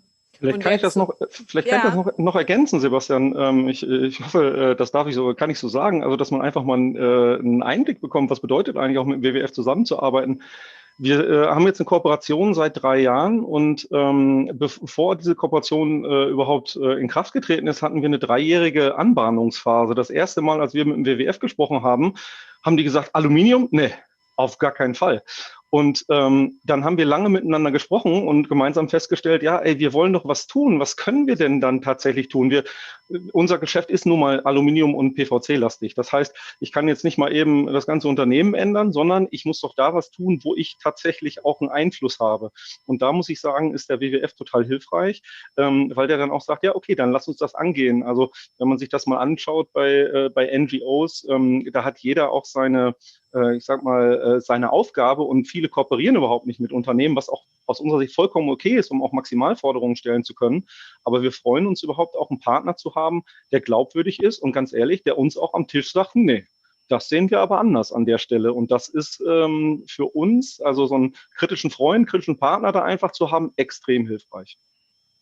Ja, aber also jetzt hatte ich eigentlich an Sebastian, jetzt muss ich dich aber gleich nochmal fragen, oder beide vielleicht auch, die Frage, also man hört ja dann manchmal so, naja, die arbeiten jetzt mit dem WWF, so nach dem Motto, dann müssen wir mit jemand anderem oder wir müssen es irgendwie anders machen. Wie seht ihr denn quasi dann auch in die Branche, also jetzt auch, es gibt ja noch andere, Schüco hat ja Wettbewerber, ein paar wenige, hat es dann da irgendwie eine Strahlkraft? Weil darum geht es ja eigentlich. Also man kann ja eigentlich auch nur der Politik zeigen, schau mal, der Markt schafft es schon, wenn es halt nicht nur ein quasi Streberunternehmen gibt, sondern wenn die anderen mitziehen. Und da nehme ich manchmal so ein bisschen wahr, dass so nach dem Motto, na, wenn der eine das macht, dann muss ich jetzt ein bisschen was anderes machen. Also wie schafft man dann eigentlich so quasi auch so eine ganze Produktgruppe in dem Fall irgendwie zu erreichen? Oder ist es auch Teil eurer Gespräche? Weil sonst ist es ja ein Unternehmen, das ist gut, aber eigentlich müssen wir ja weiterkommen. Sebastian, mach du. Ich glaube, das ist eine spannende und auch keine ganz einfache Frage, weil natürlich muss man aufpassen, dass man sozusagen auch sich mit Partnern positioniert zu Themen, wo sich beide dann auch einigermaßen wohlfühlen, sozusagen dazu zu arbeiten. Das andere ist, dass sektorale Arbeit ja auch, sektorale Arbeit jetzt im Gebäudesektor oder andere Sektoren ja auch entsprechende Expertisen und Vorkenntnisse braucht. Und jetzt ist es schon so, dass man sagen muss, wir haben jetzt vor allem bilateral gearbeitet, aber das Bestreben ist jetzt genau im nächsten Schritt auf dieser guten Grundlage jetzt in den Sektor zu gehen. Und dann werden Fragen automatisch auch aufkommen, der Exklusivität zum Beispiel. Also es gibt immer Partnerschaften, die dann exklusiv ablaufen. Auf sektoraler, transformatorischer Ebene kann das eigentlich gar nicht funktionieren. Ja, wir müssen nicht partnern, wir müssen nicht formell kooperieren, aber wir müssen gemeinsam uns an einen Tisch setzen können und auch Statements unterschreiben, rausgeben, Pressemitteilungen geben können und so weiter. Und das ist schon der Anspruch, jetzt auch in den Gebäudesektor hineinzuwirken. Ich hatte es am Anfang gar nicht erwähnt. Bei uns läuft sowieso gerade das CEWI-Projekt mit dem Wuppertal-Institut und gemeinsam auch mit der Stiftung 2 Grad. Da geht es genau um kreislaufwirtschaftliche Ansätze, unter anderem für den Gebäudesektor. Das ist genauso ein sektoraler Ansatz, aus dem heraus im Prinzip Lösungen erarbeitet werden sollen, die dann natürlich dann auch in der Öffentlichkeit positioniert werden müssen mit Partnern wie Schüco und anderen und an die Politik herangetragen werden sollen. Aber ich mache gar keinen Hehl draus. Es ist keine leichte Entwicklung, weil sie sehr voraussetzungsreich ist und wird auch nicht mit jedem in jedem Sektor gelingen. Ja, also ich bin bei uns relativ entspannt, ehrlich gesagt, bei dem Sektor. Ich glaube, wir wollen einfach in die gleiche Richtung auch marschieren, was die Thematik angeht, aber das wird nicht für jeder Fall gleich behandelt sein. Ja. Vielleicht von unserer Seite auch nochmal, das Thema ist, wenn man sich nachhaltig, also ich spreche für das Thema Nachhaltigkeit natürlich und für Schüco, und da ist es halt im Endeffekt so, wir wollen mit dem Thema Nachhaltigkeit oder generell Vorreiter sein beim Thema. Da schauen wir uns an in der Branche. Ich glaube, wir sind relativ weit. Aber wir sind trotzdem erst am Anfang. Wenn ich mir anschaue, was generell in der Baubranche passiert, ist eine sehr, sehr konservative Branche. Konjunkturzyklen sind teilweise 9 Monate später, weil es einfach dauert, bis man baut. Das ist einfach so. Das heißt, diese ganze Branche ist sehr konservativ. Ich weiß gar nicht, ob überhaupt bisher, oder beziehungsweise ich weiß auch von anderen Unternehmen, die mit euch kooperieren, auch aus dem Bausektor. Das ist für uns, wenn das ein passender Rahmen ist, dann natürlich auch in Ordnung. Das ist überhaupt nicht die Frage. Grundsätzlich ist es aber doch so, für das Thema Nachhaltigkeit ist es doch toll, wenn wir nicht der Erste sind, sondern wenn es 20 weitere Unternehmen gibt, die genauso gut sind wie wir, vielleicht sogar noch besser, von denen wir lernen können, die andere wieder auch von uns lernen können, also auch Austausch stattfinden kann. Allerdings, und das müssen wir uns immer anschauen, das ist dann als Unternehmen echt schwierig, wir haben immer sofort das Thema Kartellrecht. Also wir können uns nicht einfach mit irgendeinem anderen Unternehmen hinsetzen und über irgendwas sprechen. Das können wir aber mit dem WWF machen. Und das sind solche Sachen, die diskutieren wir aber auch mit dem WWF zusammen, weil unser Anspruch ist, natürlich Schüco weiterzubringen, aber auch in der Baubranche was zu verändern. Mhm. Gut, aber also ihr seid ja quasi jetzt, vorher wurde es genannt, Aluminium, PVC. Das sind jetzt ja zwei doch sehr teilweise kontroverse Produkte. Das eine sehr CO2-intensiv in der Herstellung, das andere einfach für den Menschen nicht so richtig gesund, kein triviales Material. Marc, ihr seid ja angetreten mit einer sehr pointierten Lösung, Message. Jetzt haben wir ja gar nicht mehr so lange, von dem her kann es nicht ausarten, aber die Holzdiskussion, die wurde ja ganz stark eigentlich jetzt über das Bauhaus der Erde, über deinen Co-Initiator John Schellenhuber nach vorne gebracht. Und genau. Wie seht ihr das, dieses ganze Thema? Dürfen wir noch mit Aluminium bauen? Also ich versuche mal diese Frage geschickt zu umgehen, um sie positiver zu formulieren. Wir müssen im Prinzip ab morgen so weit wie irgendwie möglich mit biobasierten Baumaterialien arbeiten. Sofort müssen wir da anfangen und auch uns at scale, also sprich, man muss da wirklich auch in die Masse gehen. Biobasiert, das heißt natürlich in Europa hauptsächlich Holz, das heißt in Asien Bambus und andere Materialien. Warum? Nur biobasierte Materialien durch die Photosynthese bindet ja durch das Wachstum CO2. Wir haben ein Riesenproblem bei der Klimadebatte. Man muss ja nicht nur CO2-Emissionen reduzieren durch Effizienzmaßnahmen, Verzichtmaßnahmen und alles, was man so kennt.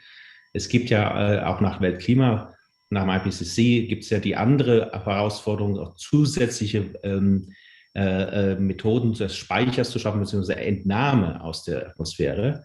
Und in diesen ganzen Technologien, der Carbon Removal Technologien, stehen wir absolut am Anfang. Und die Lösungen, die auch zum Beispiel Bill Gates jetzt propagiert, sind nicht getestet, viel zu teuer, mit großen Risiken behaftet. Und da bietet sich aus unserer Sache da in der Tat sehr pointiert und sehr eindeutig an, Bausektor muss anfangen mit biobasierten Holz in Deutschland, also Holz zu bauen, und zwar so schnell wie möglich und so viel wie möglich. Der Effekt ist zweifach. Man ersetzt die sehr starke CO2-lastige Produktion von Zement und Beton auf der einen Seite, also ein Substitutionseffekt, und das andere ist eben, man hat einen Speicher. Und der Speicher durch Holz im Holzbau kann natürlich dann sehr, sehr lange sein und im besten Fall auch wiederum recycelierbar sein. Das heißt, die Lösung im Bausektor, was Baumaterialien betrifft, ist recyclingfähige, biobasierte Materialien zu nehmen. Holz, die müssen natürlich mit einer nachhaltigen Waldwirtschaft und Forstwirtschaft verbunden werden. Und da gab es eine heftige Debatte, oder gibt es im Moment gerade. In der FAZ war kurz vorher ein Artikel erschienen, wir haben kein Holz mehr, und dann 2-3 Tage sind wir sind ja erst vor kurzem live gegangen, haben wir gesagt, Holz ist übrigens einer der Lösungsfaktoren. Dementsprechend prasseln bei uns die Anfragen ein. Wir werden demnächst auch dazu was veröffentlichen, aber ich kann verraten schon, das ist in Deutschland und Europa, ist die Holzverfügbarkeit kein großes Thema. Erstens müssen wir sowieso nicht so viel bauen, wie nach Möglichkeit muss man natürlich erstmal Reuse machen, also Bestand schützen. Zweitens, wenn dann gebaut wird, ist die Holzverfügbarkeit nach unseren derzeitigen Berechnungen absolut vorhanden. Und da gibt es unter anderem verschiedene Denkfehler. Unter anderem sagen wir natürlich nicht, dass Laubwälder und also nicht bewirtschaftete Wälder wollen wir ja gar nicht antasten. Es geht nur um sowieso bewirtschaftete Wälder und dort eine Nutzungsänderung vorzunehmen. Im Moment haben wir ja wir haben sehr viele Abstrusitäten in dieser Debatte. Eine der Abstrusitäten ist ja, dass wenn man Holz als Pellet verbrennt, wird das durch einen Steuerzahler mit einem verminderten Mehrwertsteuersatz subventioniert. Das heißt, bei der Verbrennung wird natürlich CO2 exakt direkt wieder in die Atmosphäre gelassen, das gerade vorher vielleicht 50 Jahre gewachsen ist. Das heißt, das ist subventioniert, aber wenn man Holz verbaut und durch 100-jährigen Holzbauten oder länger verbaut, gibt es keine Subvention. Also da gibt es sehr, sehr viele abstruse Sachen. Deswegen glauben wir, dass wir so eine sehr systemische Analyse, integrative Ansätze und eine Integration aller Player brauchen. Ja, und dann? Also es bedeutet doch eigentlich schon, dass man jetzt ein Unternehmen wie Schüco perspektivisch sich vielleicht auch mit anderen Materialien mal beschäftigen sollte. Ohne meinen sehr geschätzten, den ich gestern erst kennengelernt habe, aber sehr geschätzten, sehr ambitionierten Kollegen da anzugreifen, auf keinen Fall. Aber auf jeden Fall müssen andere Materialien sich angeschaut werden. Man muss die Kreislaufwirtschaft herstellen und man muss Speicherkapazität hinbekommen. Speicherkapazität ist einfach biologisch, chemisch und sonst was nicht nur möglich mit biobasierten. Das heißt, auch Ziegel ist schon besser als Zement, aber speichert natürlich auch kein CO2. Wir kommen um die CO2-Speicherfunktion nicht heraus. Wir haben das mal gerechnet auf globalen Maßstab. Das ist eine Studie, die vor ein paar Monaten erschienen ist. Wenn man das auf globaler Maßstab sieht, wir haben ja einen Zuwachs der Weltbevölkerung in den nächsten 30 Jahren innerhalb einer Generation von 2 Milliarden Menschen. Das impliziert, dass die 2 Milliarden ja irgendwo wohnen müssen, arbeiten müssen, sonst was. Das ist das größte Bauprojekt unserer Zivilisationsgeschichte. Wir haben gerechnet, wenn das jetzt alles mit dem Business as usual, das heißt mit den Materialien passiert, die zurzeit existieren, wird die Pariser Klimaziele nicht mehr erreichbar sein. Also keine Bauwende heißt keine Pariser Klimaziele. So einfach und natürlich so kompliziert in der Umsetzung ist die Gleichung. Und da muss man ran. Ich habe da vielleicht. Seid ihr, jetzt kommen wir sind noch unter uns. Jetzt sag doch mal. Also, seid ihr jetzt bei Schüco, seid ihr schon heimlich dran? Ich erzähle es auch euren Wettbewerbern. Holzfenster wäre ja mal. Holzkunst, also es gibt ja viele Möglichkeiten. Also komm jetzt, sag mal, der Blick in die Innovationskiste bei Schüco. Ich sag mal so, also ich finde das erstmal total klasse, was ihr da macht. Also Marc, das ist für mich überhaupt nicht die Frage. Und wir sagen grundsätzlich, ich habe ein bisschen differenzierteren Blick, weil jedes Material hat seine Daseinsberechtigung, weil jedes Material unterschiedliche Eigenschaften hat und Möglichkeiten dann hinterher auch hat. Und Holz ist ein total spannender Baustoff. Ich persönlich finde Holz auch einen sehr schönen Baustoff.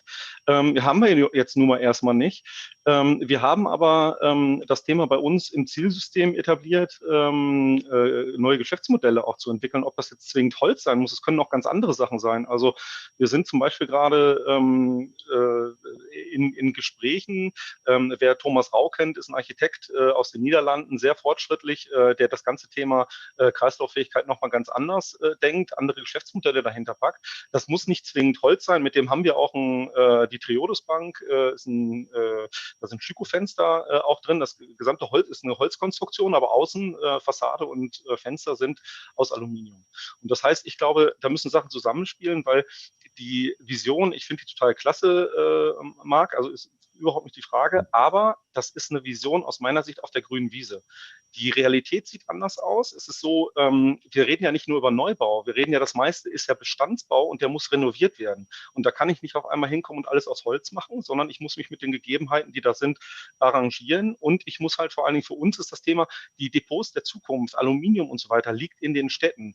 Kreislauffähigkeit, also Aluminium ist zu 100% kreislauffähig. Warum sollte man das zukünftig nicht weiter nutzen? Also die Baubranche hat schon sehr früh angefangen, einen geschlossenen Kreislauf mit dem AOF oder bei PVC Revindo wieder die Produkte einzusammeln und wieder neue Produkte daraus zu machen. Beim PVC ist es im Endeffekt ähnlich. Also wenn wir darüber reden, PVC kann bis zu 7-mal recycelt werden. Ja, das ist bei einer Shampooflasche, dann ist das nach einem Jahr ist das Thema durch, weil es so häufig Umlaufhäufigkeit Nachhaltigkeit hat, ein Fenster ist 30 bis 40 Jahre in einem Haus drin. Mindestens.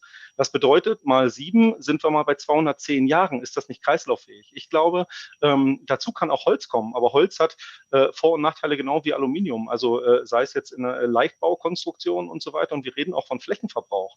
Wir können nicht nur in die Breite bauen. Die Städte, Marc, du hast es gerade gesagt, es werden immer mehr Menschen in die Städte kommen. Was bedeutet das? Die Städte können nur nach oben bauen. Nach oben können wir nicht alles mit Holz bauen. Es ist nicht machbar, rein statisch gesehen. Es geht bis zu einem gewissen Level. Dann sind aber Windkräfte und so weiter, die da drauf sind. Ich hoffe, dass sich das weiterentwickelt, natürlich auch.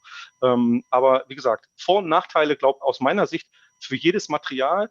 Und ich glaube, wir dürfen nicht andere Sachen verteufeln, um schneller voranzukommen einfach. Den Gedanken finde ich total spannend und auch, glaube ich, ist eine richtige Richtung. Der ist aber praktikabel schwer umsetzbar. Da darf ich doch nochmal auf die Energiewende zurückkommen, die ich dann lange Zeit miterlebt habe. Das war genau die Argumente, Solarenergie rechnet sich nicht. Windenergie, wir haben den Wind nicht, was macht es, wenn es dunkel ist und Flaute ist. Es gibt ein paar Dinosaurier, die dieses Argument immer noch haben. Wir machen gerade die größte Energiewende, die man sich vorstellen kann. Und die Bauwende ist natürlich auch möglich. Das heißt, die Statik, um nur eins der 3 großen Vorteile zu nehmen, es gibt ja schon 50 Meter hohe Holzgebäude. Es geht auch gar nicht darum, dass man bestimmte Teile, vielleicht Grundierung, Innenstabilisierung, vielleicht nicht auch aus Zement und Beton machen muss. Aber was machbar ist als Zielrichtung, die gibt es noch nicht. Die müssen wir festhalten. So viel Speichermöglichkeit von CO2 wie möglich. Und wenn man ein bisschen mehr investiert in erneuerbare Stoffe, in biobasierte Stoffe und das nicht in die Subvention in Zementindustrie reingibt, direkt und indirekte Subventionen, dann würden wir auch mit Innovationen viel weiterkommen. Ich finde grundsätzlich gut. Und dann habe ich aber gleich eine Frage an Sebastian, aber ganz kurz, Hen. Nee, die Sache ist nur biobasiert. Aus unserer Sicht, biobasiert ist auf der einen Seite kann gut sein, aber nicht alles Biobasierte ist super. Siehe die Palmöl-Diskussion und die Frage, wo geht das Ganze hin? Also wofür verwendet man dann tatsächlich was? Wofür verwendet man dann Holz? Was geht vor? Bei Wasserstoff ist die gleiche Diskussion. Das muss dann gut geregelt bzw. gut diskutiert sein. Und da ist Sebastian, glaube ich, genau auf der Ebene der beste Ansprechpartner, um da was zu sagen.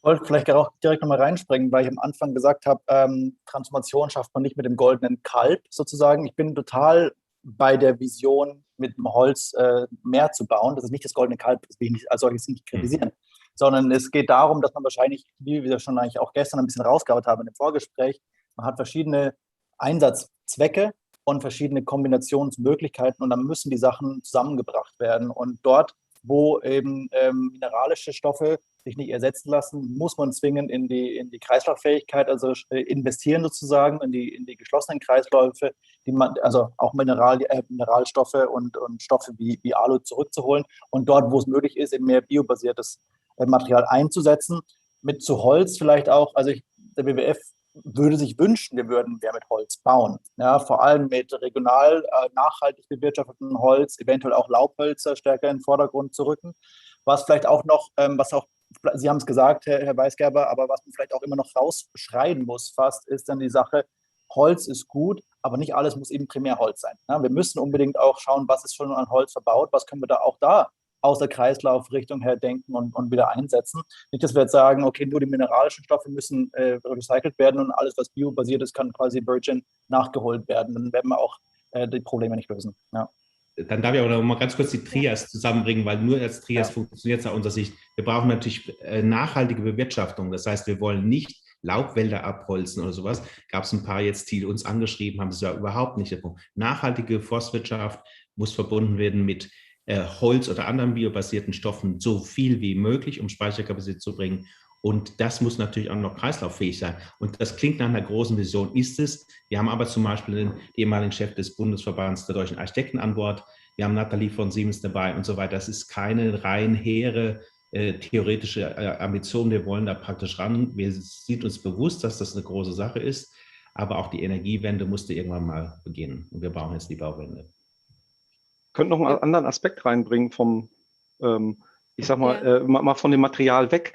Das, was wir brauchen, ist eine Denkwende definitiv, auch in der ganzen Konstruktion, weil ich als Beispiel Kreislauffähigkeit in einem Fenster. Zurzeit werden Häuser so gebaut und Fenster dass sie ein spezielles Maß haben, das auf das Haus passt. Man müsste eigentlich viel mehr mit Standard arbeiten, damit ich das Fenster ausbauen kann, vielleicht woanders wieder reinbauen kann. Das erfordert erstmal eine Umdenkweise bei Planern und bei Architekten vorneweg und dann auch hinterher eine Umdenkweise bei uns in der Konstruktion, in der Entwicklung, weil ich muss ja das Fenster irgendwie aus dem Gebäude rauskriegen, ohne dass es kaputt geht. Also brauche ich vielleicht Einsatzschalen drumherum oder sowas. Und das bedeutet, mal unabhängig, ob das jetzt ein Holz, Aluminium oder PVC-Fenster ist, wenn ich wirklich Kreislaufwirtschaft denke und das hinterher auch ausbauen will, dann muss ich halt umdenken in dieser gesamten Konstruktion. Wir sind von unserer Seite da dran, aber das bedeutet auch ein Umdenken am Anfang der Kette und am Anfang der Kette sind ganz oft natürlich Investoren, aber auch dann dementsprechend die Architekten. Und das ist natürlich, ganz ehrlich, ich freue mich um jedes Fenster, was in irgendeiner Art und Weise einen CO2-neutralen Fußabdruck hat, ist doch super. So, jetzt die Lara ist jetzt gerade wieder aufgetaucht. Ich hatte jetzt eigentlich noch eine Frage an den Sebastian, weil wir gerade so lustig wieder anfangen, die Verantwortung hier einmal durch den Raum zu schieben. So dieser Circle of Blame ist ja beim Bauen unendlich groß. Das heißt, man wird nie wissen, wer dran ist. Sebastian, ist die Diskussion, wenn du so anhörst, wie ist es bei anderen Industrien, also Unternehmen so, also in anderen Sektoren? Laufen die ähnlichen Diskussionen ab? Lebensmittel, der Nutz, der Käufer, der Konsument, oder würdest du sagen, also die in der Baubranche, irgendwie spinnen die doch, die sind ja wahnsinnig kompliziert.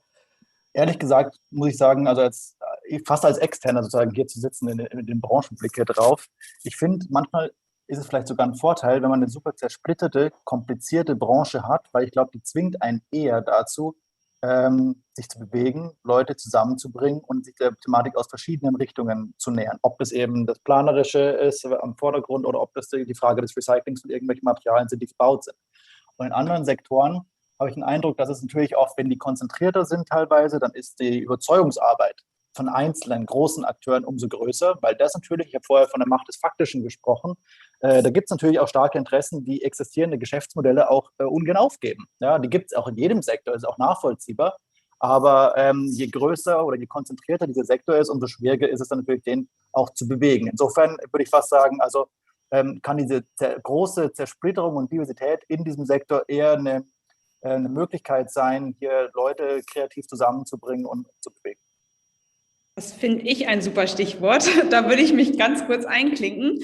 Und zwar Leute kreativ dazugekommen und einklinken. Das ist genau der Grund, warum wir eine ganz kurze Breakout-Session machen. Die wird jetzt im Hintergrund angeschaltet. Für alle SpeakerInnen und auch TeilnehmerInnen auf eurem Bildschirm erscheint entweder teilnehmen oder nicht teilnehmen. Wenn ihr mit anderen, die jetzt gerade zuschauen, gematcht werden möchtet, dann klickt auf Beitreten und dann habt ihr 3 Minuten Zeit, um ganz kurz über das Gehörte zu sprechen, euch auszutauschen, Fragen, die aufkommen, mit dem Gegenüber zu besprechen, vor allem aber auch für ein kurzes Networking. Und genau, wenn diese 3 Minuten rum sind, dann sehr gerne die Fragen in den Chat schreiben und dann können wir die hier in der Runde auch besprechen. Da frage ich einmal ganz kurz an Christine, sind dir die Fragen aus dem Slack vorliegend oder soll ich die mit reingeben? Nee, ich habe sie hier. Okay, also, super. Genau. Ja, dann, da sind ja schon einige dazugekommen, aber genau nach der kurzen Breakout-Session gibt es ja meistens noch mal ein paar mehr, wenn die TeilnehmerInnen miteinander sprechen konnten. Ich hatte aber auch das Gefühl, euch geht jetzt nicht unbedingt der Gesprächsstoff aus. Ihr könntet das bestimmt auch so wir würden nachher gerne noch angeschaltet bleiben, 2 Stunden, dass wir das jetzt einfach nochmal richtig durchdiskutieren. Genau, dafür haben wir aber eben auch den Gathertown-Raum. Also da gibt es den Bereich Gebäude. Wenn ihr da weitersprechen wollt und auch noch die ZuschauerInnen mit einladet, habt ihr auf jeden Fall die Möglichkeit, noch bis in die Abendstunden miteinander zu sprechen. Ich glaube, das würdet ihr schon schaffen. Aber sehr schön, dass da gestern schon hitzige Diskussion war und freut mich, dass auf jeden Fall diese Diversität des Panels auch dazu beiträgt, unterschiedliche Perspektiven mit aufzunehmen. Ja, so kontrovers war es gar nicht. Ich glaube, wir haben viele Themen gefunden, wo wir gesagt haben, oh, da müssen wir uns dann nochmal das weiterverfolgen gemeinsam. Ah ja. Was war das Hauptthema, woran es weiterging? War es Holz?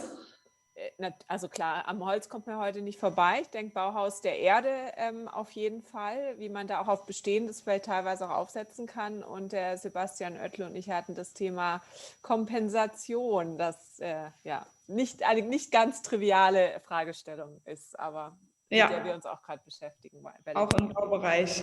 Ja. Auf jeden Fall. Ja, ich will dich nicht zu stark ablenken, dass du auch die Fragen dir einmal anschauen konntest. Aber genau, ich sehe, wir haben jetzt hier noch so in etwa 30 Sekunden mit der Breakout-Session. Ich höre mal kurz auf, meinen Bildschirm zu teilen. Das heißt, gleich kommen so nach und nach die SpeakerInnen wieder auch zurück, denke ich, und die Teilnehmerinnen auch. Dann genau könnt ihr in die Fragen nochmal für eine letzte Runde mit reingehen. Okay. Ja. Ich schaue selber auch Wie lange noch haben wir jetzt nochmal Zeit? Dann 10 Minuten ungefähr, oder? Genau, 10 Minuten. Wir haben auch einen ganz kleinen Puffer da drin, aber genau, so in etwa 10 Minuten. Und genau, die Breakout-Session ist jetzt wieder zu Ende. Das heißt, jetzt kommen gleich wieder alle zurück und ich überlasse die Fragen dir. Ich sehe ein paar leuchtende Gesichter, scheinen nette Gespräche gewesen zu sein. Also bis gleich. Gut, ich bräuchte, jetzt sind wir wieder zusammen, genau. So, dann fangen wir mal an mit den Fragen, die reinkamen. Erste Frage: Inwiefern spielt künstliche Intelligenz heute schon eine Rolle beim Design klimafreundlicher Lösungen? Marc, das ist vielleicht eine Frage an dich, oder? Mit deinem Einblick in die Innovationsbranche. Aus der Innovationsecke, sage ich mal, das ist einer der Sachen, die wir am meisten auch fokussieren wollen. Da werden wir uns auch mit entsprechenden Partnern verknüpfen. Künstliche Intelligenz, glauben wir, ist einer der größten oder ist faktisch einer der größten Tools, die die Menschheit je hatte. Das muss aber jetzt eben auch mal für Nachhaltigkeit eingesetzt werden und nicht für irgendwelche Kontrollmöglichkeiten von Bürgerinnen und Bürgern. Also wir glauben, dass da eine große Sache drin ist, insbesondere bei der Lieferkettensteuerung. Wie gesagt, nur eine nachhaltige Forstwirtschaft zusammen mit einer nachhaltig gebauten Umwelt macht das Sinn. Und diesen Informationsfluss zum Beispiel zu optimieren, ist ein mögliches Anwendungsfeld. Ja, vielleicht noch Sebastian, deiner Sicht, ist es bei Unternehmen, mit denen ihr sonst zusammenarbeitet, auch schon Thema, künstliche Intelligenz in irgendeiner Art und Weise? Kaum, ehrlich gesagt. Also wo das eine Rolle spielt, also man muss dazu sagen, wir sind natürlich auch nicht in diesen ganzen Produktdesign-Prozessen stark mit drin. Was da läuft im Hintergrund auch, ist eine andere Frage. Aber also künstliche Intelligenz ist übertrieben, aber wo die mit Digitalisierung im weitesten Sinne eine Rolle spielt, ist tatsächlich für das Datenmanagement, Datenweitergabe, also ganze Blockchain-Technologien für die Supply-Chain-Transparenz und so weiter. Das hilft nicht unbedingt dabei, immer Input-Daten sauber zu generieren. Es versichert ja nur den Transportweg in dem Sinne, aber das ist zumindest mal ein Feld, wo ich momentan sehe, dass das ein bisschen mit reinkommt, aber darüber hinaus aus persönlicher Erfahrung gerade wenig.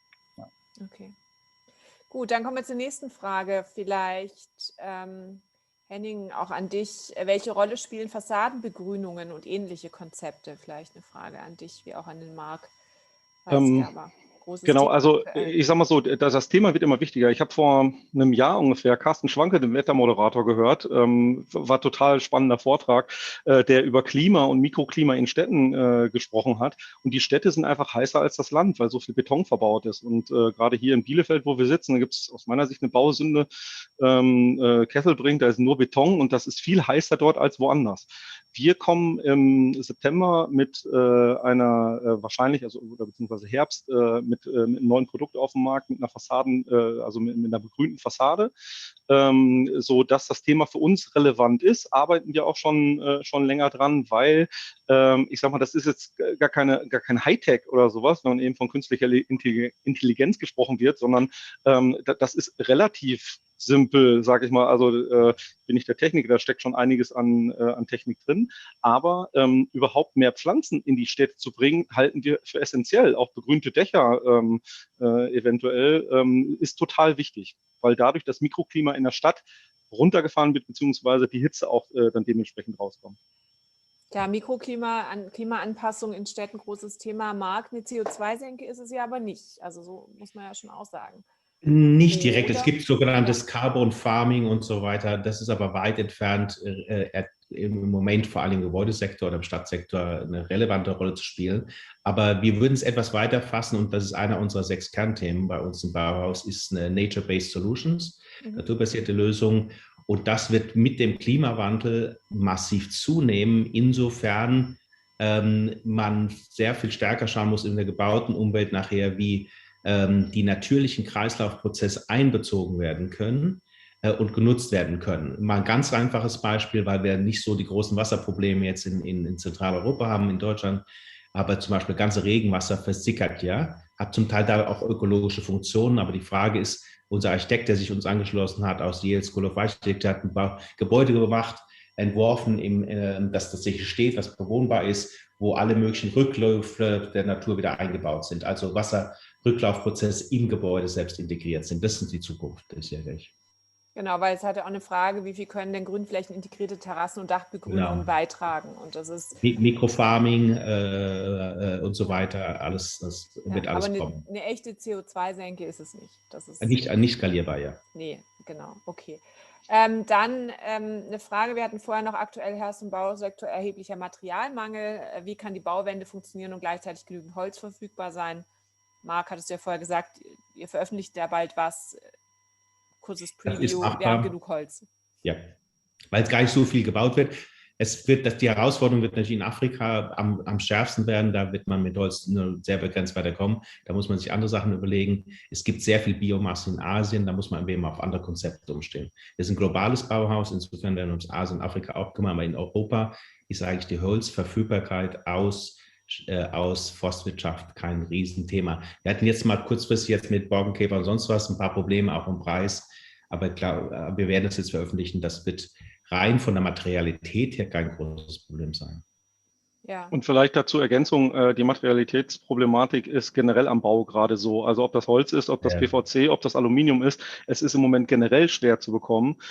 Es wird viel gebaut, dann gibt es Markteffekte im Endeffekt, die Auftragsbücher sind voll. Das Problem sehe ich hinterher bei denen, die privaten Hausbauen, die Finanzierungslücken und so weiter zurzeit bekommen. Das trifft die im Moment gerade hart. Das ist aber materialunabhängig, ehrlich gesagt. Ja.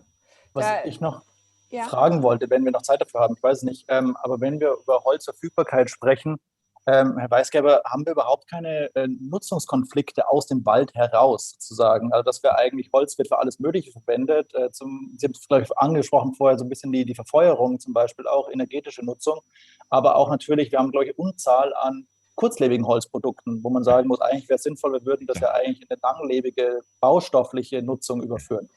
Genau, es muss auch eine Denkwende geben, sozusagen. Ich glaube, du oder so jemand anderes, man braucht eine Umsetzung. Wir sind wirklich erstaunt, wie selbst führende Wissenschaftler und Forschungseinrichtungen, ganze Forschungsprogramme zum Teil nicht die richtigen Fragen gestellt haben. Es geht nicht Wald oder Bau, sondern wir sagen immer, muss es mehr Wald geben und Retimbering im Englischen, Retimbering of the cities. Das heißt, man hat einen zusätzlichen Speicher. Es ist nicht entweder oder, sondern wir haben verstärkte Wälder und Waldfunktionen und zusätzlich noch Waldspeicher, CO2-Speicherfunktionen entstehen. Das ist die Lösung. Das heißt in der Tat, dass man, deine konkrete Frage, ich war jetzt kurz abgeschwillt, Nutzungskonflikte, wir würden eben nur am Nutzwald rangehen und das ist genau der Punkt. Man hat eine Nutzungsverlängerung und dadurch eine Speicherfunktionsverlängerung und wenn die kreislaufmäßig passiert ist, von der kurzfristigen sehr ungesunden, sozusagen aus biologischer Sicht, ungesunden Nutzung jetzt auf eine langfristige Speicherung, die nach höher rezyklierbar ist. Das ist die Vision.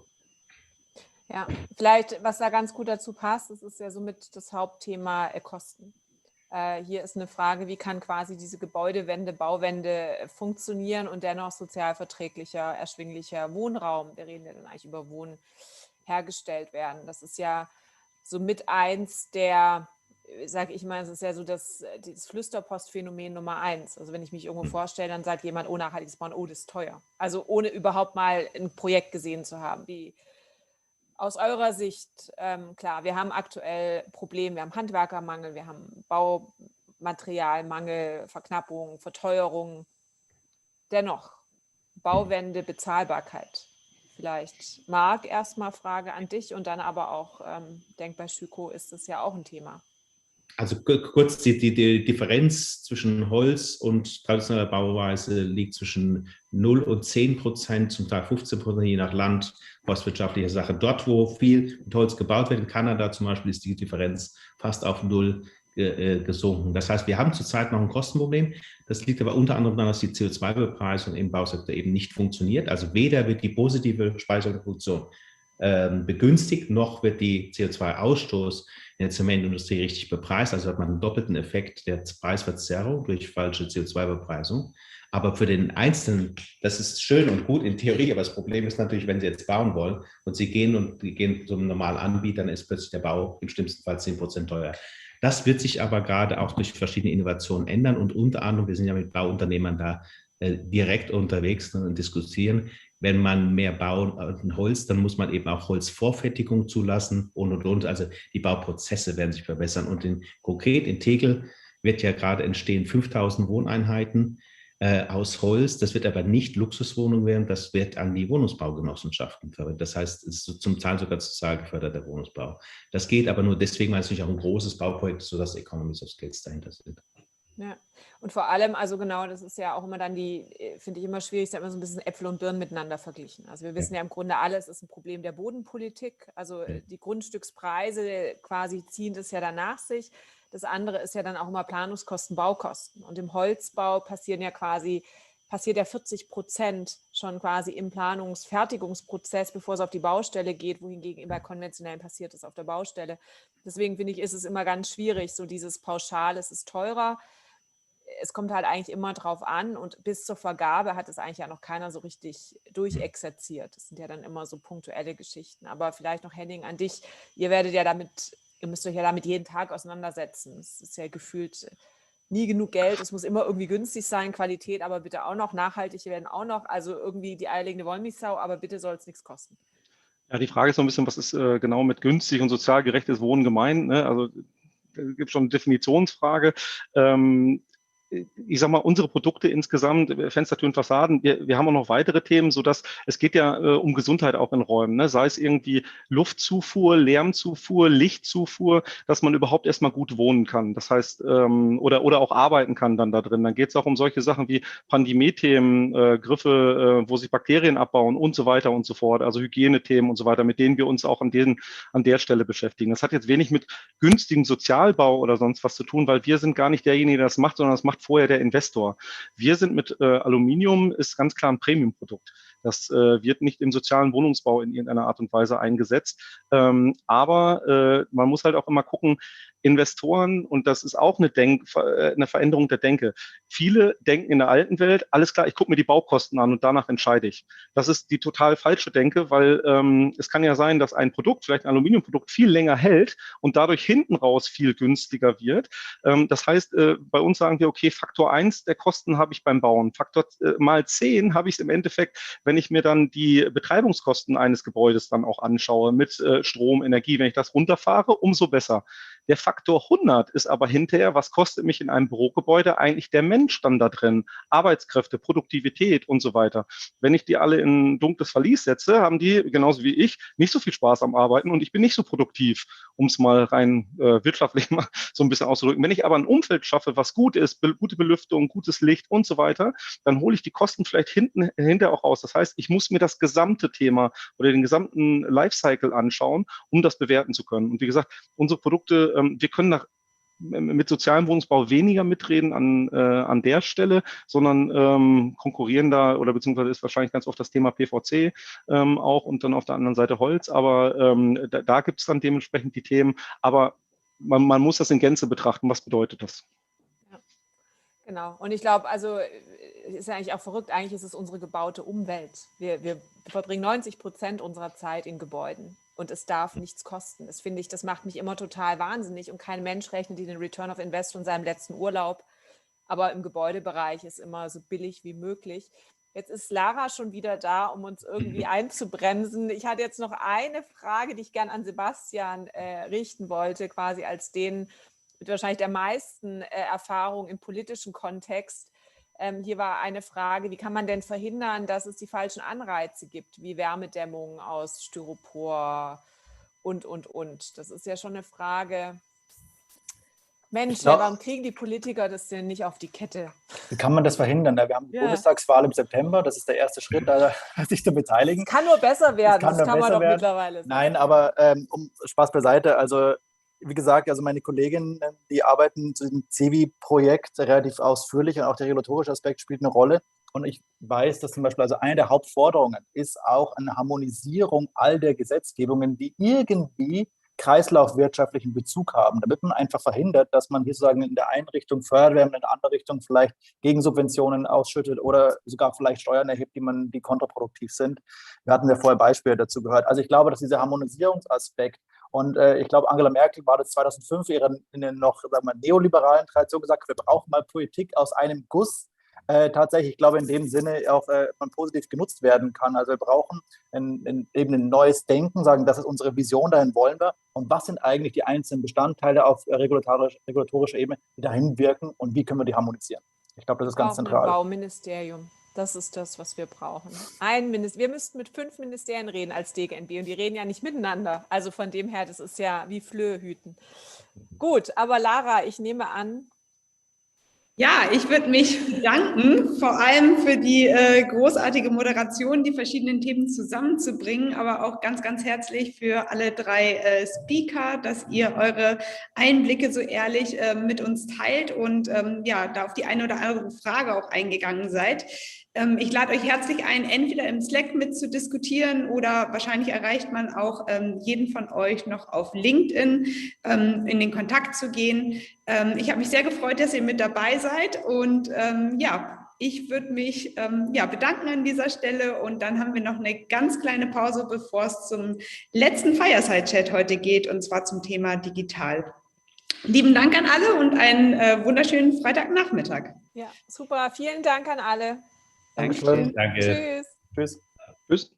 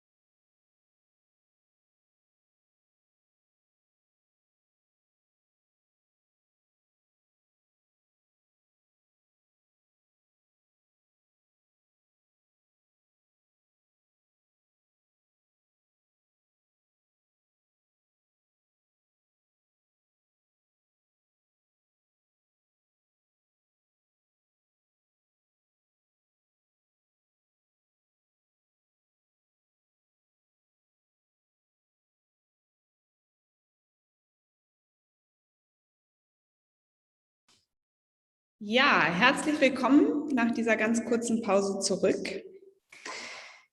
Und zwar habe ich jetzt einmal ganz kurz das Problem, dass ich mich doppelt höre. Jetzt ist es besser. Super, genau. Ich freue mich, Yvonne Zwick gleich hier dazu zu holen als Moderatorin für den Fireside-Chat Digital. Ja, sie ist eine Schlüsselfigur der deutschen Nachhaltigkeitsszene, nicht zuletzt, da sie die letzten 16 Jahre beim Rat für nachhaltige Entwicklung war und dort 3 Jahre lang am Ende für das Büro Deutschen Nachhaltigkeitskodex, den wir bestimmt von der einen oder anderen Stelle kennen. Sie ist aber auch seit Anfang dieses Jahres Vorständin vom Baum e.V. und ja, unterstützt diesen Summit als Partnerin mit, hatte gestern auch schon einen Workshop und ich freue mich sehr auf die Diskussion hier. Hallo Yvonne. Hallo Lara, grüß dich. Na? Schon fix und fertig oder geht's noch? Für die letzte Zeit? Ich hatte erlebnisreiche Tage. Ich finde alles sehr spannend. Ich höre gerne zu. Aber so ein bisschen ja, freue ich mich auch aufs Wochenende. Aber ich freue mich sehr auf eure Diskussion. Und ich sehe, es sind schon eigentlich alle da. Ich schalte mich hier im Hintergrund stumm, mache meine Kamera aus, höre euch zu und wünsche euch allen viel Spaß. Vielen Dank, Lara. Lehn dich zurück. Ja, und ich freue mich sehr, heute hier zu sein, denn erstens ein Abschlusspanel zu machen, ist ja immer eine besondere Verantwortung, weil das ja ein bisschen auch den Rahmen nochmal am Schluss absetzt. Und ich finde es ganz passend von daher, dass Jascha heute hier mit dabei ist als Mitgründer von The Climate Choice. Ich freue mich auch über Jan Julko von Everphone. Da habe ich schon Interessantes gehört und gelesen. Und ich begrüße Valentina Daiber, Mitglied im Vorstand der Telefonica Deutschland Holding AG und dort verantwortlich für das Recht, für das Thema Recht und Corporate Affairs. Und ich würde diesen Fireside-Chat von daher auch mit der Dame beginnen, wenn es die Herren erlauben und als allererstes Valentina die Möglichkeit geben, zu erzählen, was eigentlich bei Telefonica so los war in den letzten Jahren. Ich habe mitbekommen, Sie sind sehr, sehr lange schon im Unternehmen, haben von daher die Transformationsreise auch schon sehr, sehr lange mitbegleitet. Und ich würde Sie gerne einladen, einen ganzheitlichen Blick nochmal auf das Unternehmen zu werfen. Gerade im vergangenen Jahr haben Sie auch den Baum Umwelt- und Nachhaltigkeitspreis erhalten, weil wir Sie als Agentin für Nachhaltigkeit bei Telefonica identifiziert haben. Von daher plaudern Sie gerne ein bisschen aus dem Nähkästchen. Was macht Sie besonders stolz dabei, diese Transformationsreise bei Telefonica hin zu nachhaltiger Digitalisierung begleitet zu haben? Ja, erstmal herzlichen Dank auch von meiner Seite, dass ich heute Nachmittag hier teilnehmen darf. Ich freue mich sehr darüber. Und genauso sehr oder noch viel, viel mehr, genau genommen, habe ich mich in der Tat im letzten Jahr über den Baum Award gefreut, den ich ja quasi stellvertretend für das Unternehmen und für meine Kolleginnen und Kollegen übernommen habe. Denn einerseits war natürlich die Jurywertung bezog sich ja auf mich sozusagen als Managerin im Unternehmen. Aber wir alle wissen, Manager sind zu nichts gut, wenn sie nicht das Team dahinter haben, was ihnen den Rücken stärkt und die mit großem Einsatz und großer Leidenschaft ihren Job verrichten. Und insofern bin ich dankbar, in einem Umfeld zu arbeiten, in dem einerseits meine Vorstandskollegen das Thema digitale Transformation oder nachhaltige digitale Transformation intensiv unterstützen, dass alle Mitarbeiterinnen und Mitarbeiter das ebenfalls mit Leidenschaft unterstützen und ganz besonders mein Corporate Responsibility Team unter der Leitung von der Claudia von Bothmer, die einen unglaublich tollen Job machen. Insofern ja, starten wir aus einer tollen Position. Wir haben im letzten Jahr viel Anerkennung bekommen für unsere Nachhaltigkeitsaktivitäten. Aber natürlich, wir wollen nicht nachlassen, wir wollen auf dieser Position aufsetzen, wollen noch eine Schippe drauflegen und wollen sozusagen unsere Leading Position in dem Bereich auch ausbauen. Und wie machen wir das? Wir machen das mit dem sogenannten Responsible Business Plan. Das ist ein holistischer Plan, der alle Bereiche im Unternehmen betrifft und der Maßnahmen definiert, die auf das Thema Nachhaltigkeit einzahlen in unterschiedlichster Weise oder auf das Thema Verantwortung einzahlen. Den haben wir erstmals im Jahr 2016 zum Leben erweckt und diente uns seither sozusagen als Richtschnur, als strategische Leitschnur für unsere Aktivitäten. Unser letzter Plan ist 2020 ausgelaufen und jetzt haben wir in den letzten Monaten uns ganz intensiv damit beschäftigt, einen neuen Plan aufzusetzen bis zum Jahr 2025. Und ja, Sie haben gesagt, gefragt, was macht mich stolz? Ganz besonders stolz macht mich einerseits, dass wir das Thema Nachhaltigkeit seit vielen, vielen Jahren begleiten. Man hat ja ein bisschen das Gefühl, das ist in den letzten Jahren, ja, hat es an Relevanz gewonnen. Manche sagen, es ist so eine Art Modeerscheinung. Ich kann aus vollem Herzen sagen, bei Telefonica ist das Thema keine Modeerscheinung. Wir kümmern uns seit vielen, vielen Jahren um das Thema. Unser erster Nachhaltigkeitsbericht datiert oder betraf das Jahr 2005 und das war nur der Start der Berichterstattung. Also inhaltlich haben wir schon viele Jahre davor uns mit dem Thema beschäftigt. Das heißt, das zieht sich sozusagen durch unser Selbstverständnis im Unternehmen und wenn ich mir anschaue, wie sich das in den letzten Monaten entwickelt hat mit diesem neuen Responsible Business Plan, muss ich sagen, tatsächlich ist das Thema mittlerweile wirklich ganz tief in der DNA des Unternehmens angekommen. Wir haben 76 Maßnahmen definiert.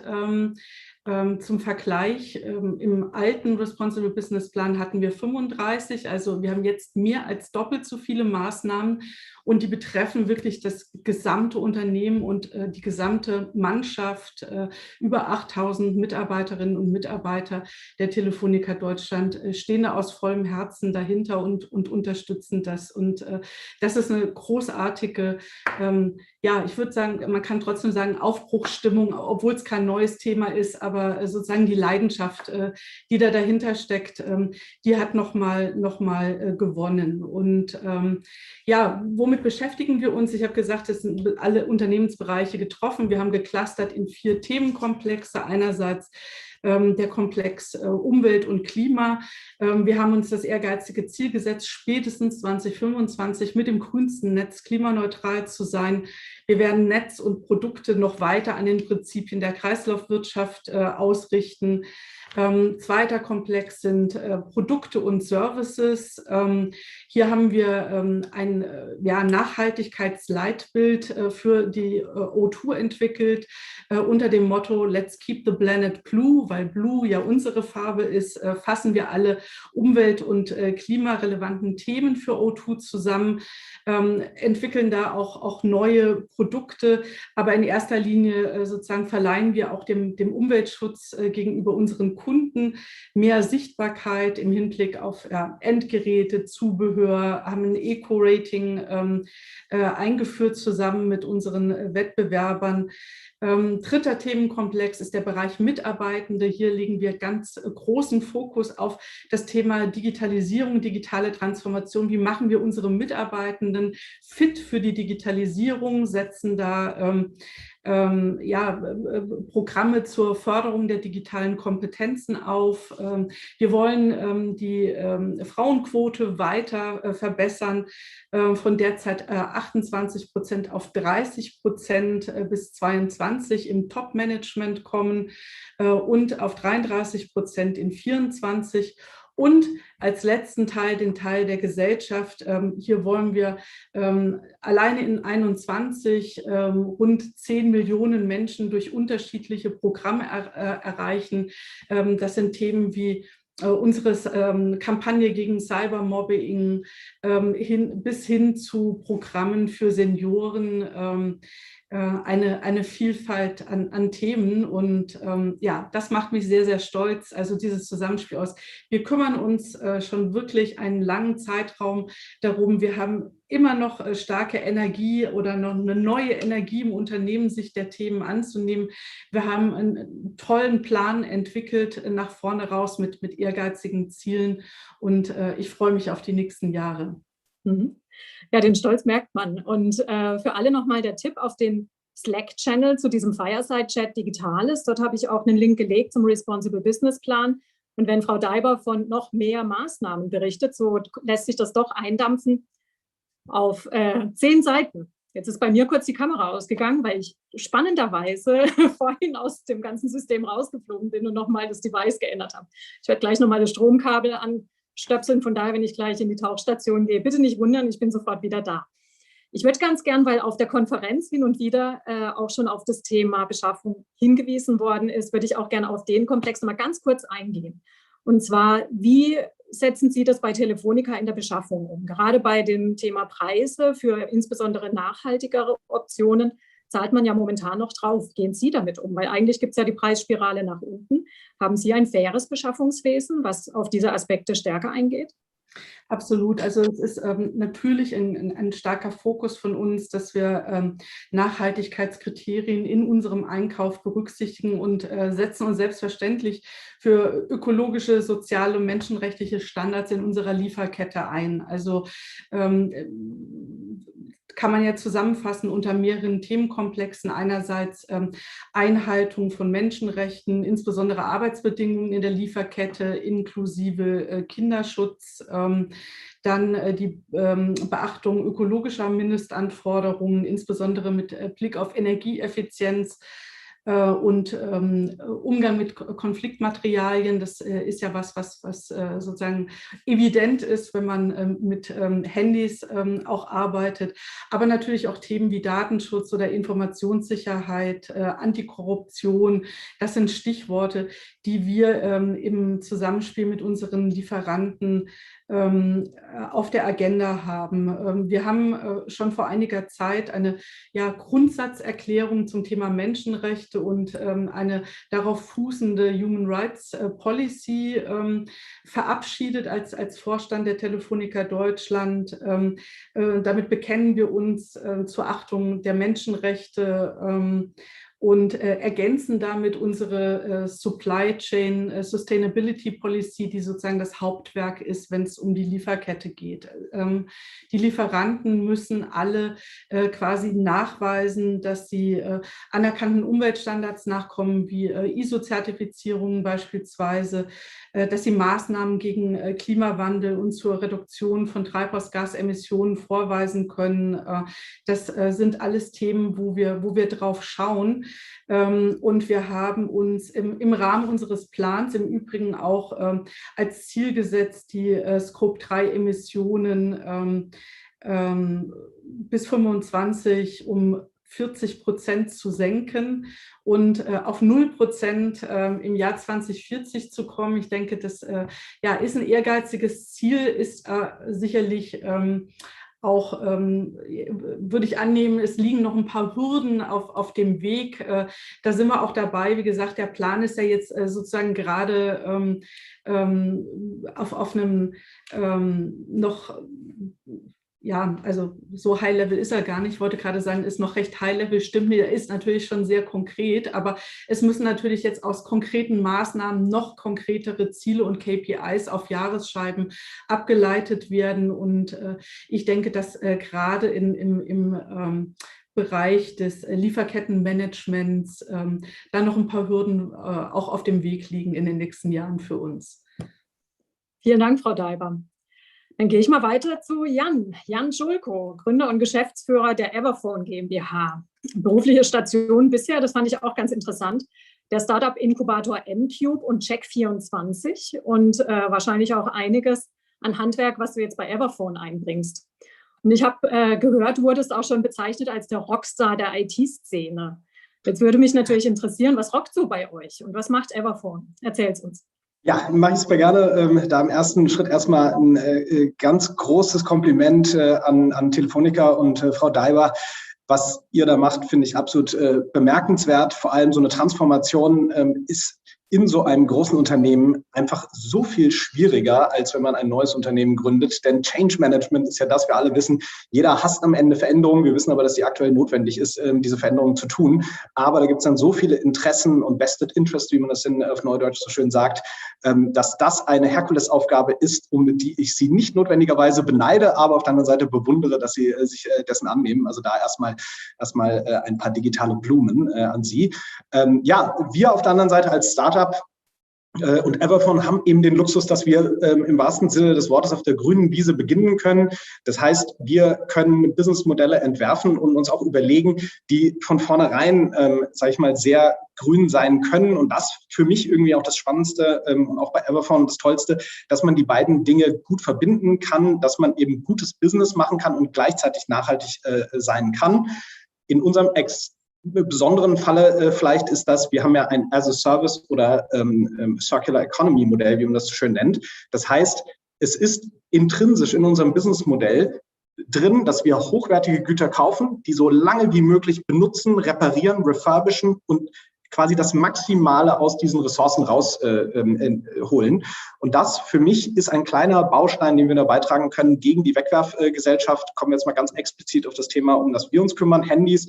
Wir alle wissen, dass Handys, Sie haben das auch eben schon richtig gesagt, Frau Daiber, da gehen eine ganze Menge Rohstoffe rein. So ein Handy hat einen ganz schönen CO2-Fußabdruck. Und das Interessante oder fast Blöde ist, dass der Fußabdruck von einem kleinen Handy, also einem 200-Euro-Handy, ziemlich genau gleich ist wie dem von einem 1.500-Euro-Handy.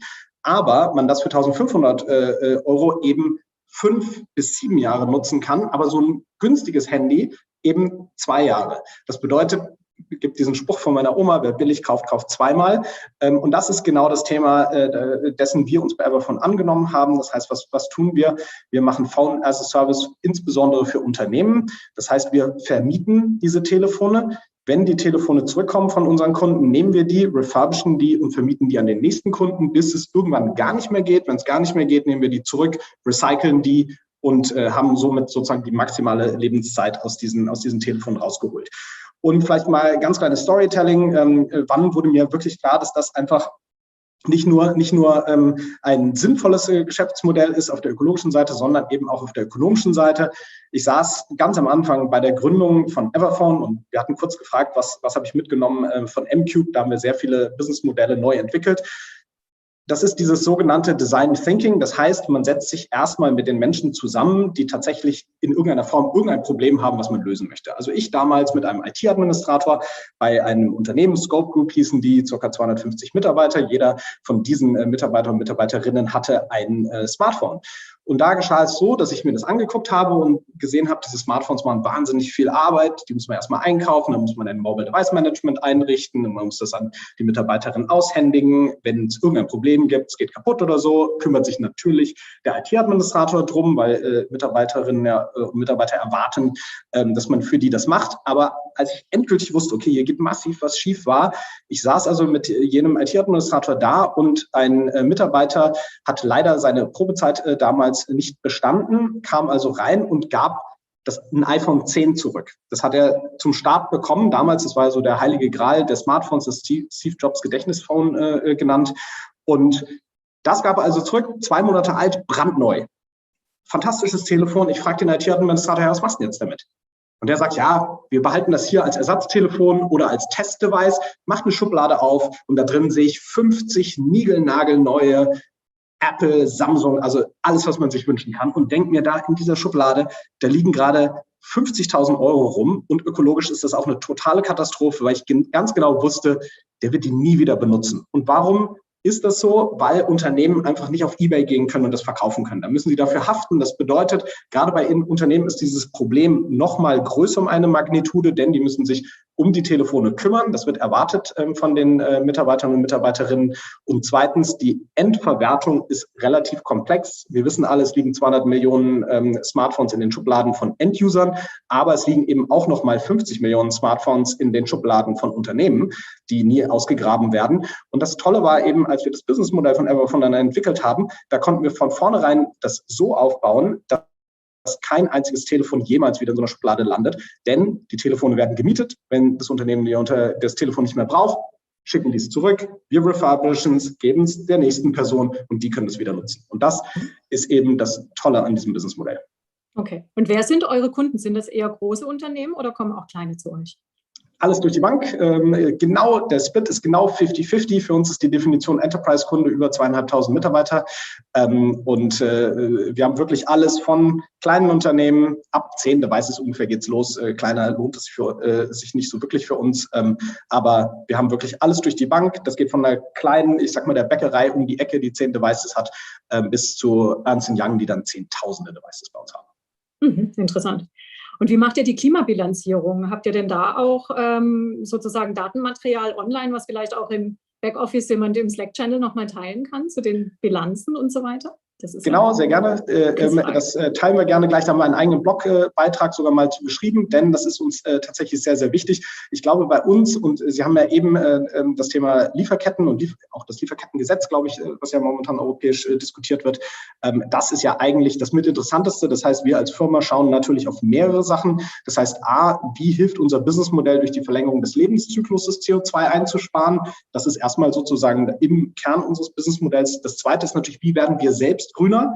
Und da kenne ich diese Schmerzen, die große Unternehmen haben, auch im Kleinen. Das geht schon los. Wie trenne ich im Büro ordentlich Papier vom Restmüll? Und wie erziehe ich die Leute dazu, eben nicht das in den falschen Mülleimer zu werfen? Das heißt, mit diesen ganz mondänen Problemen kämpfen wir auch rum.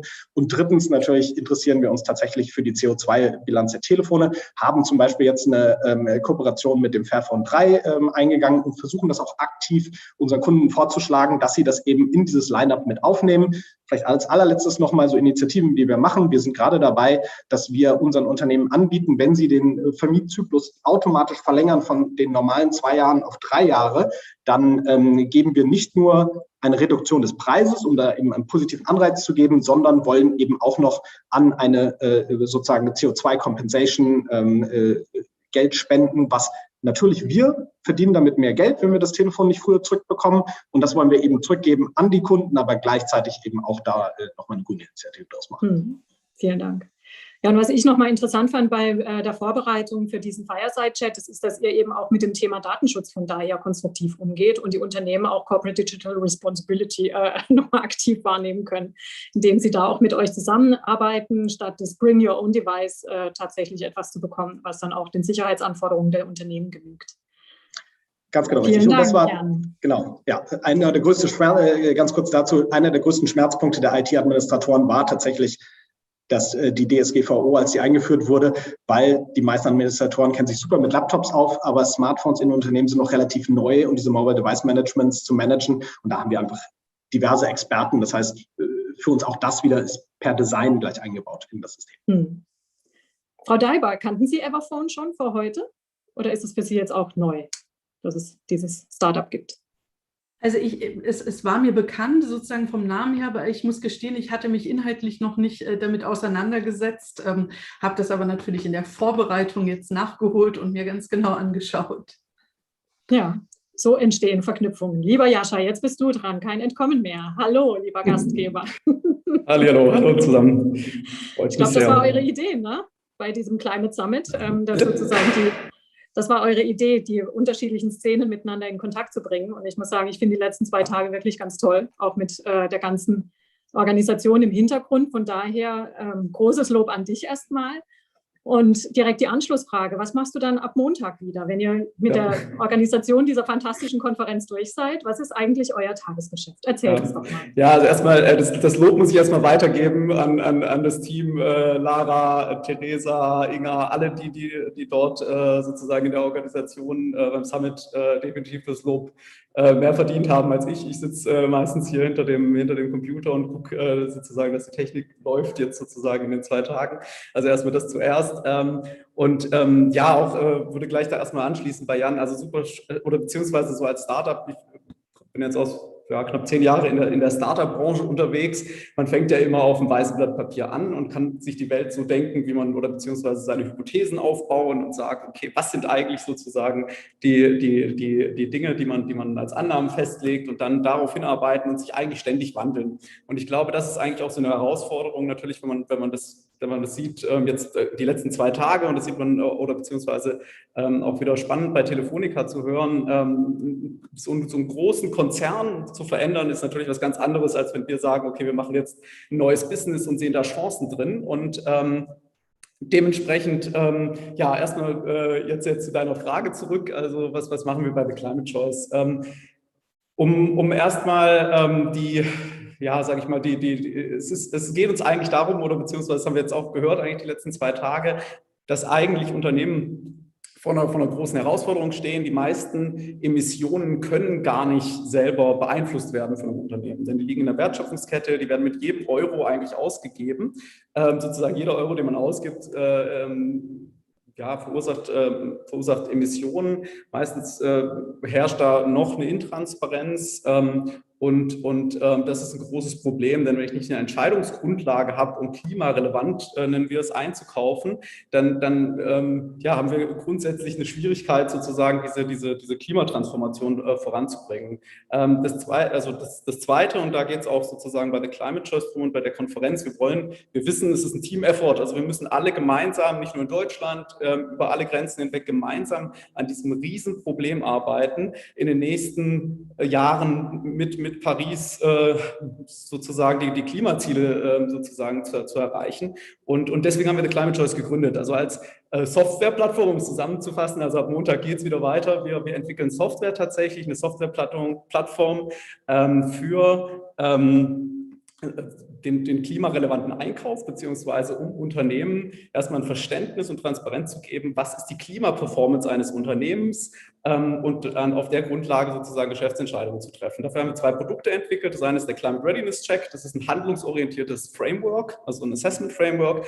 Das haben wir auch nicht sozusagen erfunden, beziehungsweise wir haben es erfunden, aber wir haben es zusammengesetzt aus vielen Dingen, die bestehen, also Lösungen gibt es sozusagen, und sich haben sich in den letzten Jahren sehr viele Menschen darüber Gedanken gemacht, wie lösen wir das Problem der Nachhaltigkeits- oder Berichterstattung. Wir haben uns angeschaut, was sind eigentlich die klimarelevanten Themen. Da gibt es jetzt einerseits von das TCFD, was schon von England jetzt schon eingesetzt wird. Es gibt die EU-Taxonomie, also es wird viel steht schon fest, und wir haben das runtergebrochen und haben gesagt, was ist eigentlich für jedes Unternehmen relevant, um erstmal zu verstehen, was ist die Klimaperformance sozusagen meines eigenen Unternehmens. Und auf der Basis leiten wir dann sozusagen Handlungsempfehlungen oder Handlungsmöglichkeiten ab, um sich kontinuierlich zu verändern. Und das haben wir alles sozusagen in einer Softwareplattform zusammengebracht, um auf der Grundlage eben, ja, sag ich mal, Unternehmen zusammenzubringen mit anderen klimarelevanten Lösungen, wie zum Beispiel Jan von Everphone und anderen sozusagen Unternehmen, die beispielsweise auf unserer Messe als Ausstellerinnen und Aussteller dabei waren. Und das ist unser Ziel. Auch vielleicht eine kurze Geschichte dazu. Ich habe einen ähnlichen Aha-Moment gehabt wie Jan in den letzten 10 Jahren. Denn mein vorheriges Unternehmen war ein Softwareunternehmen, das haben wir 2011 gegründet, und 2014 kam der IPCC-Report oder kam ein Update vom IPCC-Report heraus. Und damals ist mir eigentlich klar geworden, wie ernst es um die Welt steht und wie, sage ich mal, kleine Unterschiede in den Gradzahlen, die wir erreichen, eigentlich was für einen Effekt auf die Welt haben. Und dann habe ich mir gedacht im Unternehmen, okay, wir sind jetzt 30, 40 Mitarbeiter, wir geben eigentlich doch jeden Monat Geld aus, wir haben ein Büro, wir haben Einfluss auf die Menschen sozusagen, mit denen wir jeden Tag zusammenarbeiten und sozusagen einen großen Teil unseres Lebens verbringen. Sozusagen, wir verbringen 8 Stunden am Tag im Büro. Und ja, habe dann überlegt, wie können wir eigentlich einen Einfluss haben. Und wir haben angefangen, uns zu überlegen, was können wir verändern, und angefangen zu recherchieren. Habe unserem CTO gesagt, guck doch mal nach grünem Hosting. Wir haben gesagt, okay, können wir nicht Milchalternativen, Grünstrom, alle diese Dinge umsetzen, und haben angefangen zu recherchieren. Und haben erst mal herausgefunden, ist gar nicht so einfach. Wir sind keine Experten. Wir können gar nicht einschätzen, wem kann man vertrauen, was hat wirklich einen Impact, was ist vielleicht, sage ich mal, außen hui und innen nicht so. Das heißt, also hatten da eine große Unsicherheit. Und da ist mir eigentlich sozusagen das Problem klar geworden, dass ich eigentlich gar keine Entscheidungsgrundlage habe, um diesem Problem zu entgegnen. Und das hat dann letztendlich auch dann 2019 zu der Idee geführt, The Climate Choice zu gründen, also eine Marktplattform für klimarelevante Produkte und Dienstleistungen, die eben dazu helfen, Unternehmen zu transformieren. Ja, vielen Dank.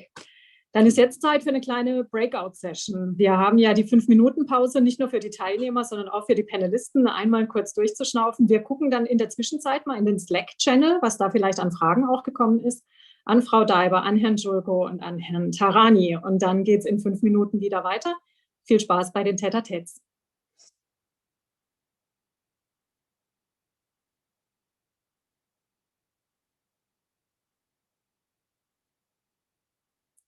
Und wir Panelisten treten besser nicht ein, war der Tipp. Wunderbar. Dann mal gucken, was da ist.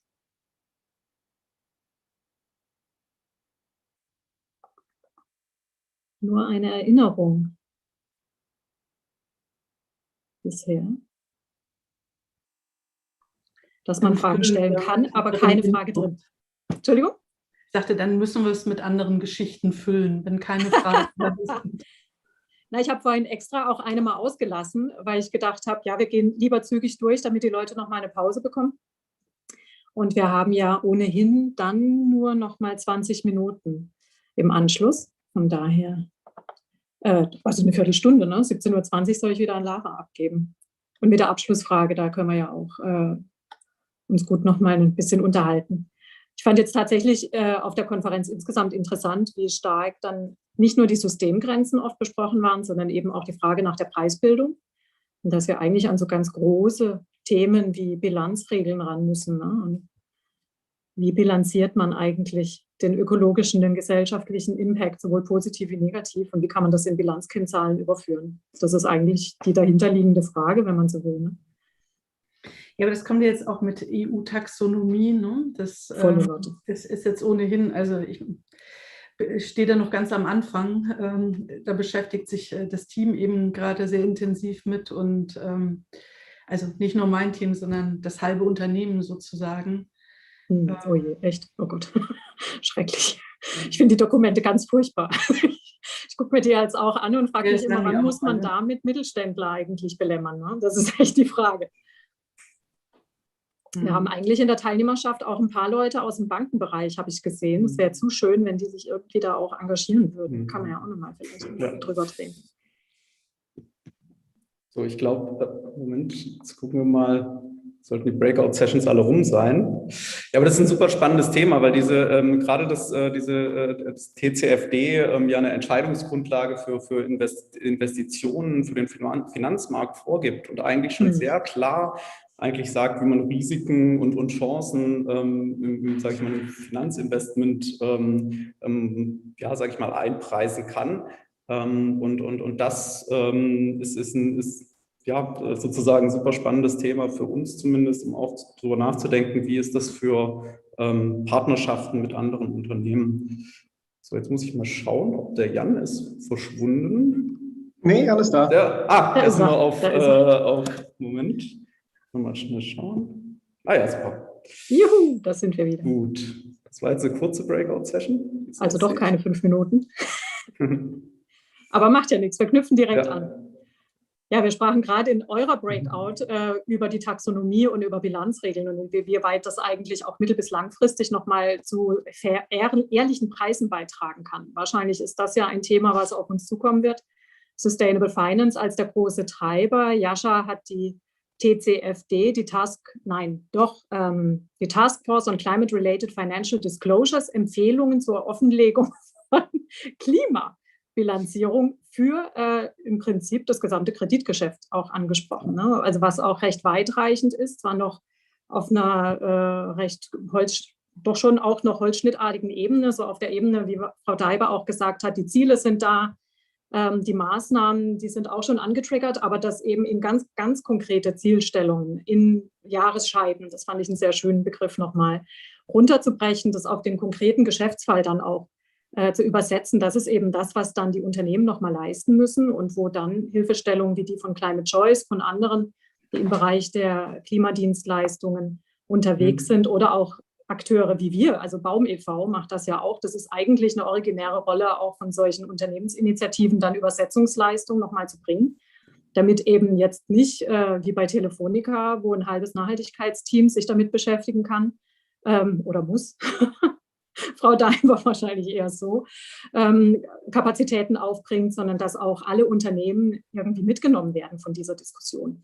Und da diese Brücken zu bauen, das wird tatsächlich auch ein Zukunftsthema sein, glaube ich, der nächsten Wochen und Monate. Denn die ersten Klassifikationssysteme für nachhaltige Investments sind ja raus, insbesondere für den Bereich Klima, CO2, wo es zwar noch Streitpunkte gibt, aber zum Herbst wird es eben auch noch weitere Sets geben, die im Bereich Biodiversität, was jetzt die letzten 2 Tage auch viel angesprochen war, mit den Senken, die ganze Frage nach den Removals. Was sind denn die Anforderungen an Kohlenstoffsenken und wie müssen die dann auch mit Wirkungsindikatoren hinterlegt sein? Das ist das Thema, was auf den Finanzmarkt nun primär zukommt in den nächsten 1-2 Jahren. Und das wird natürlich durchschlagen auf die Wirtschaft. Aber gehen wir nochmal zurück zu dir, Jascha. Seid ihr eigentlich auch international vernetzt? Wir haben heute früh ja auch die Rede gehört von We Don't Have Time, eine super Initiative, die ich mir auch die letzten Jahre schon immer mal verfolgt habe. Und der hat es ja auch ganz klar beziffert, Ingmar, ne, wir haben noch 8 Jahre und ein paar zerquetschte. Wie pusht ihr Wirtschaft? Und was, wenn du dir was wünschen könntest, würdest du dir sozusagen erträumen, wer nächstes Jahr beim Climate Summit da ist und euer Partner ist, um das Thema mitten in die Wirtschaft reinzustemmen? Ich glaube, also grundsätzlich erstmal so zu dem ganz internationalen Kontext. Also natürlich, wir haben versucht jetzt mal, also letztes Jahr haben wir den Climate Summit zum ersten Mal organisiert, haben uns sehr auf Klimalösungen fokussiert. Dann haben wir gesehen, letztes Jahr viele Konzerne haben Klimaziele gesetzt. Und jetzt unser Ziel ist ja sozusagen, da die Parteien oder alle zusammenzubringen und darüber zu sprechen.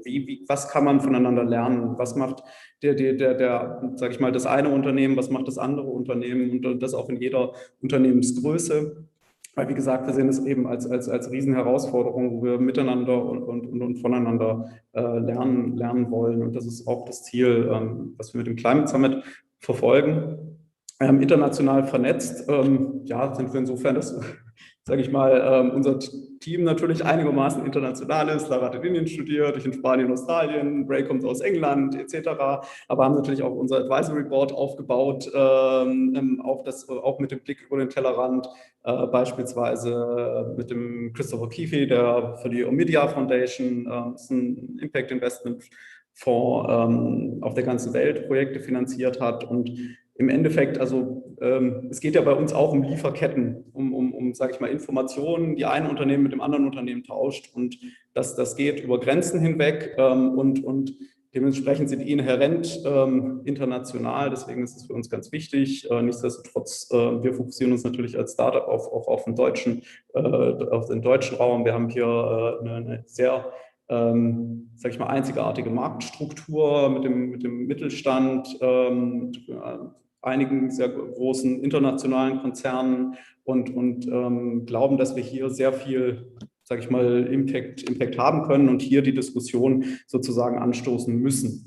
Und ich glaube, was ich mir fürs nächste Jahr wünschen würde, wäre gerade auch aus dem Mittelstand viele Unternehmer oder, sage ich mal, Geschäftsführer, Geschäftsführerinnen, Unternehmerinnen, alle sozusagen noch mehr sozusagen Parteien zusammenzubringen und einfach darüber reden, wie können wir das gemeinsam schaffen. Weil nur wenn eine Partei das tut, haben wir, wie gesagt, nochmal 85% im Durchschnitt liegen in der Wertschöpfungskette. Das heißt, wir müssen da gemeinsam ran. Vielen Dank. Frau Daiber, gucken wir nochmal auf die Welt, gerade weil ich jetzt Jascha auch schon gequält habe mit der Frage nach der internationalen Vernetzung.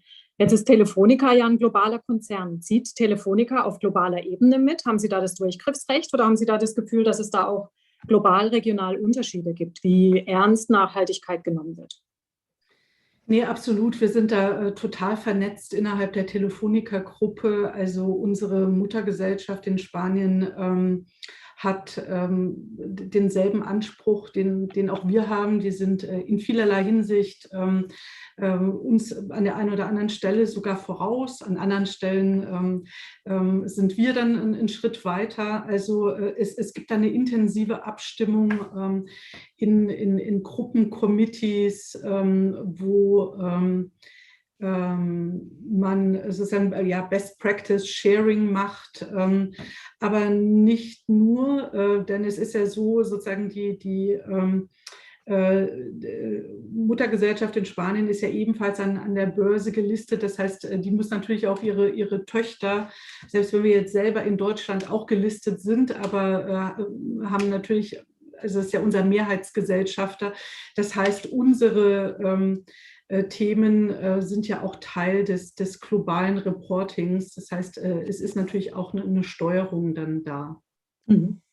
Und wenn man jetzt gerade noch mal auch auf die Eigenschaft des börsennotierten Unternehmens schaut und jetzt die Investoren in den Blick nimmt, haben Sie da ein Gefühl dafür, wie die Investorinnen und Investoren die Klimathemen nachfragen und auch sowas wie Divestment raus aus CO2 rein in Ausbau Erneuerbarer beispielsweise auch bei Ihnen Druck machen? Wie sieht das aus? Also das ist auf jeden Fall ein ganz stark wachsender Markt, wenn man das so sagen kann. Also meine Wahrnehmung ist, dass bis vielleicht vor 2 Jahren und davor das sozusagen so ein Spezialistenthema war, ne? Dass es halt einige Indizes gab, aber das ist ein unglaublicher Wachstumsmarkt. Also es gibt mittlerweile eine Vielzahl von ESG-Fachleuten, die sehr stark und intensiv sich mit den Themen beschäftigen. Ich glaube auch, dass insgesamt mittlerweile am Kapitalmarkt also ein riesiges Interesse an dem Thema besteht, dass viele Menschen auch Wert darauf legen, in nachhaltige Unternehmen nur zu investieren. Also das ist auf jeden Fall ganz stark gewachsen, insbesondere in den letzten 2 Jahren. Und auch bei uns merke ich auch innerhalb des Unternehmens oder auch im Konzern, dass plötzlich auch aus der Perspektive einfach nochmal ein anderes Interesse besteht. Und wir sind bereits letztes Jahr in den DAX 50 ESG aufgenommen worden, worauf wir auch sehr, sehr stolz sind. Und das war, glaube ich, auch nochmal so ein auslösendes Moment, dass man da einen sehr viel stärkeren Fokus drauf legt. Und ich kann an der Stelle, weil ich habe mir das heute Morgen angekündigt, das ist ganz lustig, wir hatten heute Morgen mit meinem Kollegen, dem Finanzvorstand, ein Meeting, wir sprachen über EU-Taxonomie, haben wir ja gerade in der Pause auch gemacht, wo es eben mit den Teams darum ging, wie stellen wir uns jetzt auf und wie setzen wir das als Projekt auf, um dann klar zu werden, wie wir das umsetzen. Und dann sagte ich zu dem Markus Rolle, Mensch, jetzt kommt schon wieder ein Thema aus meinem Beritt, ne? Weil man, also aus dem Rechtsbereich kommen ja eine Vielzahl von Themen, Gesetze, die umgesetzt werden, und das ist ja immer gar nicht schön, ne? Weil man kommt halt mit so Themen an, die das Unternehmen machen muss, das kostet nur Geld und alle schimpfen und sagen, wieso kommen jetzt irgendwie der Gesetzgeber hier wieder mit Ideen an? Und zu dem Thema heute Morgen hat er gesagt, nee, das ist in Ordnung, ich mache das gerne und ich stehe da dahinter. Die ganzen ESG-Themen sind eine Bereicherung für das Job-Profile eines CFO. Und schöner kann man es doch nicht sagen, ne? Also gerade wenn ich auch nochmal am Eingang sagte, wir haben großen Support auch von den Vorstandskollegen. Also schöner könnte man es nicht darlegen, ne? Wenn der CFO zur EU-Taxonomie sagt, ich freue mich drauf, ich mache es gerne, dann glaube ich, sind wir auf einem guten Weg. Ja, definitiv. Nochmal zu einem Unternehmen, was es ein bisschen leichter hat, lieber Jan. Wie ist das? Wie macht ihr das mit der Qualitätssicherung eigentlich? Das war jetzt auch eine Frage in Slack. Refurbt ihr sozusagen unabhängig von der Nutzungsdauer, die ein Gerät schon hinter sich hat? Wie lange macht ihr das längstens? Ja, super gute Frage und ich glaube auch total wichtig bei den Learnings, die wir haben. Nein, also wenn ein neues Telefon zurückkommt, das sieht super aus, das hat keine Kratzer und ist eindeutig nochmal einsetzbar, dann werden wir das nicht refurbischen, weil zu Recht natürlich auch das Refurbishing, auch wenn es auf der einen Seite Ressourcen spart, aber es braucht natürlich auch Ressourcen in Form der Ersatzteile und der Arbeitszeit, die damit reingeht. Das heißt, nein, wir gucken uns das immer genau an, dann wird es nur gereinigt, weil es ja ein sehr personal Product, würde ich sagen. Das bedeutet, dann wird das von uns einmal auf der Datenseite gereinigt, aber wirklich auch hygienisch gereinigt, das Gerät, bevor es nochmal rausgeht. Aber eine zweite Sache, die wir auch machen, ist zum Beispiel Gorillas, glaube ich, kennt ja auch jeder, sind Kunde von uns. Die Rider dort ist eigentlich egal, ob das Telefon jetzt im niegelnagelneuen Zustand ist oder nicht, weil die haben das im Endeffekt sozusagen, benutzen das wirklich nur als Werkzeug ihrer Arbeit. Und da nutzen wir dann teilweise auch relativ runtergerockte Telefone, die schon so ein bisschen was auf der Hucke haben. Und die können dann nochmal, sag ich mal, 1-2 Jahre so ihr Drittleben führen. Das heißt, da gehen wir wirklich immer mit dem Use Case um. Das heißt, bei uns wird nicht per Definition immer refurbished beide sein, sondern wir schauen uns das einfach an. Macht es Sinn, dieses Telefon zu refurbischen, oder wenn es im Superzustand ist, lassen wir es so. Wenn es sehr kaputt ist, dann kommt es auf den aufs Einsatzgebiet danach an. Also das machen wir. Ich springe gleich mal, weil es inhaltlich super gut passt, auf die andere Frage. Das Recht auf Reparatur ist ein Thema, das mir tatsächlich total nah am Herzen, ich habe mich mega gefreut. Ich habe das abgefeiert ohne Ende, als die EU das entschieden hat, weil ich finde einfach, es ist so schade, dass wir nicht mehr reparieren. Also, dass wir immer gefühlt neu kaufen, wenn was kaputt geht. Und dieses Recht auf Reparatur war so wichtig, denn wir hatten tatsächlich früher das Problem, dass wir Apple-Geräte, und ich will Apple hier nicht an Pranger stellen, das haben alle so gemacht aber wir konnten die gar nicht richtig refurbischen, weil Apple gesagt hat, wenn ihr das macht, ihr kriegt von uns keine Originalersatzteile. Und wenn ihr das macht, erlischt danach jegliche Garantie, weil ihr kein Originalersatzteil genutzt habt. Und da waren wir so, okay, das ist ein Catch-22, den wir hier gerade haben. Das ist wirklich ätzend. Das geht doch nicht. Und als dann dieses Right of Repair kam, seitdem ist es eben möglich, dass wir auch mit normalen Reparatur- und Refurbishing-Werkstätten zusammenarbeiten können, die trotzdem aber eben Originalersatzteile bekommen, damit die Qualität immer noch da ist, aber noch wichtiger, dass die Garantie nicht erlischt. Und das in Kombination es hat sich wirklich für uns sehr gelohnt. Das ist haben wir sehr gefeiert. Ja, vielen Dank für das Aufgreifen auch dieser Frage aus dem Slack-Channel. Und ich würde jetzt fast schon die Abschlussrunde anfangen einzuleiten, einfach um zum Ende zu kommen. 4 Minuten haben wir noch ungefähr. Und ich würde Frau Daiber Sie zunächst fragen, weil wir merken ja gerade auch, dass der Wahlkampf so richtig schön in Schwung kommt und es schon ein bisschen polarisierter wird, so langsam in der ganzen Diskussion darum, was eigentlich sinnvoll ist unter Klimagesetzgebung oder nicht. Jetzt aus Perspektive eines Unternehmens. Welche verlässlichen Rahmenbedingungen, vielleicht mal fokussiert auf 2 Punkte, wünschen Sie sich von der Politik? Ja, mir wäre es schon wichtig, an dem Punkt nochmal auf das Thema Digitalisierung zu kommen. Eigentlich hieß unser Panel so, aber wir haben gar nicht über Digitalisierung gesprochen. Ich glaube aber, das ist an der Stelle wirklich ein wichtiger Punkt, denn ich bin fest davon überzeugt, dass wir die Digitalisierung brauchen, um die Klimaziele zu erreichen. Ohne Digitalisierung werden wir das nicht schaffen. Und deshalb, wenn ich mich jetzt hier auf 2 Punkte beschränken muss, dann würde ich sagen, also einerseits wirklich auf die Grundlage geschaut, auf die Digitalisierung.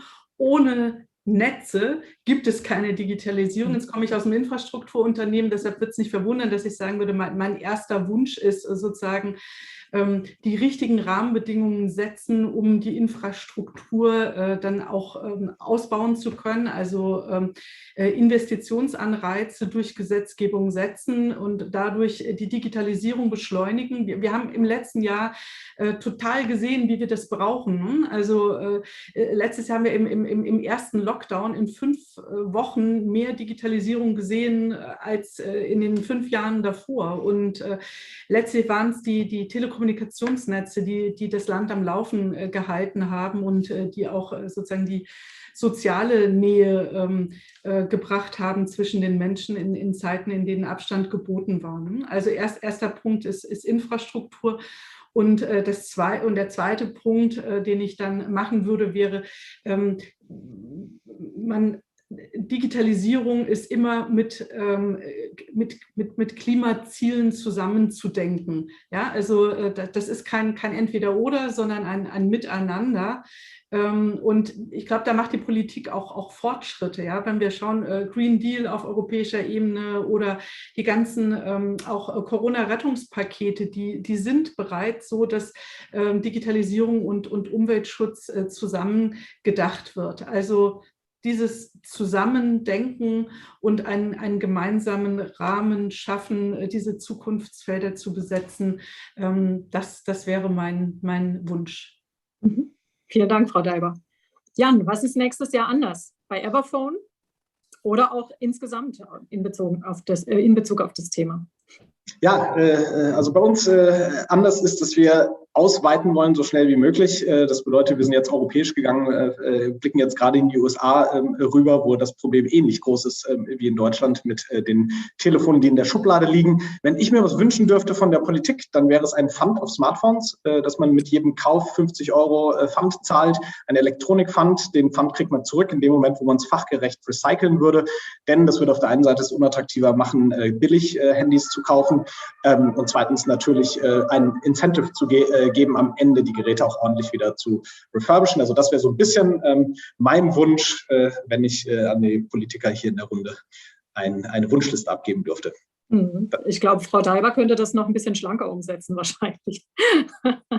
Und Jascha, was wünschst du dir für deine Gäste, was sie von den letzten 2 Tagen mitnehmen? In Bezug auf das gesamte Themenspektrum, aber auch auf das Thema Digitalisierung in Kombination mit Klimaschutz. Ja, ich glaube also erstmal natürlich, was für jede Konferenz oder beziehungsweise was ich mir auch von jeder Konferenz erwünsche, ist erstmal Inspiration, neue Erkenntnisse, Ideen, die ich direkt am besten morgen im eigenen Unternehmen umsetzen kann. Und natürlich, ganz wichtig, neue Bekanntschaften, also Netzwerk, neue Geschäftspartnerinnen, Geschäftspartner finden und deswegen machen wir das, organisieren wir das und ja, auch als digitale Konferenz. Das ist natürlich auch spannend für uns gewesen. Wir haben letztes Jahr in der Corona-Zeit sozusagen die erste Konferenz, den ersten Climate Summit organisiert, jetzt zum 2. Mal voll digital, obwohl es die meisten Menschen schon wieder rauszieht. Also es ist super spannend zu sehen, dass das funktioniert und funktionieren kann. Und ich hoffe, ja, dass das dass vielleicht auch nochmal andere, ja, auch vielleicht mit vielleicht auch da Ideen ins eigene Unternehmen mitnehmen für Digitalisierung. Genau. Ja, da hätte ich vollstes Vertrauen rein. Fragen stehen auch noch im Slack-Channel. Jascha, Jan, Frau Daiber, herzliche Einladung. Entweder in GatherTown, Frau Daiber, ich hörte, Sie wollen sich dort nochmal umgucken. Jan, Jascha und ich, wir gucken gleich nochmal in den Slack-Channel nach den Fragen, die da vielleicht liegen. Ich habe mich jetzt nicht getraut, zu viel dort reinzugucken. Von daher seht es mir nach, wenn ich da jetzt nur ganz schnell vorhin reingelinst habe, nachdem die Breakout ein bisschen früher dann doch vorbei war als geplant. Liebe Lara, ich gebe zurück an dich.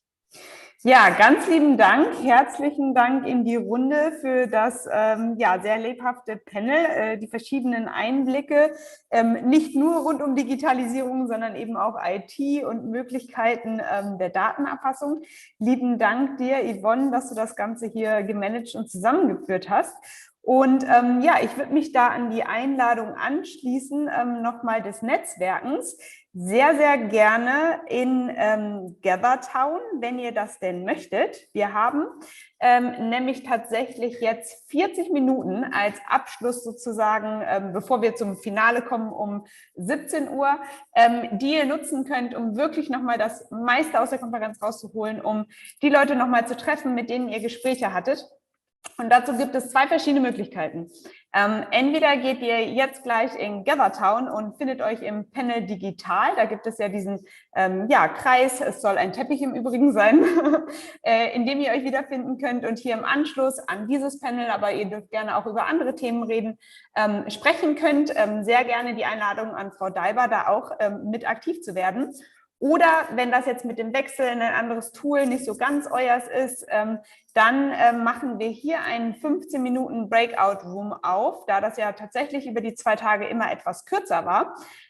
Das heißt, diejenigen, die jetzt sich einfach hier vernetzen lassen wollen mit jemand anders, die können hier drin bleiben im Zoom und gleich auf Teilnehmen klicken und dann werdet ihr genau in ein Breakout-Session geführt, die 15 Minuten geht und dann habt ihr auch nochmal eine kleine Pause, bis es dann um 17 Uhr tatsächlich schon zum Finale geht und ich lade wirklich alle herzlich ein, dann dabei zu sein und ja, zum Abschluss auch die Keynote von Jonathan Foley mit live zu verfolgen. Genau, damit würde ich sagen, starten wir einmal das Angebot hier in die Breakout-Session einzusteigen, wenn man das möchte. Die wird jetzt einmal aufgerufen. Ich check das einmal im Hintergrund.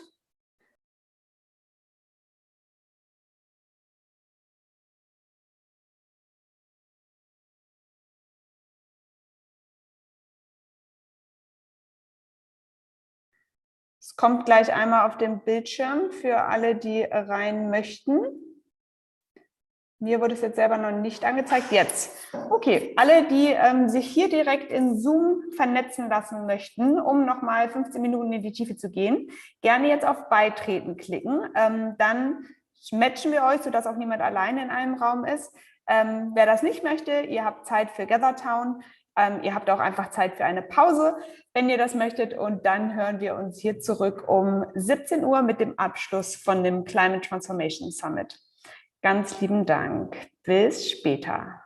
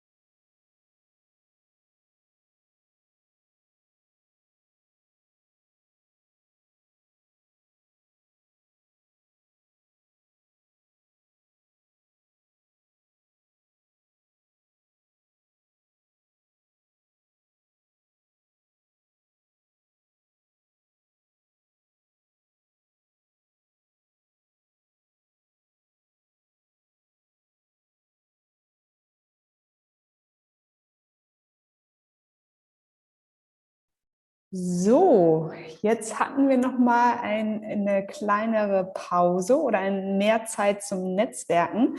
Wir haben tatsächlich am Ende die Breakout Rooms gar nicht gestoppt, weil wir gesehen haben, dass da noch so viel Diskussion war. Hat uns sehr gefreut, dass noch am Ende sich so viele Zeit genommen haben, sich zu vernetzen und kennenzulernen. Auch auf Gathertown war noch einiges los. Und ich freue mich sehr jetzt auf die letzte Stunde Finale. Und bevor wir gleich die Keynote haben von Jonathan Foley, freue ich mich sehr, euch, ich würde sagen, so den Star hinter der Bühne vorstellen zu können. Falko Döring, Gründer und Geschäftsführer von Puzzle Innovation, der mit uns gemeinsam diesen Summit nicht nur organisiert hat, sondern wirklich designt, durchdacht, auf die Beine gestellt. Und ich freue mich sehr, ihn hier dabei zu haben. Falko, kannst du uns schon sehen und hören? Du solltest mit hinzugefügt worden sein, sodass du dich selber anmuten kannst und selber deinen Bildschirm teilen kannst. Ich sehe dich da oben. Stummforderung aufheben. Ja, jetzt kann ich auch sprechen. Sehr gut. Wunderbar. Und ich kann total auch meinen Bildschirm teilen. Okay, es funktioniert alles. Vielen Dank, Lara. Das waren sehr viele nette Worte zu viel des Guten.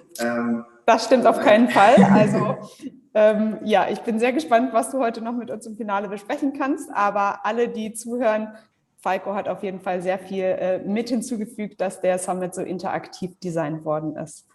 Vielen Dank, Lara. Gut, und ich möchte auch kurz nochmal Hallo zu allen Teilnehmern sagen. Mein Name ist Falko Döring, ich bin der Geschäftspuzzler bei Puzzle Innovation und was wir bei Puzzle Innovation machen ist, wir helfen Unternehmen dabei, verschiedene Puzzle-Elemente auf kollaborative und spielerische Art und Weise zusammenzubringen, um halt deren Herausforderungen zu lösen.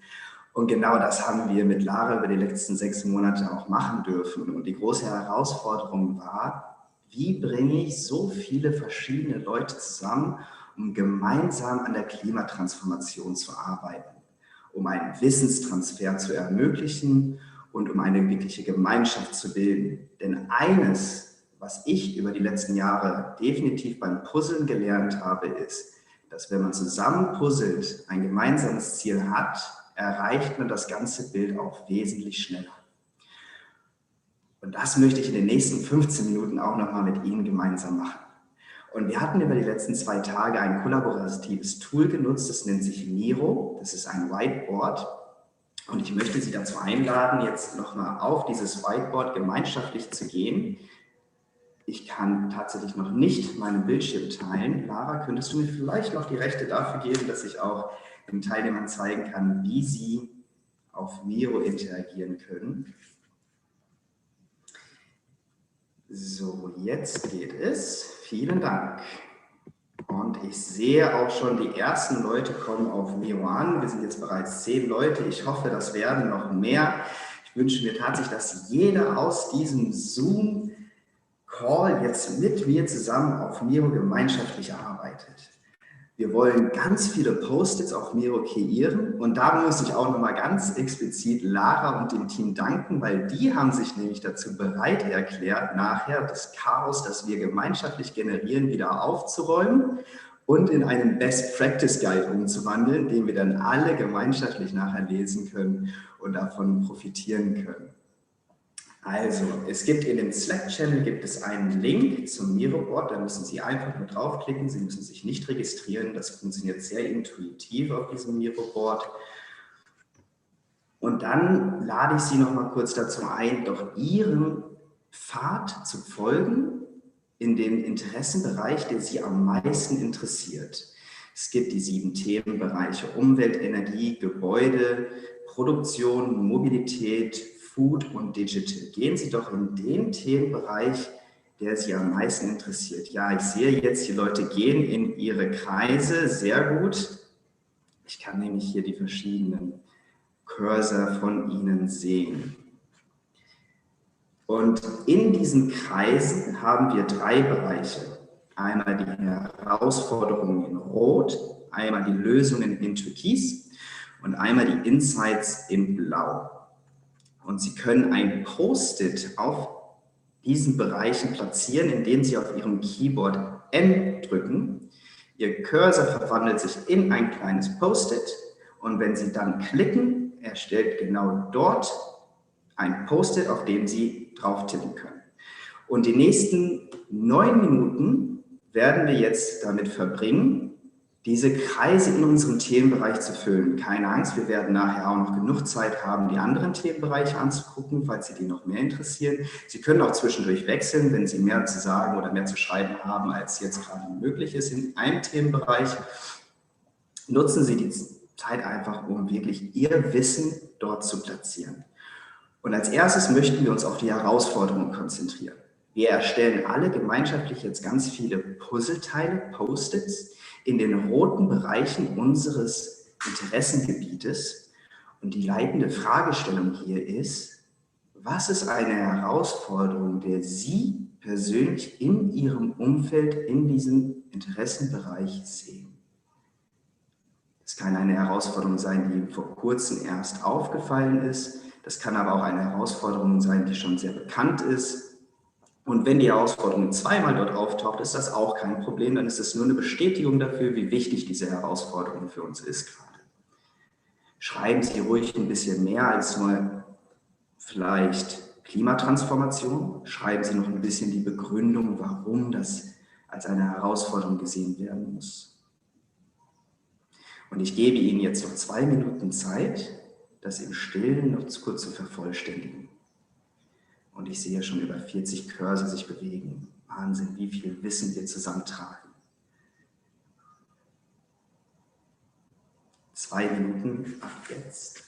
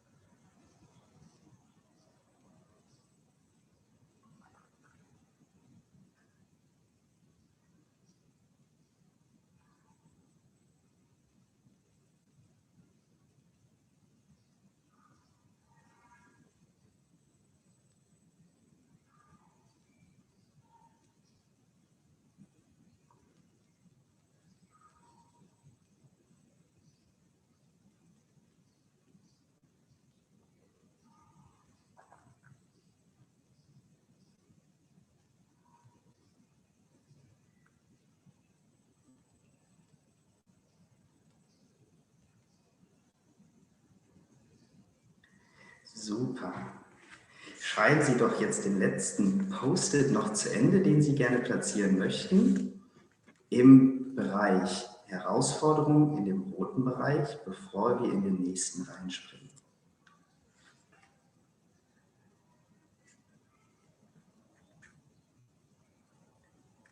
Und vielen Dank auch schon mal dafür. Jetzt sind wir uns gemeinschaftlich unseren Herausforderungen schon wesentlich bewusster. Ich würde Sie jetzt gerne dazu einleiten, in den nächsten Themenbereich reinzugehen, in den türkisen Bereich, wo es um die Lösungen innerhalb unseres Themenbereiches geht. Und auch da ist die leitende Frage für die nächsten 3 Minuten, was sind Lösungen, die mir schon bekannt sind, die schon entwickelt sind, die aber vielleicht auch erstmal nur auf Papier existieren oder vielleicht sogar nur in Ihrem Kopf existieren, bisher erst eine Idee ist, wie man das lösen könnte, aber noch nicht umgesetzt wird. Also schreiben Sie auch da jetzt für die nächsten 2 Minuten einfach runter, Was sind mir bekannte Lösungen? Auch wieder auf ein Post-it, indem Sie N drücken und diesen Post im türkisen Bereich niederlegen. Und ich lasse Sie jetzt die nächsten 2 Minuten auch wieder in Ruhe nachdenken.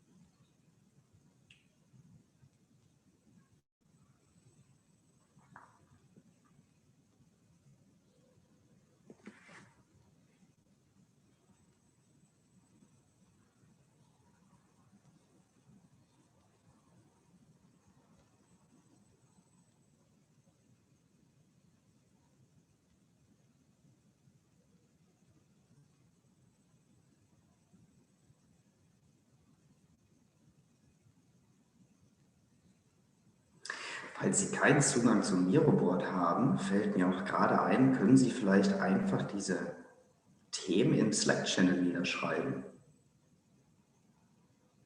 Weil ich sehe 83 Personen im Call und 47 auf dem Miroboard.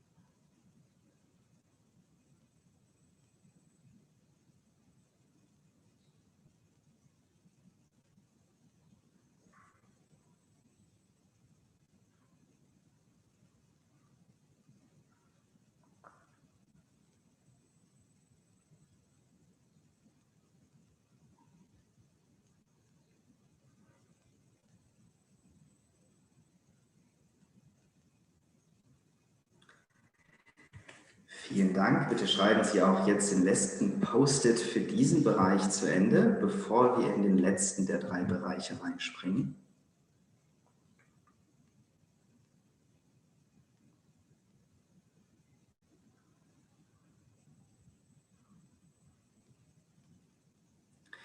Und in dem letzten Bereich, in den Insights, geht es jetzt weder um Herausforderungen noch um Lösungen. Hier findet jetzt tatsächlich nochmal ein ganz enorm wichtiger Wissenstransfer statt.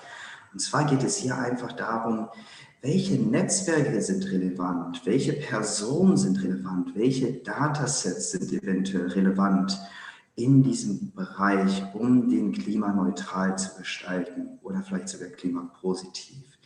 Irgendwas, was weder eine Herausforderung noch eine Lösung ist, möchten wir jetzt in den Insights runterschreiben. Das können Links sein, die Leute auch besuchen können, eine kleine Erklärung dazu. Egal was es ist, es kann auch Ihr Kontakt sein, dass Sie kontaktiert werden möchten, weil Sie sehr viel Ahnung haben zu diesem Bereich und bereit sind, sich mit anderen noch weiterhin darüber auszutauschen. In Insights sind wir sehr offen und auch da gebe ich Ihnen jetzt wieder 3 Minuten Zeit, um dort etwas niederzuschreiben. Sollten Sie nichts haben, was Sie teilen möchten, browsen Sie doch einfach durch die anderen Themenbereiche durch und lesen Sie sich durch, was andere niedergeschrieben haben. Und ab jetzt nochmal 2,5 Minuten.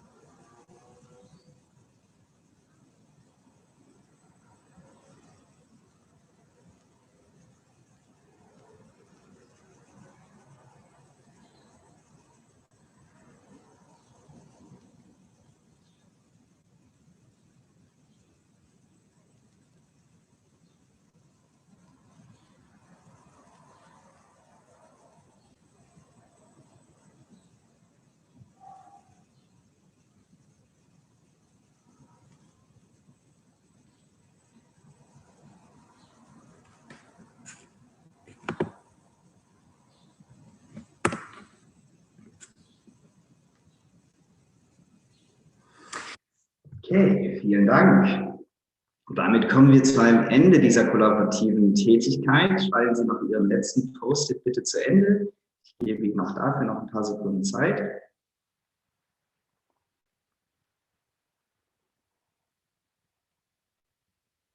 Und dann legen Sie jetzt bitte Ihre Tastatur nieder. Und worüber ich mich sehr freuen würde, ist, dass wir gemeinschaftlich Danke zu uns allen sagen, weil wir haben innerhalb von sehr kurzer Zeit wirklich einen massiven Wissensschatz aufgebaut, den Danke auch an Clara, der jetzt aufbearbeitet wird und dann mit uns allen geteilt wird. Und dafür geben wir einfach mal ein High Five an unseren rechten Bildschirmrand, ein High Five an unseren linken Bildschirmrand, dass wir das gemeinschaftlich super gemacht haben. Vielen Dank. Super.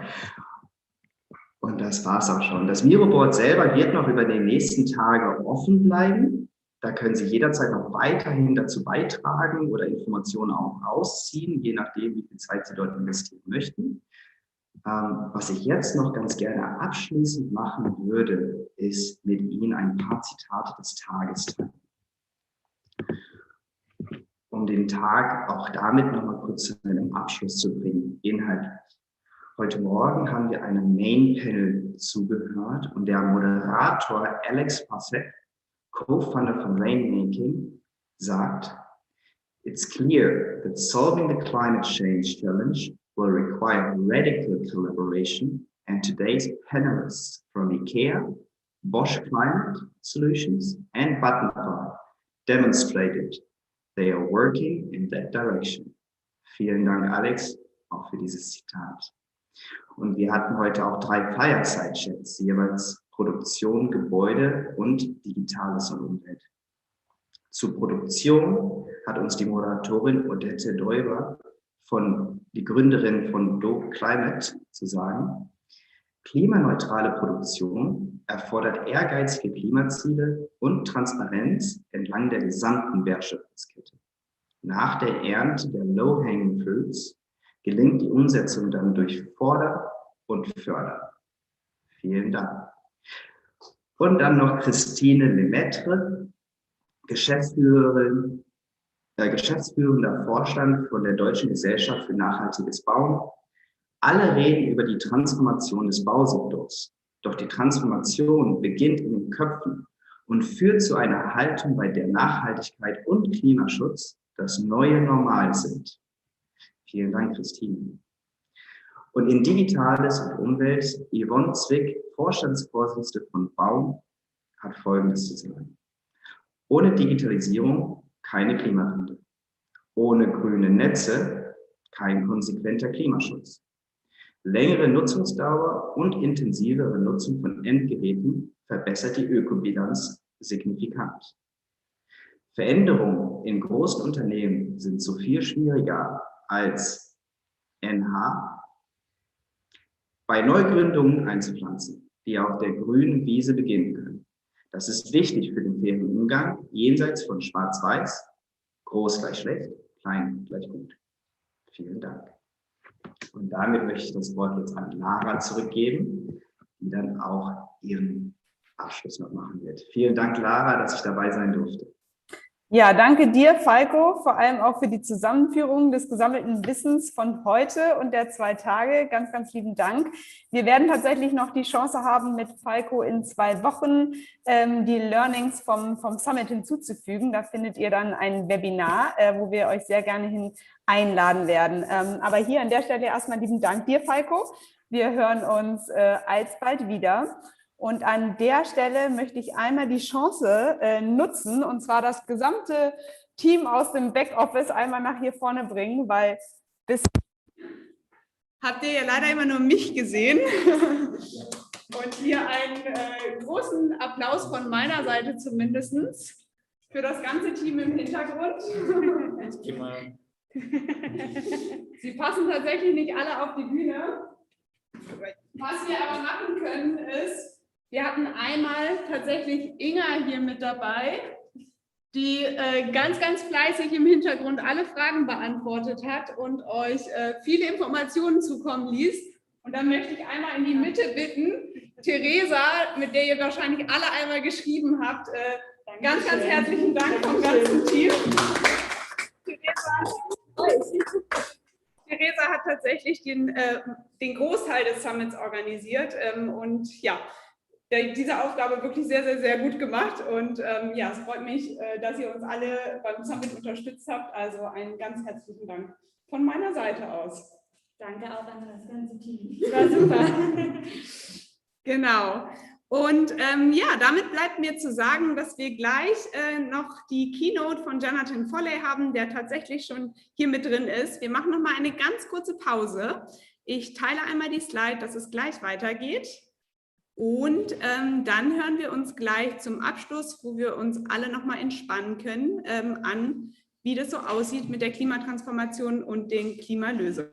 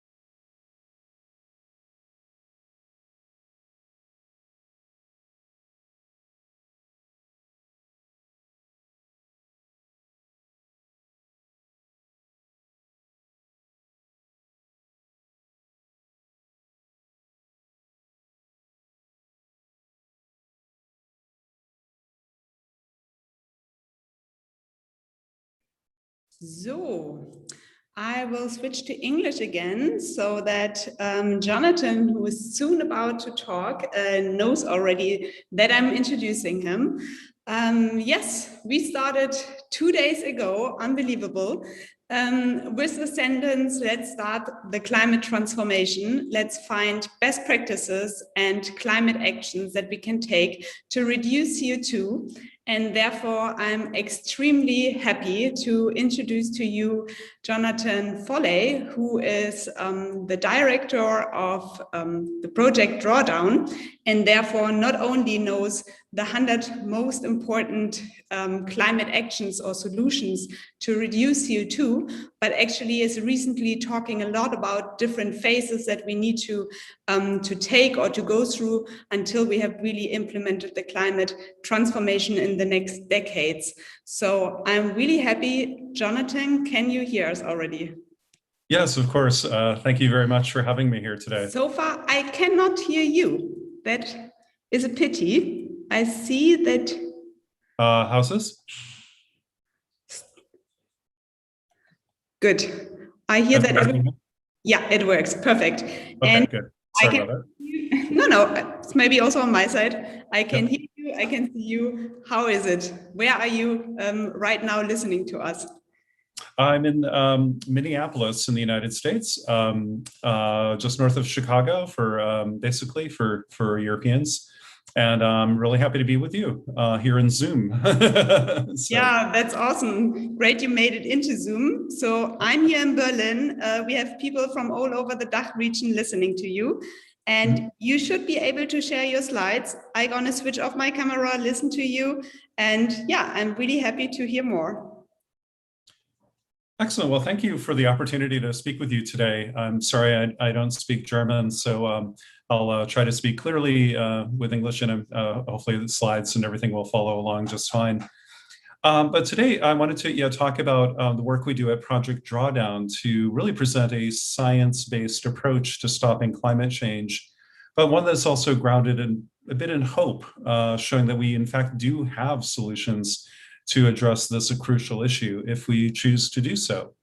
But before we talk about the future, sometimes it's useful to figure out the past and how we got here in the first place, because climate change and a lot of our issues today, we've been building for a long time as the human population has grown, as we've fundamentally changed to a much more urban and kind of highly developed species and civilization, but also the explosive growth of the global economy, fueled primarily by fossil fuels and extractive agriculture and many other things that have really been very troubling in the last few decades.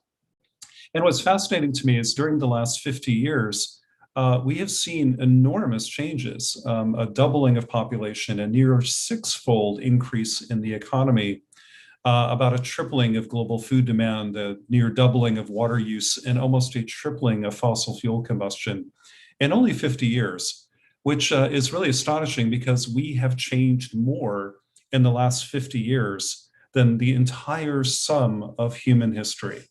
So we are living in an inflection point, a time unlike any other in human existence. And one of the results of that, of course, is the incredible damage that we've been doing to the environment, especially our climate and our atmosphere. One of the things, of course, we all know is that greenhouse gases like carbon dioxide have been increasing dramatically. CO2 levels have increased by about 50%, and they're now higher than they've been in several million years. That, of course, we don't need to debate this any longer, has been driving an increase in the temperature of our planet and shifting our climate and weather patterns dramatically. And so far, that's resulted in about a little bit more than 1 degree Celsius of warming. And this is scary. This is something that scientists have known for a very long time, but most of the world has tried very hard to ignore. But now it's really happening. This is no longer in doubt. It's no longer a theory. It's happening. And some people are getting very, very concerned, and some of those are even feeling a little bit hopeless, like maybe there's nothing we can do about that. But that's not true. I want to really make sure today that we all agree that we can, in fact, change the future and make better choices about climate change and avert at least more damage than we already have done. And that's what we do at Project Drawdown, where I work. We want to use science to help inform a more hopeful perspective about how we can change the future, because a lot of this curve hasn't been written yet. This is the level of all greenhouse gases, including CO2, but others. And we have a choice to make. We could continue to let these levels rise, going up into the atmosphere, warming the planet, damaging our environment further and further, or we can make a different choice and kind of bend the curve.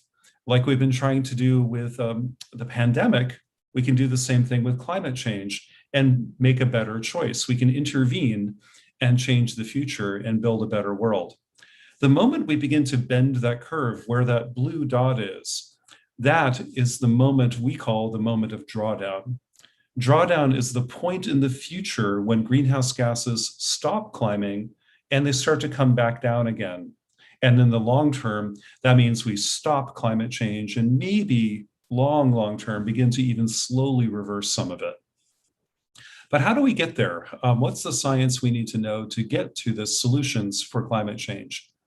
Well, it's very basic, but we know that greenhouse gases are building up in the atmosphere and we need to stop that. But which greenhouse gases? Because it's not just one. Yes, carbon dioxide from fossil fuels, coal, oil, natural gas, etc. Those things are very, very important, and CO2 coming from fossil fuels is the biggest single driver of climate change, but it's not the only one. In fact, we have CO2 also emitted from making cement and using industrial chemicals that have nothing to do with fossil fuels. And we have CO2 emitted from deforestation when we burn down forest or other kinds of land use. But we also have methane.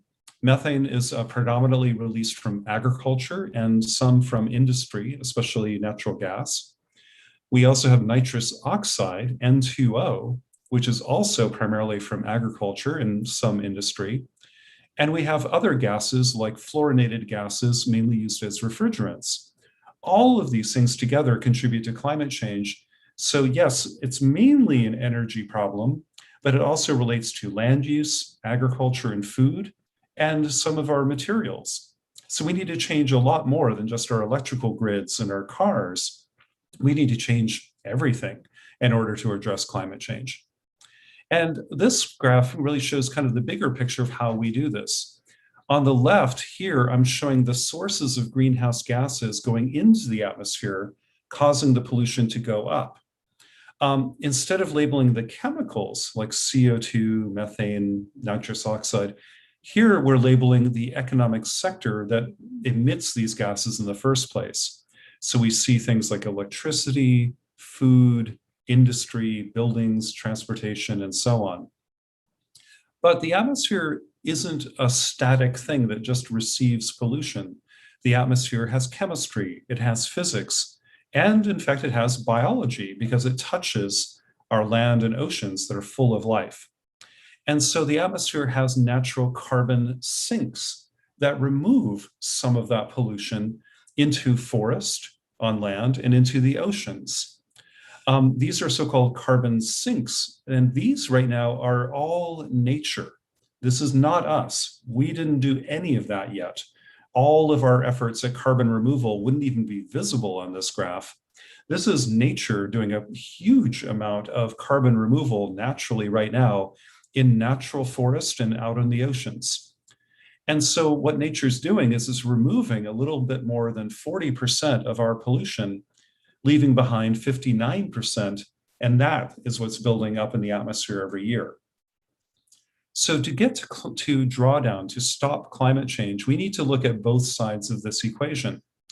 First and foremost, there's no escaping this. We must reduce the sources of pollution to zero, what's causing the problem in the first place. Those need to go away and eventually go to zero. We must focus on that first. We can also, though, support and maybe even enhance nature's carbon sinks so that they continue to remove carbon and maybe remove a little bit more of that share of our carbon burden. And so as we think about addressing climate change, I like to think about these kind of big areas, about first reduce the sources of pollution, and second, help nature remove what's left. In the sources of pollution, I mentioned some of the contributing areas of the economy, but it's really important to remember these. These numbers are for the entire globe, not for Germany, not for the United States, not for France, not for Australia. It's the entire world. So every place is a little bit different than this, but this is the total for the entire planet. Electricity production, burning coal and oil and gas primarily, for making electricity is about 25% of what causes climate change. Food, agriculture, and land use is about equal to that. So electricity and food contribute about half of the climate problem. All industries other than this are about 20%. Transportations, maybe 14%. Buildings are 6%, but buildings also use a lot of the electricity made in the power plants, and they're built out of things that are often made within industry. So buildings are more important than they might look because they're part of the other sectors. And then everything else is the last 10%. But the first 90%, electricity, food, industry, transport, buildings, 90% of climate change is just on one hand, which is a good place to start. So when we think about electricity, we can think about it two ways. One, we can think about the way we produce it. We could stop using coal and gas and instead use solar and wind and hydro or nuclear or whatever to make electricity. But we can also think about how we use electricity, where it goes, and reduce the total amount that's being used, especially in buildings and in industry, because those are the places where electricity is being demanded. So in Drawdown, we look at a lot of potential solutions to climate change, both on the production and on the use side of electricity. And each of these circles represents a solution that we have examined and carefully looked at. The size of the circle, whether they're bigger or smaller, represents the size of the solution. How much carbon does it prevent from going into the atmosphere? As you can see here, we see solutions like wind turbines, utility scale solar, things like this, but also energy efficiency and better lighting, better buildings, better automation, things of this nature. So electricity solutions are maybe 1 unit efficiency and 2 units of things like renewables. And together they add up to be a very powerful solution. In food and agriculture and land use, we can also look at what contributes to the solutions. Mainly the problem, though, in food and agriculture is coming from deforestation, methane from animals, especially cattle, and nitrous oxide from using too much fertilizer and manure in farm fields around the world. That's where the greenhouse gases from agriculture come from.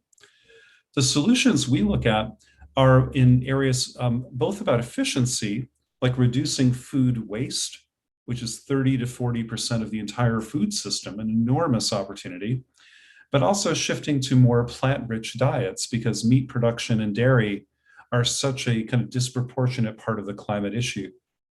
But we can also farm differently and protect ecosystems as part of this sector as well. And these would all reduce the emissions of greenhouse gases from agriculture. Later, we'll find that agriculture can also not only reduce pollution, it can also enhance some carbon sinks in soil, which might be able to even go farther than this, which would be a good thing. But first, let's reduce the emissions from food and agriculture. I don't have time to go through the other sectors in detail, but in industry, we need to look at a lot of different areas, like how we make metals, especially steel, how we make and use cement, how we use chemicals, how we make and produce plastics, how we absorb and kind of recycle or reutilize waste. These are all areas that the industry sector needs to look at carefully. Transportation, we need to look mainly at roads, cars, lorries, etc. But also aviation and flying is about 2% of the problem, but that's very, very important. Shipping and other long-haul transportation, rail and other things are another 2%. So transportation is important. And then buildings. Buildings, again, use electricity and they're made from steel, cement, and wood and other things. but also the emissions directly within the building, mainly from homes, residential buildings, and commercial and public spaces. So together we can find lots and lots of solutions to climate change, but we have to look at all those different areas of the diagram. Again, the second big area for carbon removal is so important by working with nature to basically remove greenhouse gases. Now, nature is already doing this. About 40% of the carbon we put in the atmosphere is already being absorbed. I want to maintain that, but also maybe see if we can add a little bit to it. And there's a lot of excitement today about carbon removal, but we need to be careful that we're getting the numbers right and we're being very logical about this. But there are opportunities to use land, to plant maybe more trees, to farm better, that can absorb a little bit more carbon. Oceans and coastal ecosystems, and also potentially machines or engineered sinks that can absorb some greenhouse gases.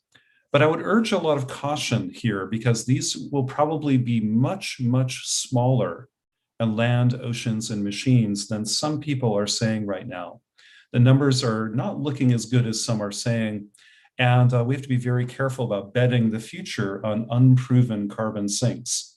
It's better to stop pollution now than to try to remove it later instead. So let's do both. Prevent everything we can now and absorb what we have to later. But let's make sure we get those in the right order. But together, we do have a lot of solutions to climate change. Here's kind of the bigger picture of ways we can reduce the sources of pollution in electricity, food, industry, transport, buildings, etc. Here's how we can support nature and its carbon sinks. We know how to do a lot of this on land.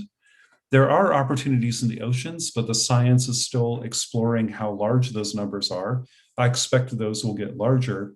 And then on the engineered sinks, the carbon removal machines, they're very, very small and have been pretty dramatically overpromised right now.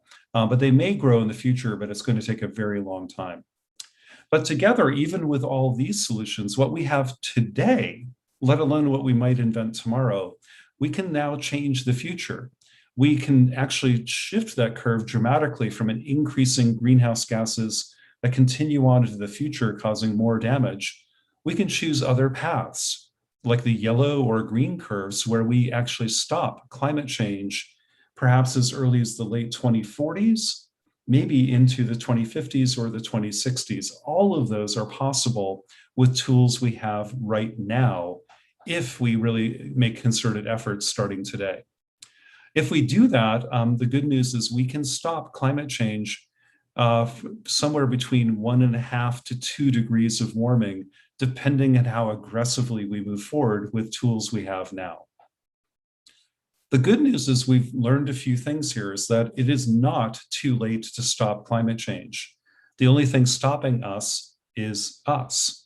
We have the tools, we have enough solutions to stop climate change, and we can add more tools and solutions as we go.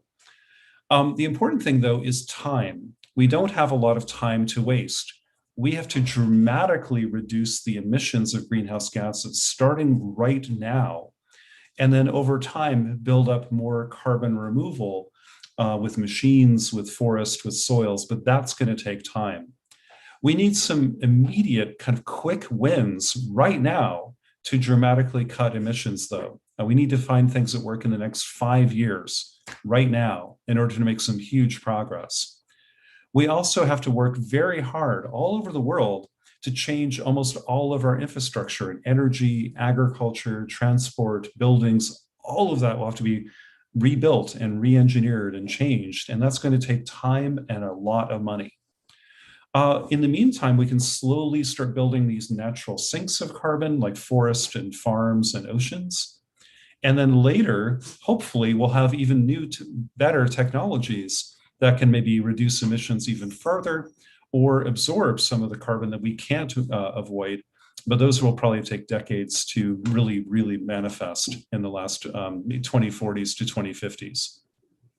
But the good news here, and I'll stop now, is that we have an incredible opportunity to change the future. And Robert Anton Wilson once wrote, "The future is still up for grabs. It is still ours to shape. And it belongs to any and all who will take risk and accept the responsibility of consciously creating the future they want." So with that, I'll stop here and maybe invite some questions. Laura, moderate this, but also to refer you to our website if you'd like to learn more or to follow us on social media at Project Drawdown. And thank you very much. Yeah, thank you. It was really inspiring to listen after 2 days of climate actions where we heard like all this happening right now into in corporates or like in companies in Germany and so on, to see like the bigger picture of science. And one question that actually came up and that I was also wondering about is, you as Project Drawdown, you have so many solutions in mind and you show where to go. Is there a way to collaborate? And actually there was someone in our chat who know that you have the Project Drawdown Labs. So is it anyhow possible to cooperate there? What are the results that will come out of it? What are the actions you see there? Yeah, that's a good question. That's one of the things. Our organization is now getting a little bit bigger because at first we were just doing research and we wrote a book and hoped people would do something with it. But now we're realizing we need to convene people, bring people together and share ideas more and more. Like your conference is doing that too. We've created a few little forums as well to try to incubate some of those conversations to foster them. So Drawdown Labs is starting to work with about 15 businesses, mostly in the US, but we're very open to more international collaboration, of course, that really want to take climate leadership to a new level. There's a lot of good climate leadership now that's beginning to be at least aware of the problem and make commitments to like a net zero pledge, maybe somewhere out by 2040 or 2050. And that's a good place to start. But it's not enough. We're going to be arguing, and our group of partners are starting to argue that net zero is a weak framework in some ways, and it allows too much, too many strange things can be included in net zero. What we really need is zero. So let's go to that instead of net zero. And too much reliance on offsets can cause lots of problems and be a little bit crazy. And also setting out goals in 2040 to 2050, we need goals now. We need to do a lot of the work this decade and in the next 3 to 5 years. So that's what this group of businesses is trying to figure out. How can we be more aggressive and more transparent in our climate work in corporations? Drawdown Labs is also going to be starting to work with philanthropy, major donors and foundations around the world to help guide more effective climate philanthropy, grant making to nonprofits, and also later with investors. We get a lot of interest from private capital markets, from investors in hedge funds, private equity, venture capital, sovereign wealth funds, things like this, who want to understand how they can invest money, large amounts of money, into climate solutions and make sure they're doing the best work they can.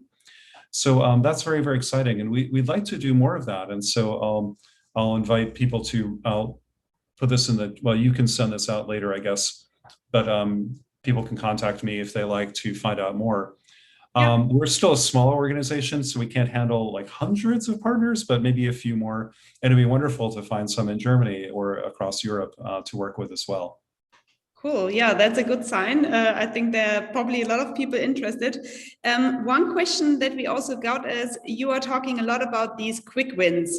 And you said like you don't want to just see net zero goals in 10, 20, 30 years time.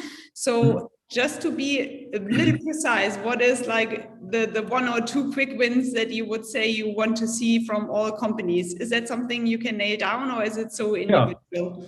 Well, I mean, nothing's really quick, but I mean, these take months and years sometimes.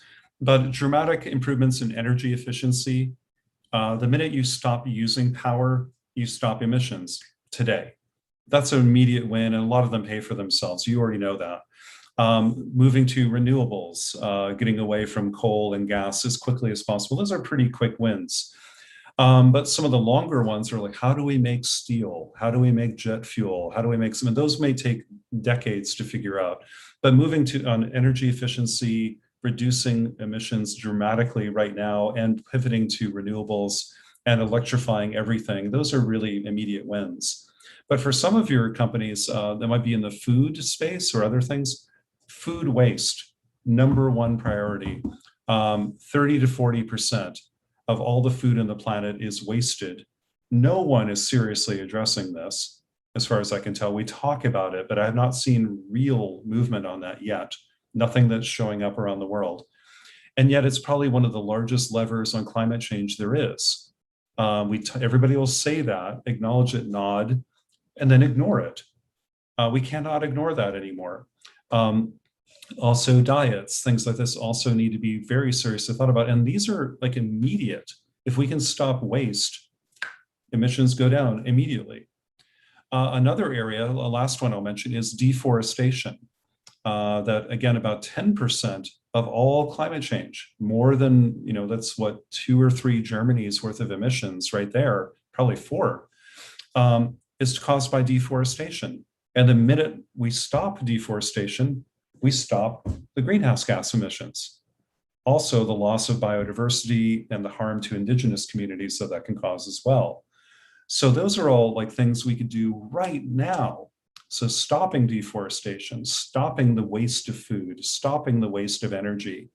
These are all really stupid things that we're doing anyway. Why are we still doing them? Why are they even allowed? They don't require new technologies. They don't require a lot of capital. They just require us to stop doing a lot of very dumb and harmful things. So I think those could be quick wins, but I'm waiting for people to do them. They're waiting. There's no new technology. We don't need trillions of dollars of capital. These are doable things.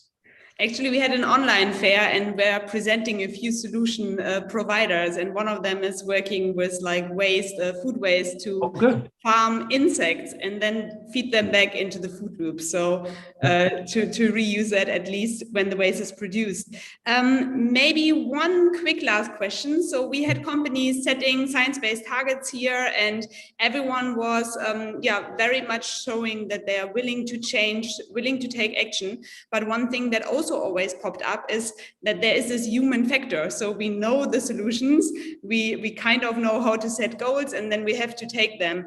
Is there something you can advise people, like how to get the employees on track, how to involve everyone? Are there trainings that you offer, or is there what is like your solution to get people engaged into the topic? That's a very, very good question. A lot of our companies we have already talked to ask us this every day, and it's very important to engage employees. And we have a saying at Drawdown that every job is a climate job, not just the sustainability people, not just all of you. Everyone who works in your companies may be the source of your climate action. And you need to treat people like that and tell people, inspire them to think beyond. The climate leadership of a company isn't just the sustainability officer and the environmental team. It's going to be in finance. It's going to be on the company floor. It's going to be in shipping. It's going to be in accounting. All these people are part of the solution. So I think that if you tap into that with some really provocative leadership and leading by example, can really do a lot. But I think that requires, to be honest, more bold commitment at the top of the company and more accountability. I love that corporations are starting to lead on climate change, but I think the more they lead, the more others will join them, employees and others, to really join the executives in bold leadership. But when we have leadership that is using a lot of buzzwords like net zero, people don't feel very confident about that anymore. I think we're kind of realizing that's a bit of a game that some companies are not doing the work. And having goals that are 30 years away, who's accountable for that? I mean, the company may not even exist in 20 to 30 years, and certainly these executives won't be there. So who's accountable? Who's truly leading? So I think I would encourage the the executives of the companies to really be much more transparent, much more aggressive in their leadership, and take personal responsibility in their compensation, their performance reviews, their stock options. All these things can be tied to environmental performance as much as financial performance. And that maybe others within the company will show up in ways you would be so pleased at. People are so eager to be part of solutions, but they need to be inspired. They need more visible leadership from the top. And I think the middle and across the company will step up too. It's so important. I think that is a very nice closing sentence. People need to be inspired. I thank you a lot to have been inspiring us here at the end of a 2-day summit where we had, I think in total, more than 500, 600 people joining in and out. So we will share also your insights later. Maybe as a last sentence, if people would forget everything about the last 2 days, what you would personally want everyone to remember about climate actions? Is there one sentence you could share? Yes, I think the name of your conference is a good one. The future of climate change and the future of our planet is still a choice that we can make. So make a good one. Cool, I'm gonna take that. So take your climate choice, I love that. And yeah, with these words, I would actually close the conference or the summit and wish everyone a wonderful weekend. For you, Jonathan, a little bit later, but thanks a lot for having us and the other way around. And yeah, everyone else watching, have a really great weekend, digest everything that you heard. And then on Monday, we all take starting climate choices and actions. That's wonderful. Thank you. Big thanks from my side. Bye-bye. Bye, everyone.